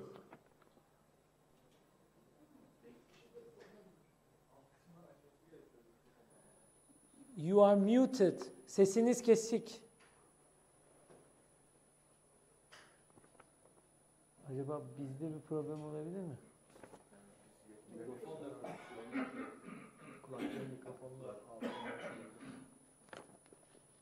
Kulaklıklarınızı çıkartsanız öyle deneseniz. I am not mute dedi. Sessizde değilim dedi. Kulaklığı bir çıkartsanız öyle deneseniz.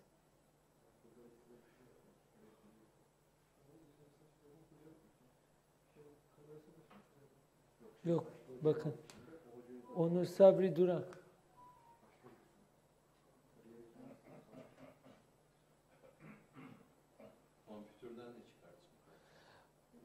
Kulaklığınızı bilgisayardan çıkartsanız öyle denesek Onur hocam. Kulaklığımı çıkarttım diyor ama ses gelmiyor. Yok, bizden kaynaklı herhalde. Aynı şeyde de Hasan Hoca'da da İbrahim hocam siz konuşabilir misiniz? Biz sizi... İbrahim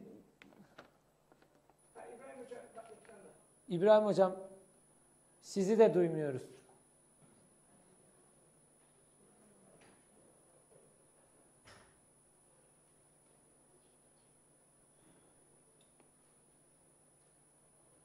Nerede Serkan? Serkan nerede şu an? Serdar. Niye terk ediyorsunuz salonu? Şimdi tekrar bir deneyebilir miyim? Bir tekrar deneyebilir misiniz konuşmayı? Duyabiliyor musunuz? Evet, şimdi duyuyoruz. Geliyor mu ses? Geliyor. Onur Hocam, o zaman sizle, please, the floor is yours. Eğer beni de duyuyorsanız ben başlayayım bari. Hasan Hocam, okay, sizi duyuyoruz. O zaman sizle devam ediyoruz. Sorry about it because I've got teachings to do here. Okay, please. So it was my turn and it was because of the problem. Okay, so you can't, the camera doesn't seem to be working. I'm not quite sure whether it is from my end, it's a problem from my end or from your end, but thank you very much, Mr. Chairman. Thank you also very much for the invitation to participate in this conference. And greetings to all the participants from Turkish Republic of Northern Cyprus, which is where I am. And let me immediately basically start with my short presentation about the changing posture of Turkey in the Ukraine-Russia crisis. Well, basically, I'd like to make few points about certain changes that have been quite discernible as far as the Turkish foreign policy is concerned. Turkey's attitude towards the Russo-Ukrainian crisis is concerned. I've also got a paper which I published just prior to the outbreak of the war between Russia and Ukraine, a paper that I had basically stitched together with all the arguments in several months before the escalation of tension in the months leading up to the crisis, basically in fall 2021. And the arguments I made in that paper still hold. So Professor Hasret Çomak could easily make it available for anybody who is interested. Now, the first point I'd like to make with regard to Turkey's attitude towards the Russo-Ukrainian crisis is that initially, when the crisis, I mean, if we take 2014, which is when Russia annexed Crimea, as the beginning of the conflict, okay, of course, I mean, I'm fully aware of the fact that there is, it goes back to the Orange Revolution and all that. But if we take 2014, the Russian annexation of Crimea, as the beginning of the conflict, Turkey and Russia were pitted against each other in Syria. Turkey was trying to unseat Assad of Syria. Russia was basically trying to keep him on for as long as possible, despite the fact that the two countries had been enjoying growing economic relations and trade over a variety of sectors. But the problem, particularly about Syria and Crimea, was became quite acute between the two. For instance, it was quite obvious. I mean, what came out of all that, from the Turkish point of view, was that Turkey basically condemned Russian annexation in 2014. And then what is more important than that, presumably, was the consistency in Turkish attitude in making statements after statement whenever any practical opportunity basically arises out of circumstances, with the Turkish Foreign Ministry issuing a statement and condemning the Russian annexation of Crimea. It went basically the Turkish position with regard to Russia and all that despite the fact that the tension between Turkey and Russia eased after the military putsch, after the attempted military coup that failed, that was aborted in 2016 on the 15th of July, and the Russian attitude towards Turkey in the months before the military coup attempt and in the months after was quite friendly in every sense. Despite all that, the Turkish rhetoric with regard to Crimea being part of Ukraine and the Turkish position that, making statements with Turkish foreign ministry making statements about that basically remained. It even reached a point, particularly in 2020 and 2021, with the Turkish foreign ministry even participating in what the Ukrainian President Zelensky called the Crimea platform, where the Turkish foreign minister himself participated, and a platform which was basically declared a hostile attempt by Russia. And it was also quite odd that the Turkish foreign minister basically went to participate in that platform while the Greek Cypriot ambassador was there sitting, which is quite something that normally any Turkish diplomatic mission or Turkish foreign minister would try to avoid. So the Turkish foreign ministry is basically anti-Russian stance, if you like, on the question of Crimea reached that point. And I think it was in September 2021 that the Turkish foreign ministry made a statement saying or calling the Duma elections, the part of the Duma elections that took place in Crimea, totally illegal. But this was a position which was quite difficult to carry on with.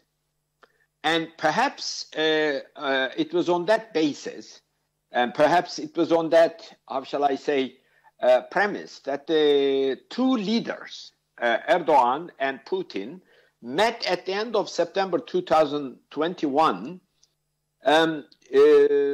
in my understanding, to iron out their differences. And they seem to have, although it was a one-to-one meeting with no foreign minister, no diplomat, nobody basically being present. It was a very interesting type of meeting. And it took place in Sochi. And to my understanding, they seem to have come to some sort of an agreement over there. Maybe it wasn't an agreement, all the issues basically concerning the two sides, but maybe it was an agreement not to disagree with, and not to basically, even if there are disagreements, not to basically escalate tension between the two countries over a matter, say, in Syria, over another in Libya or somewhere. Because it was at that stage quite obvious that Turkey's interests and those of Russia were quite coincidental. There was an overlapping of interest between the two countries. And from that meeting onwards, there is a clear, discernible change in Turkey's posture in the Russian-Ukrainian crisis. Now, what is that? Basically, the Turkish foreign ministry stopped making any statements about either Crimea being part of Ukraine, or about anything relating to a minor incident in Syria, which may have involved some of the Russians, or which may have involved some of the Syrians These things would have been the sort of things over which the Turkish Foreign Ministry would have been quite keen to issue a statement or two. But all this certainly came to an abrupt end after that meeting. And it seems to me, from the way I follow these things up, what I can conclude is that they may have, basically the Turkish side,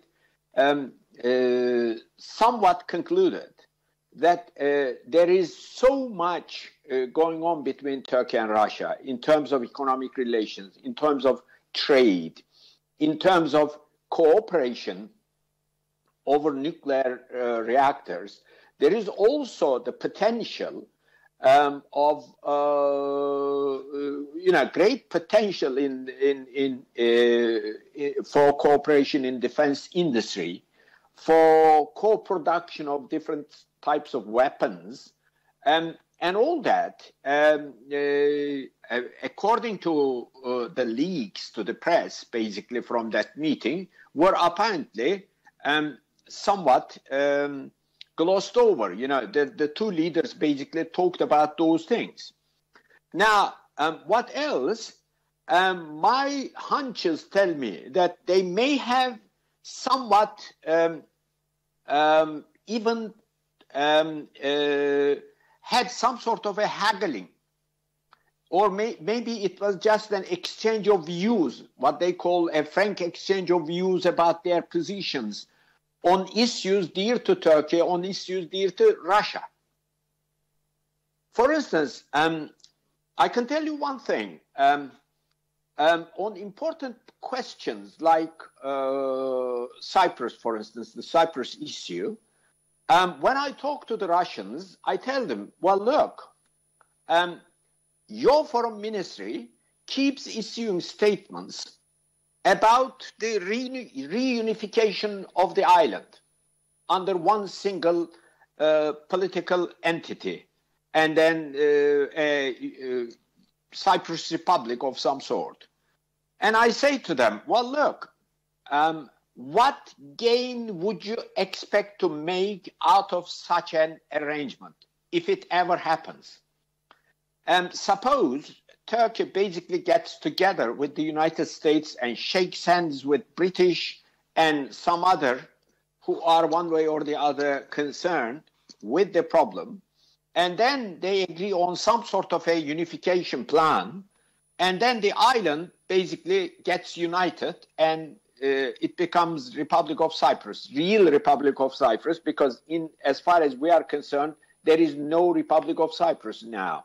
The Republic of Cyprus that sort of circulates around is hijacked by the Greeks, but according to the 1960 agreements and arrangements, there is no legal standing of that state. Anyway, now, if any such reunification was arrived at, it would mean automatically that the island would become the territory of the European Union. And if that agreement, if such a basically solution was to be arrived at through a breakthrough basically between Turkey on the one hand and the others on the other, and that would also mean that Turkey would not necessarily block that country's entry into NATO. Now, when I asked the Russians what gains would they expect to make out of a very strategic island in a very strategic part of the world, that is Eastern Mediterranean, basically going into European Union and becoming NATO territory, they become speechless. Because, it was a position they sort of came up in the Cold War, and then a position that they basically sort of did not basically go over again and again during the unipolar system and these days either. So basically, it is quite in their interest to basically recognize the Turkish Republic of Cyprus. And in return, they would ask certain things, such as an overall peace agreement relating to Syria. That's understandable, and it would be in our interest too. For instance, if Turkey normalizes its relations, which is not altogether out of the question, basically, I would expect something along those lines to come true in the weeks and months ahead. It may take a little more, but there seems to be potential now, growing potential for normalization of relations between Ankara and Damascus. And then a few agreements between the two sides, by which, for instance, Turkey would be sending back all the refugees to their places of origins, and the Memorandum of Understanding, which was signed in 1998, by which the two countries basically fought terrorism together and exchanged information on the fight against terrorism and what have you. I mean, that could be reinitiated, reinvigorated without much problem. And when I talk to the Russians about all this, so they seem to be quite forthcoming. The think tanks and their journalists and others, they make interviews and all that. Well, if they talk to me like that, I'm sure the two presidents, even if they did not basically come to an agreement on that, they must have at least glossed over that. And they must have at least sort of touched upon these matters. And for instance, I hear now the Russian side is going to open a consulate in the north of Cyprus in the weeks and months ahead.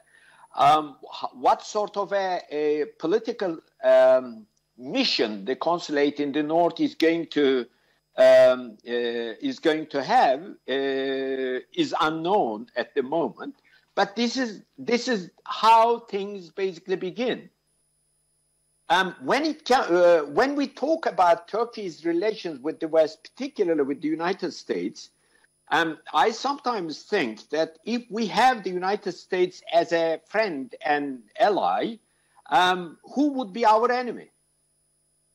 For instance, we have a United States which has been supplying the PKK, PYD in northeastern Syria against Turkey, on the pretext that they are acting together against the ISIL. But this is totally an untenable agreement. It is a totally unacceptable argument, because after all, there is no ISIL in Syria at all. And we all know that the United States military presence ensures that there has to be some sort of ISIL in Syria, so that it would legitimize the United States military presence in that part of the country. But the disturbing thing is, basically the United States continually supplies a terrorist organization against Turkey. This was the situation under Trump, although President Trump basically demonstrated his opposition to this policy, but the United States, what I would call deep state, basically got round Trump, as one of his chief advisors afterwards basically confided and said, despite what he said, despite all his orders about the withdrawal from Syria and all that, we basically got round Trump and kept the U.S. troops and the U.S. military wherewithal with which the PKK, PYD can actually operate. So we know all this. And this is something totally unacceptable. But we also know it is not by coincidence that the United States is basically supporting the PKK-PYD, because what is on their agenda is the creation of a greater Kurdistan in the region. But although they should realize by now that this is an uphill task, basically against the opposition of Turkey, Syria, Iraq, and Iran, and all that. But they don't want to drop that project off the agenda, and they do all this. Despite the fact they are antagonizing Turkey and the Turkish public up to a certain point, where now anti-Americanism in Turkey is measured and estimated at around 85 to 95%. Then we have the U.S. diplomats in Turkey complaining about that. It is something of your own making. And when it comes to, for instance, Cyprus, you get the Russians more forthcoming about a two-state solution, whereas the Americans are dead against it. We don't understand it. And we don't understand it given the fact that whenever it comes to problems of that sort, the sort of panacea with which the United States come up with is two-state solution in Palestine. Or, 7 countries came out of Yugoslavia. The 7th was Kosovo, and all of them were doled out recognition by the West in particular. But when it comes to Cyprus, they say, no, that's different. No, we'll have to basically reunify the island. But the problem is, so far, according to a former Greek Cypriot foreign minister, Nikos Rolandis, who has recently died, all the basically 17 proposals for solution were made by the international community and put before the two sides. And all of them were rejected by the Greek Cypriot side. And almost all of them were accepted by the Turkish side. And what do we do then?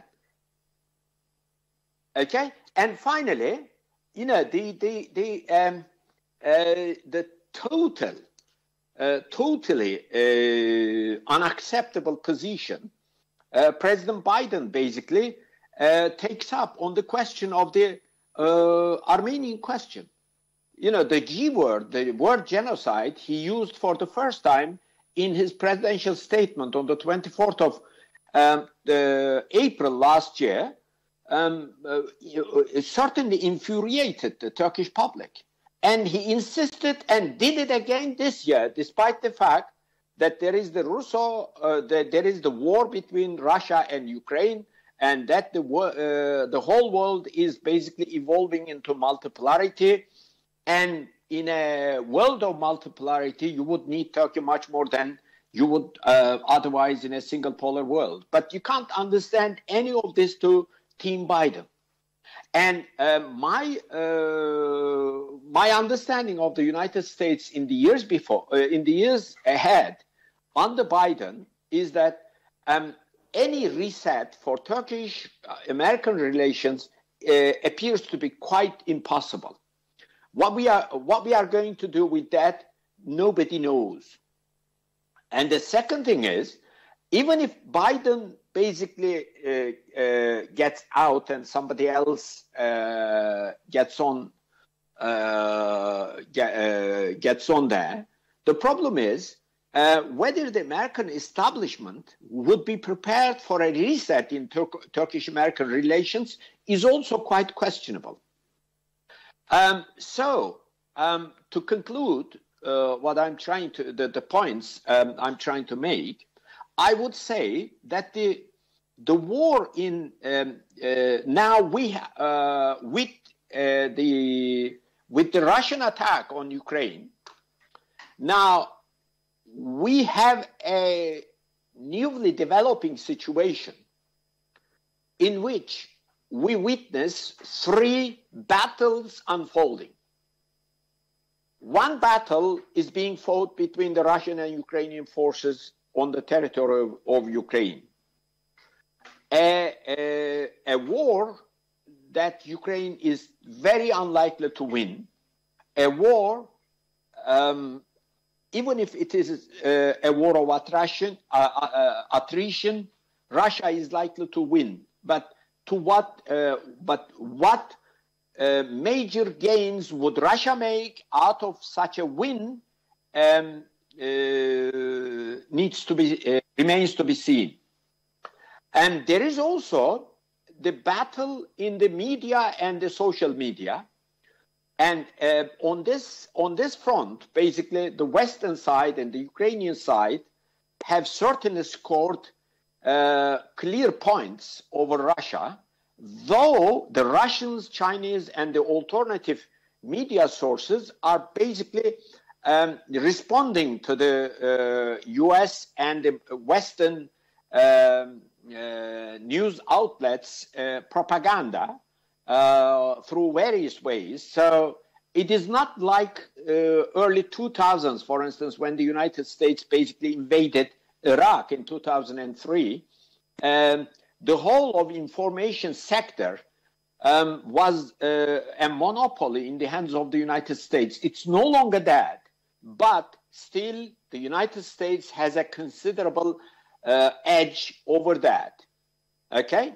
And the other battle, which is presumably more important, that is between those forces who are trying to turn the world into a multipolar one, and those like the United States and its allies who are trying to preserve the single polar world.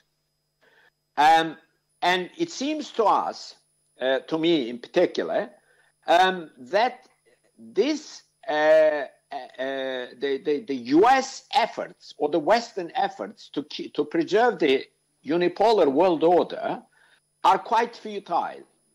Indeed, I would even say that with the trigger being basically pressed by the Russians and as they basically rolled into Ukrainian territory, all those actors that had been waiting for an opportunity to get into action, to turn the world into a multipolar one, have basically started moving along those lines. And currently the world is, by any impression, to all intents and purposes, as they say, is quite multipolar. And in this multipolar world order, Turkey is going to be not one of the superpowers, but it is certainly going to be a very important middle power with over 85 million people, with quite, despite all its problems, with quite a working economic power too, viable economic power. And then it is going to be able to project power in more than one region. It's the Mediterranean, Middle East, the Black Sea, the Caucasus, and so forth. So, and in this, I would say, given to basically conclude, it seems that a Putin-led Russia appears to be a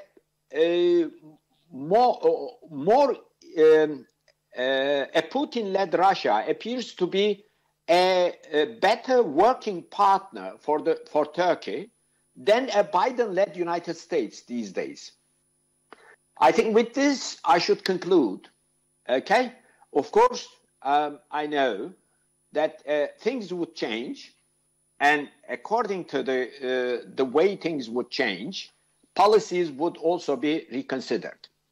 But with these, I conclude, and I thank you for your patience.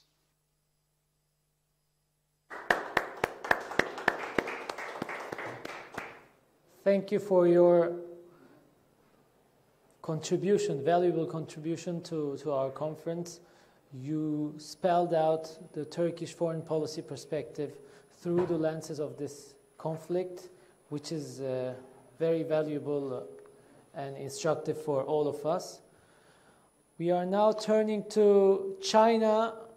Our fifth speaker is Dr. Onur Sabri Durak from Shanghai Jiao University, who is a legal scholar. He's going to be giving his presentation on revisiting the Montreux Convention during the Russian-Ukrainian crisis. The floor is yours, Dr. Durak. Mr. Chair, I hope my voice is clear. Yes. Thank you so much for the confirmation. Once again, Mr. Chair, distinguished panelists, esteemed guests and participants, I would like to say good evening from Shanghai. Due to time difference, please allow me to say good evening. And I also would like to extend my sincere thanks to Professor Hasret Çomak and the organization committee. Today, I will be putting my remarks on the Montreux Convention during the Russian-Ukrainian crisis. The outline of my presentation starts with the introduction of the legal status of the straits used for international navigation. Then I will be addressing historical points for the Turkish straits and moving forward to the Montreux Convention. I will be pinpointing some recent facts during the Russian-Ukrainian dispute over the Turkish straits, and I will try to discuss some problematic issues over the Montreux Convention as well.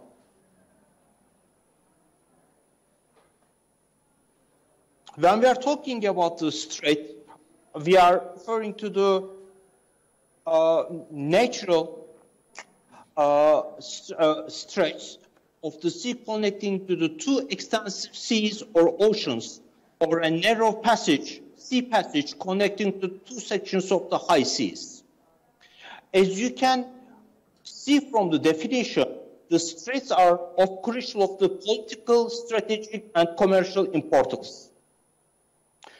There are different classifications for the straits.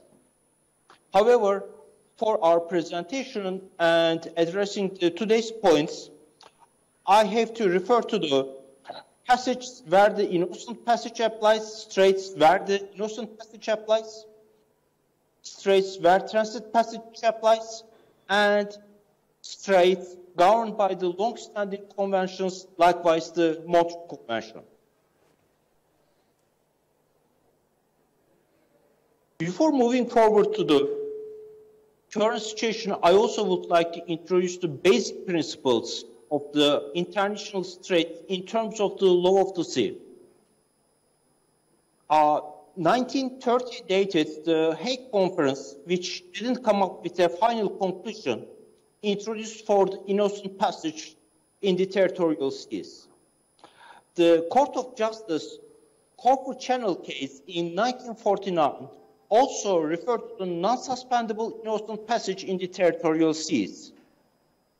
Later on, the 1958 dated Geneva Convention on the Territorial Sea and the Contiguous Zone also referred for the non-suspendable innocent passage in the territorial seas and the high seas passage terms.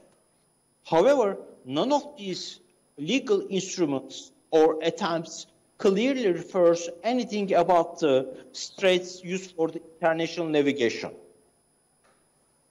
Therefore, the international straits became an arena and clash for the international court. Within the historical development and in the course of the negotiations during the United Nations Convention on the Law of the Sea, the major naval powers made it clear that they need the satisfactory provisions for the passage through the straits used for international navigation was a sine qua non of the new convention, which means that they cannot give up this principle. So the clash of the maritime naval interests and strait states came into a compromise, which had been stipulated in the UNCLOS as a transit passage.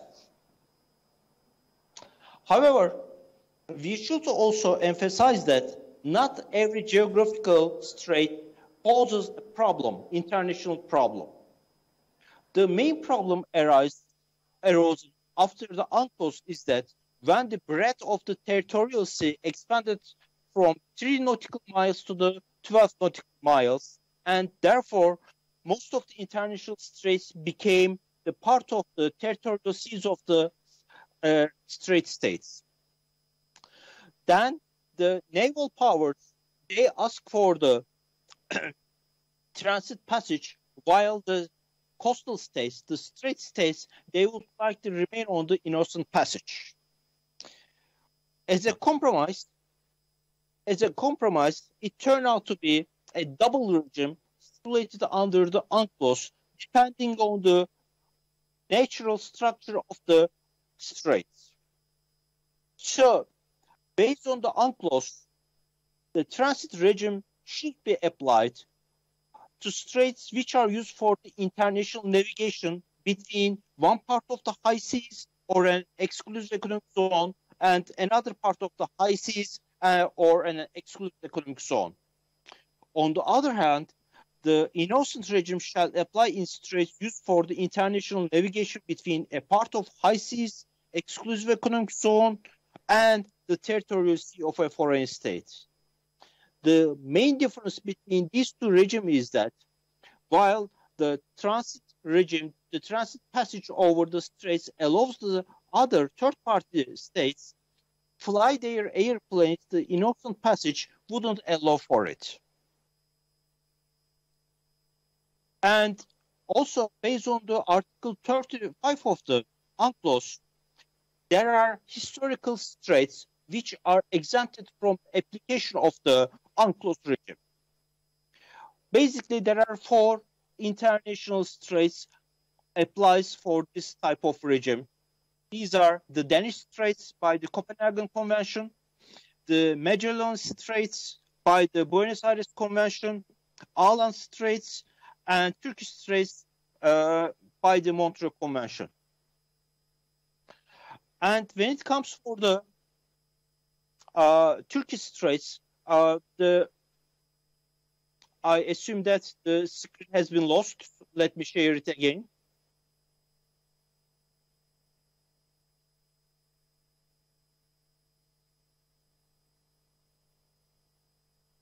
When it comes for the Turkish Straits, we can say that the legal status has started with the conquest of the Istanbul in 1453. And around 300 years, there was a peace period, an exact peace period for the Turkish Straits, which is called as, with a general rule, no foreign ships were allowed to pass through the straits unquestionably, and particularly naval ships of other states. This was regarded as the Ottoman or ancient rule. After 300 years, closure of the Turkish Straits and the Black Sea region, by the Küçük Agreement, Russia was officially recognized by the Ottomans as a coastal state of the Black Sea, which obtained the trade privileges as well as right to freedom of navigation and passage in the Black Sea and the Straits after 300 years. Later on, around 57 years, there was a struggle period. It was back and forth between Russia and the Ottoman Empire in terms of the use and navigation of the Black Sea and the Turkish Straits. At some point, Russia gained some positions to have the right to navigate through the Turkish Straits, and on the other points, Ottoman Empire protected its rights and gained back its position to close the straits and Black Sea. So after many back and forths, it came to the World War I. After the World War I, there was an agreement called as the CER. However, it hasn't been applied. Later on, the Lausanne Peace Convention and the Lausanne Agreement on the straits have been introduced. The Lausanne Convention on the Straits divided the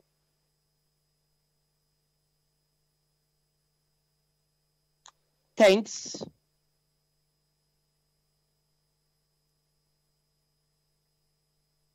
yes, Lausanne Treaty of Peace, and there is an annex of the Lausanne Convention on the Straits.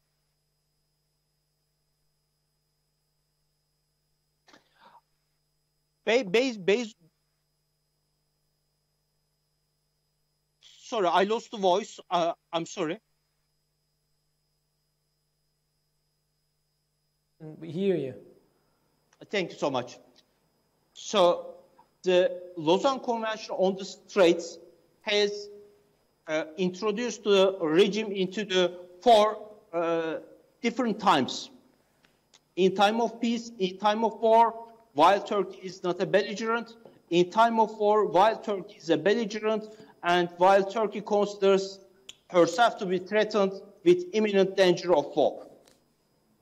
It also applied for the passage of the warships. However, due to the time restrictions, I will be moving forward to basically to the Montreux Convention here. The facts behind the Montreux Convention was basically for the fundamental change in the political circumstances in the area of the Black Sea. Turkey started to be impatient with the regime provided by the Convention of Lausanne as early as 1934. Its improved international position as a result of the stabilization of the Turkish government and its geopolitical position in view of the rebirth of the German militarism, Italian fortification of the islands of Rhodes, Leros and Kos, and also there was a fear of the Bulgarian rearmament, led Turkey to exert its pressures upon the other signatory powers for the modification of the Lausanne Convention on the Straits. The convention makes an initial distinction in regulation of the transit navigation, providing for a different regime for the merchant vessels and the warships. The convention itself basically provides the freedom of the transit and navigation. As to the Article 1st of the high contracting parties recognize and affirm the principle of freedom of transit and navigation by sea in the straits. However, this navigation should be conducted in the shortest route from south to the north. Seems it has been lost once again.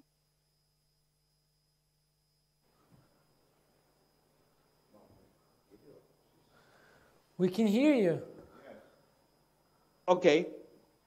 If you guys, yeah, if you can hear, I can move forward. I thought that. No, the voice is clear, please. Thanks.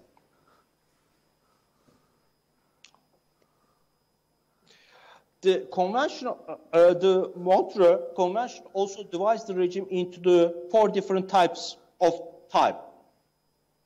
For the passage of merchant vessels, the character of the freedom of transit and navigation by sea in the straits as a principle of international law is not just recognized and affirmed through the wording of the Article 1, but its continuity as a genuine principle independent of the survival of the Montreux Convention is further elaborated by the other provisions, articles of the Convention as well. In time of peace, merchant vessels shall enjoy the freedom of transit and navigation in the straits. In time of war, where Turkey is not the belligerent, merchant vessels under any flag or any type of cargo shall also follow the Article 2, which means that they enjoyed complete freedom. In time of war, while Turkey is a belligerent state, in that case, merchant vessels not belonging to a country at war with Turkey shall enjoy the freedom of transit and navigation in the straits on the condition that they do not assist for the enemies. If Turkey considers herself to be threatened with imminent danger of war, then still the freedom of transit applies under the condition that the ships has to enter the straits by day. When it comes for the warships, the regime is a bit more complicated. In time of peace, light vessels, minor war vessels, whether they belong to the Black Sea region or not, they can sail through the Turkish straits by freedom of transit without any taxes or charges.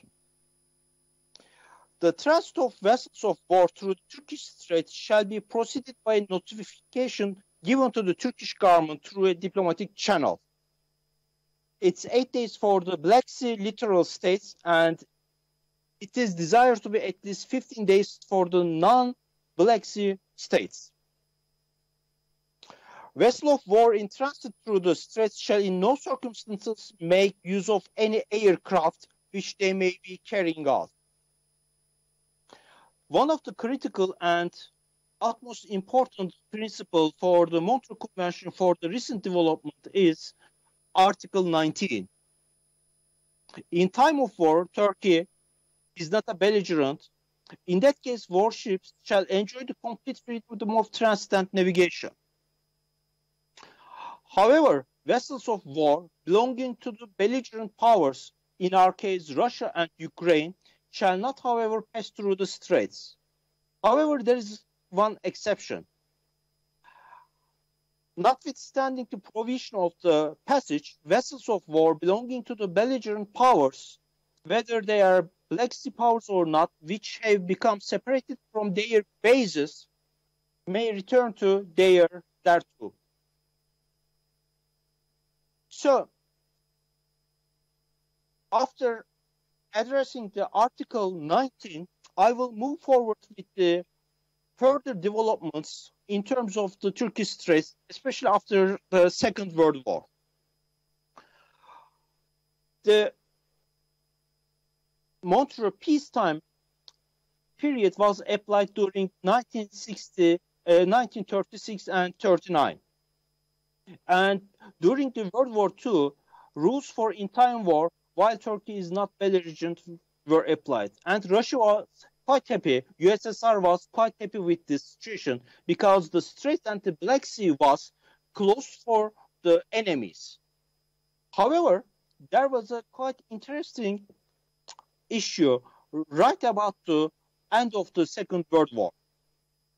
On the date of the March 19, 1945, Minister of Foreign Affairs of the USSR announced that USSR will not anymore recognize the non-aggression pact between Republic of Turkey, and the USSR also requested the control of the Turkish straits. This became one of the turning points of Turkey getting closer to the Western alliances and to the US as well. The issue was tried to be discussed during the Potsdam Conference.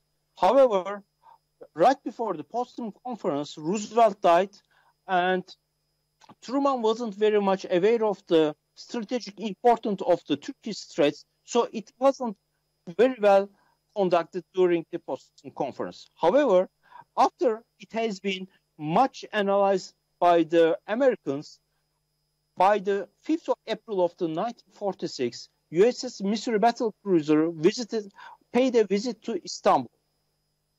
To some sources, it is regarded as the beginning of the Cold War.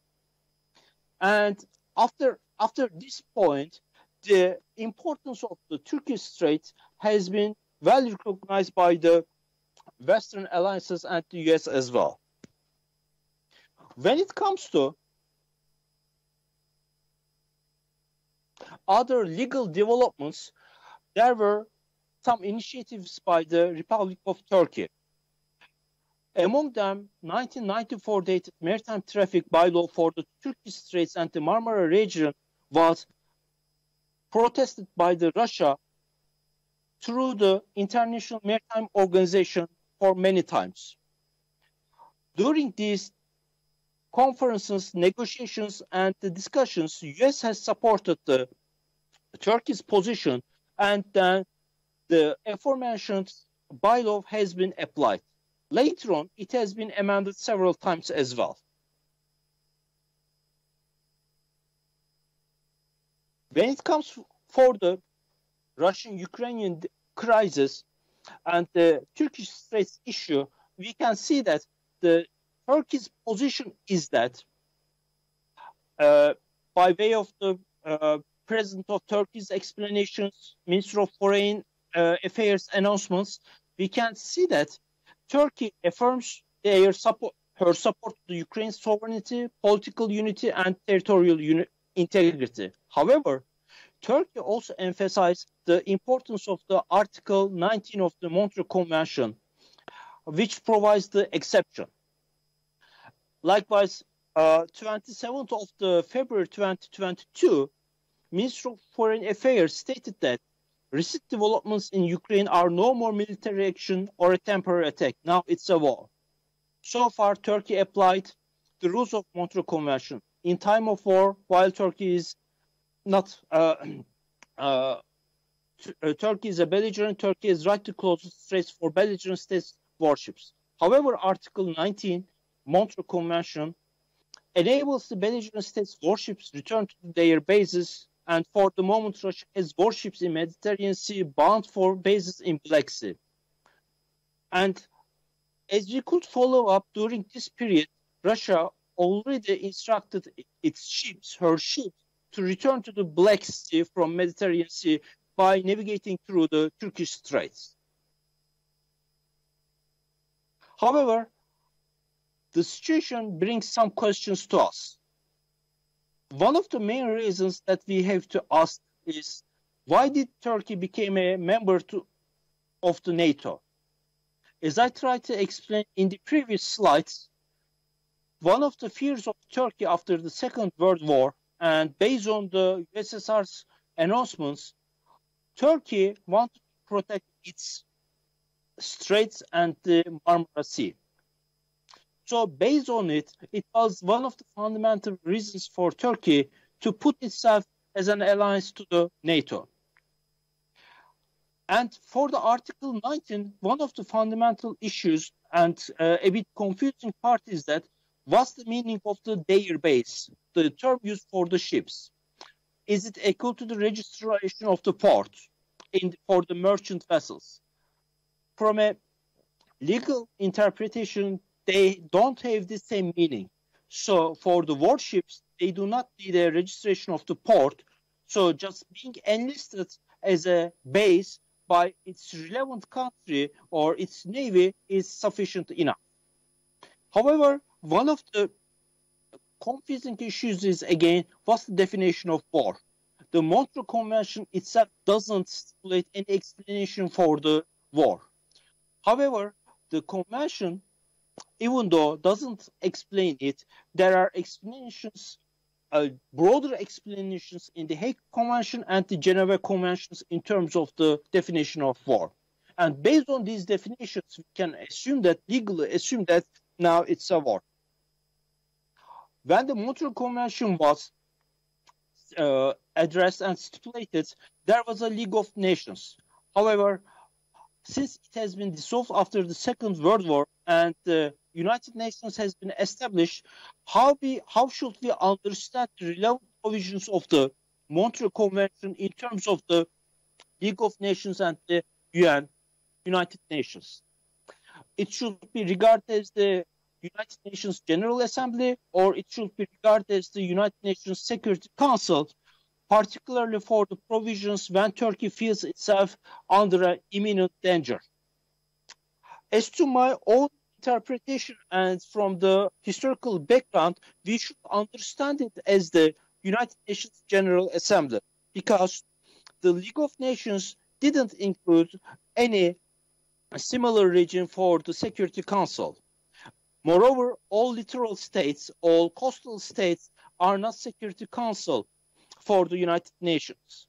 And if there is a conflict between the littoral states, this will be expedited to the United Nations. And there was another practical problem Turkey experienced during 2008. What will be the entry, stay, and exit of the non-littoral state ships in the Black Sea?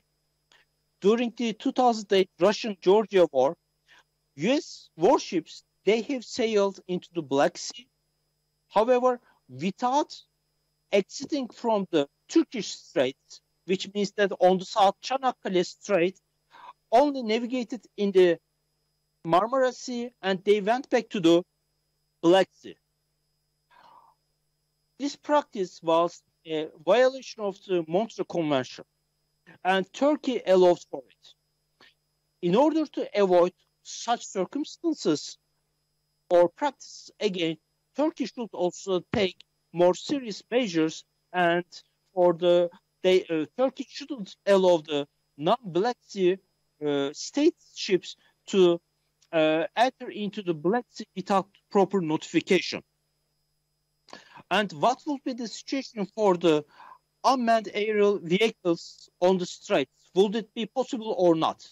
Since whether we should find them as an aircraft or not. As to my interpretation, they should be also interpreted as an aircraft and subject to the restrictions in the Montreux Conventions. So, due to time constraints?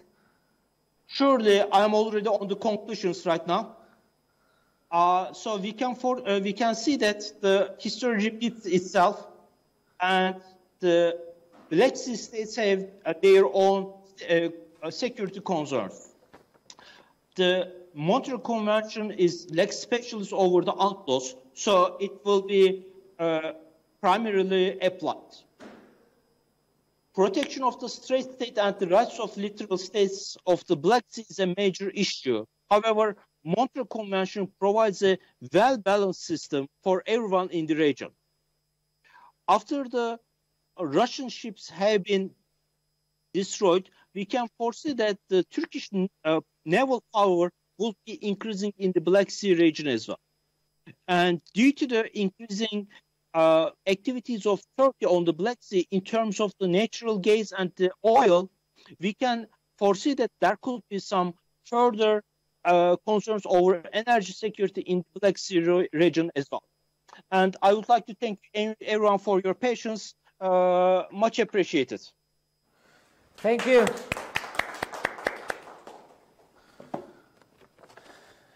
Thank you, Dr. Durak, for your valuable presentation from the legal standpoint. We are now turning to the UK, to our last speaker, Professor İbrahim Sirkeci. He's a world-renowned sociologist who is currently based in Manchester. He's one of the founders of the International Business School, Manchester. He's been based in the UK for a long time. He's worked at various institutions. And today, he'll be touching upon the refugee crisis coming out of the Ukraine-Russia conflict. The floor is yours, Professor. Thank you very much. I will try to be as brief as possible because I really don't have much time left. And I was supposed to leave for something else here by 2 o'clock. So anyway, here we are. I am sharing my screen now. Hopefully it will work. Let's see.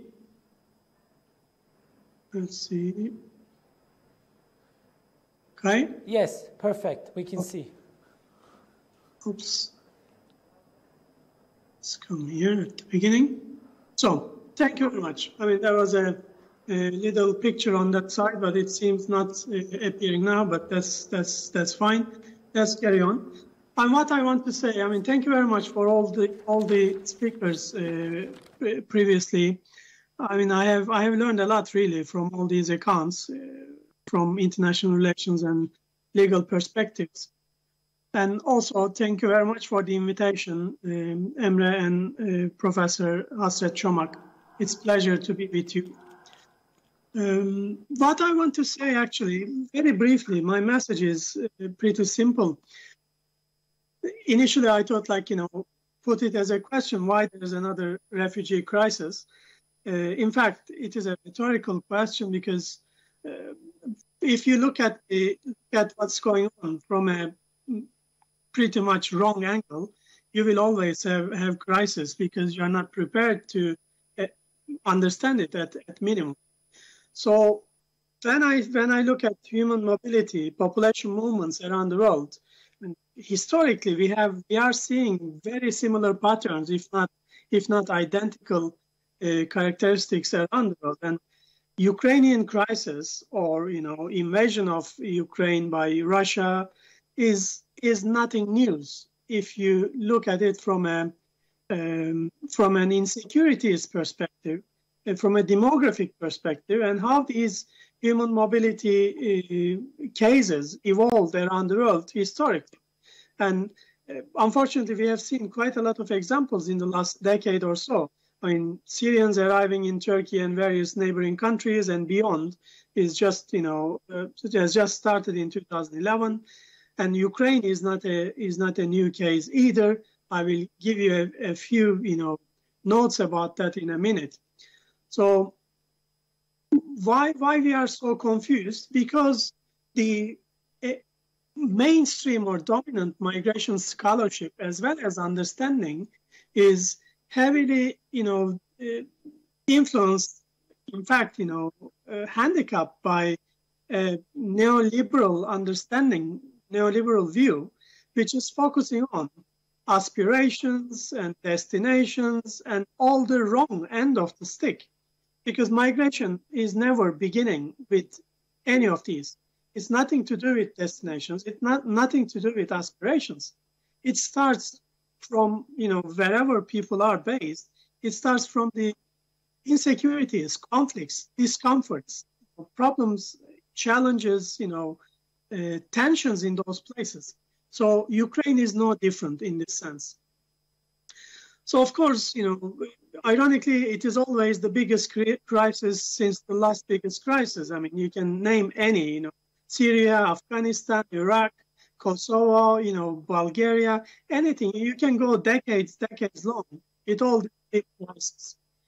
And Ukraine is unfortunately one of those relatively small countries sitting in important geopolitical fault lines. So there is, it is kind of a border between NATO and Russia, the former superpower, and still a big troublemaker for the region and for the rest of the world. So that is making the country prone to any conflicts within and beyond the borders. And it means it is constant insecurity, and therefore it is very likely to cause displacement, as we are seeing now unfolding before our eyes. So 2022 war caused so far over 6 million refugees arriving in mostly neighboring countries, but reaching as far as Germany and UK and the States. And at the same time, UNHCR and IOM giving different numbers, but around 6 to 7 million, maybe 8 million, are displaced internally. So again, these are no surprise. For a country of 45 million population, that is pretty much what we expect. And it is in line with what we have seen in Syria and other places. And not so far ago, in 2014, when we had the beginning of this last conflict, perhaps, we have seen 1.3 million internal displaced and 900,000 refugees within 9 months of the conflict's start. And most of these people, refugees, displaced people, arrived in Russia in that time, as Russia was, of course involved, but not the direct enemy in that bit of the conflict. And we have seen in the years following that conflict in east of Ukraine and annexation of Crimea, we have seen about 2 million refugees, over 2 million refugees arriving in Russia, and much smaller numbers in other countries. This is, of course, a function of, it is moderated by international, climate about refugees, whether it is welcoming or hostile, etc. But at that time, it didn't, cause much. It didn't, pave the way for flows to Western Europe as it is today. But again, if you look at, history of Ukraine, you would see large-scale movements. Not, as today's, because populations were much smaller in those times. But, we had seen before the collapse of Soviet Union, there was Chernobyl, and it resulted in a significant number of displacement. And about 200 years ago, it was again quite a bit of contested territory between the old empires, and all of these caused major displacements. However, beyond that, we have root causes or main drivers of migration wherever you look at. And first of these is democratic deficit. So when you have serious representation issues or inequalities or disadvantages or serious discrimination against certain groups, then you will have migration pressures rising up. It's not only for Ukraine, it is same for Russia as well. So if you have oligarchs, according to one survey in Ukraine some years ago, oligarchs were the most influential people. This is perception, but also it is reality. I recall now, Hasan Ünal showed some numbers. Professor Aybar showed some numbers about sanctions against Russian oligarchs and so on. So it is a source of democratic deficit, therefore insecurities. Same goes for elections. If you don't have a functioning, democracy, then again, in Ukraine's case, this is mostly to do with regular foreign interference, mainly Russian interference. But EU or US are not really innocent in this count either. Then the second source of insecurities is development deficit. That is practically how we put together all these inequalities between countries, between regions, within countries, provinces, districts, and also classes and groups of people within countries. So it can be based on ethnicity, language, other cultural characteristics, or gender, or it could be simply a trick of the geography. But there are these inequalities existing in many countries around the world.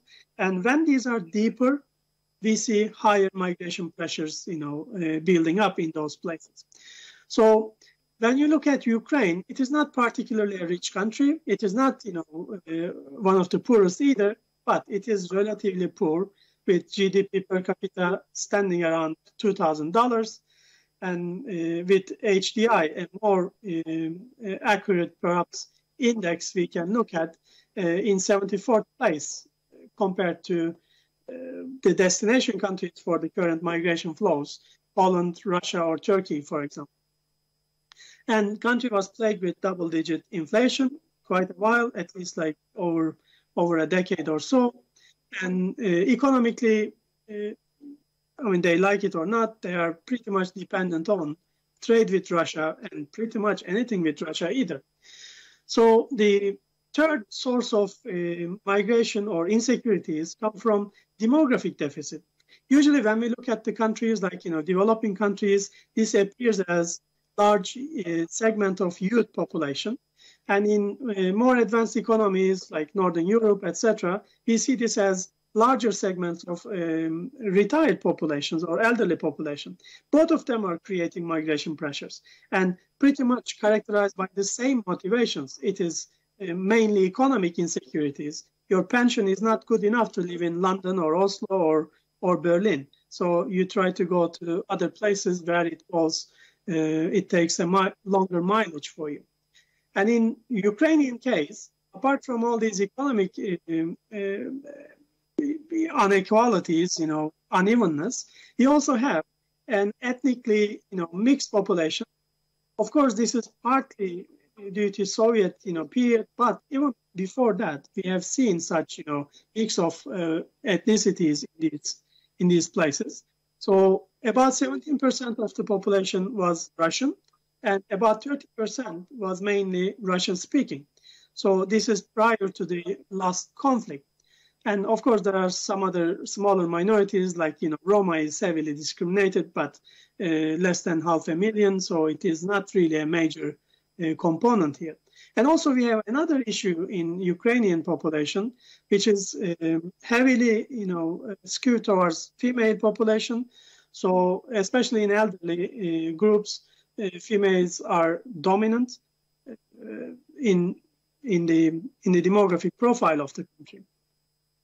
And when we look at the movement, mobility of Ukrainians, again, historically, we have a large Ukrainian diaspora, but also, don't forget, we have seen several periods in the last, 100 years, pushing, large populations within former Soviet countries and beyond for political and ideological, whatever reasons. So in the Soviet times, we have the data showing about 1.8 million Ukrainians living abroad and 3.5 million within the other Soviet republics.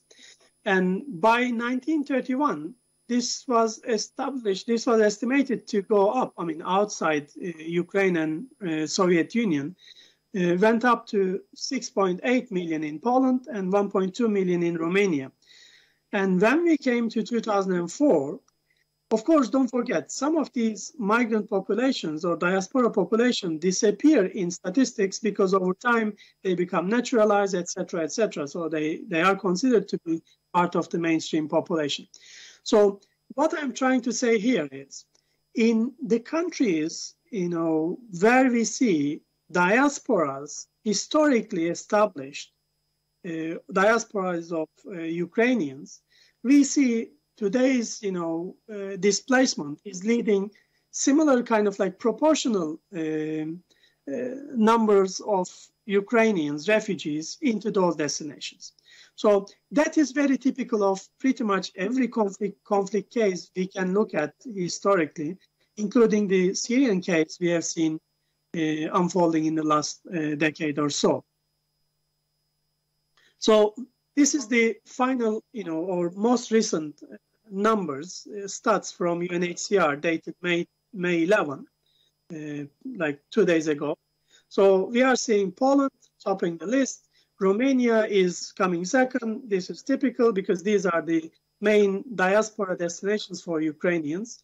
Russia, obviously having 17% Russian speaking in a country, you would expect those who would like to go to somewhere they will feel more comfortable. And linguistic ability is one major factor in that. Other countries like Moldova is excessive in this stats, but it is duplicating some of the Romanian numbers. So that is pretty much this story. So if I go back to the conceptual model I suggested at the beginning, so the drivers of migration do not change. Whether it is war or low-level tensions, conflicts, etc., it is pretty much same all the time. So we cannot and we shouldn't call these new crises because the root causes, drivers of migration, are still there, and nobody is doing anything about removing those, root causes.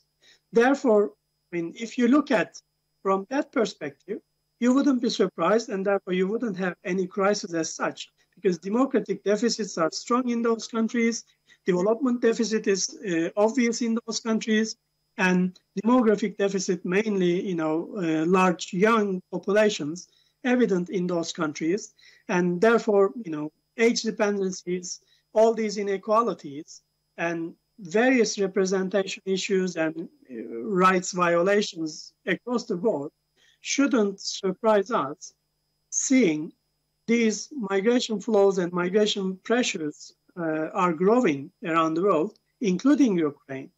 And the conflict situations or wars, invasions, as we see today in Ukraine, are just, creating an opportunity framework, just expediting the process, and therefore we see mass displacement of populations. And obviously, when I say all these, 3Ds are driving migration, I'm not forgetting there are also a lot of moderators of human mobility.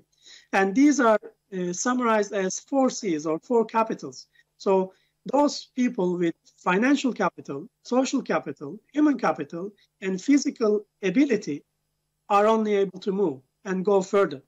When you look at the IOM studies done in last few weeks, you would see like most of the disabled people from Ukraine didn't make it through the borders. And those who made it only made it to Moldova or Romania. They didn't go any further. So this is very typical. We have seen same thing happening in Syria and in other cases too. So these are the kind of like key messages I would like to share with you. And of course, the bottom line is there is no new crisis. If you look at the situation from the right angle, look at the obvious indicators sitting before us, then we wouldn't be surprised and we would be better prepared about what is happening and what's coming next. Thank you very much. And with apologies, guys, with your permission, I will have to run now. And thanks again for the invitation. And thank you for all these distinguished speakers I had the privilege to listen to. Thank you. Thank you, Professor Sirkeci, for your valuable presentation and contribution to our conference. Well, all distinguished speakers have presented their arguments, their points, and we have now come to the end of our second session. I have a question to Professor Reginbogen, if he accepts. So, in your presentation, your presentation was based on the statecraft of permanent neutrality. But from what I feel, the statecraft of permanent neutrality has been constructed by Western scholars and policymakers such as yourself.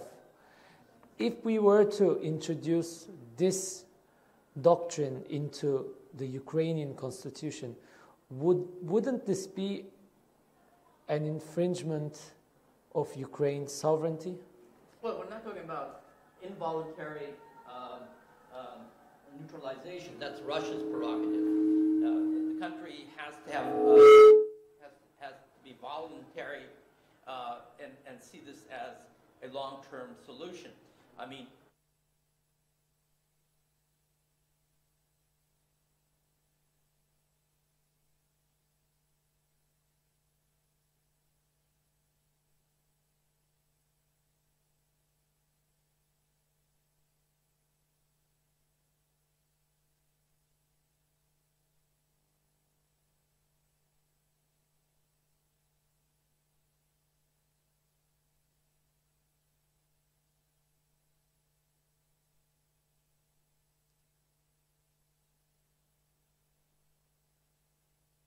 on 10th and 11th, the East Asian countries were in Washington, D.C. for a summit.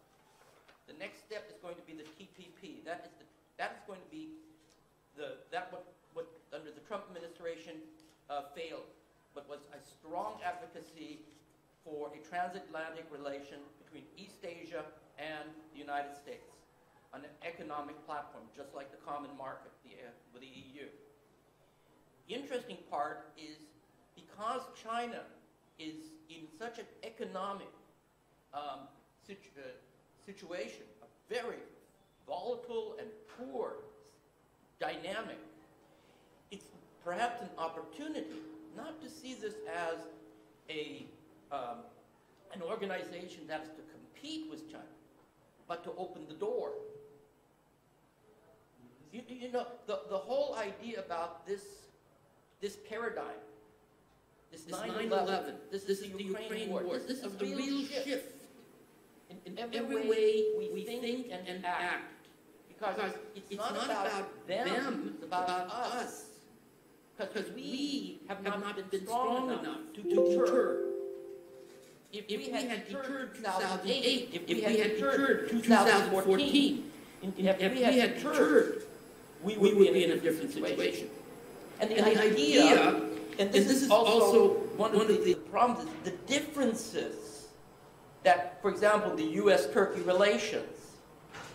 The problem is we always, there's a certain school in U.S.-Turkey relations or Turkish foreign policy which says, oh, you can have a better deal with the Russians. Look at history and look what is going on in Syria and in Libya and in Ukraine. I mean, where are people going off the deep end? It's that kind of questioning of those kinds of perceptions. And somebody tells me it's 85% anti-Americanism, somebody has to go to the GMF, the German Marshall Fund, which is a totally transparent statistic, and see, it's completely different. So the misinformation, the disinformation is so rapid that it needs to be qualified vehemently. And that's why a strategic concept like permanent neutrality is something to evaluate. I mean, Turkey was neutral in World War II. It had security alliances with the Brits and with the Germans. Why? It was the Russian. That was the fear. So it's the historical context of geopolitics, learning from those lessons, and looking at what you can do. This doesn't mean that Russia has to be the adversary. Things do change also.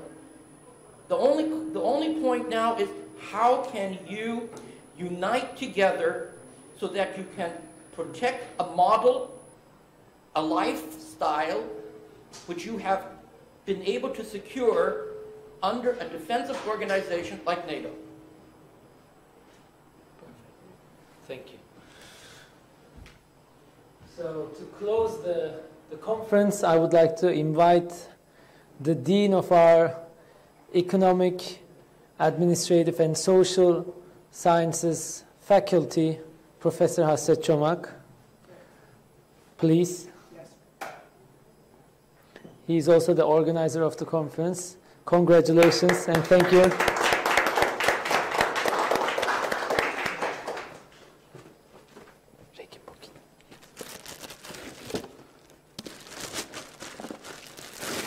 Professor Egin Bogin. Şu önde verelim.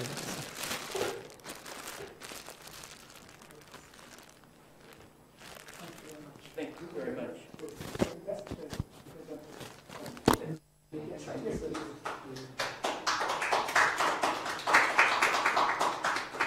Thank you. Bir de hep beraber çekelim hocam. Siz de buyurun. Hepiniz sahnede bir fotoğraf çekin.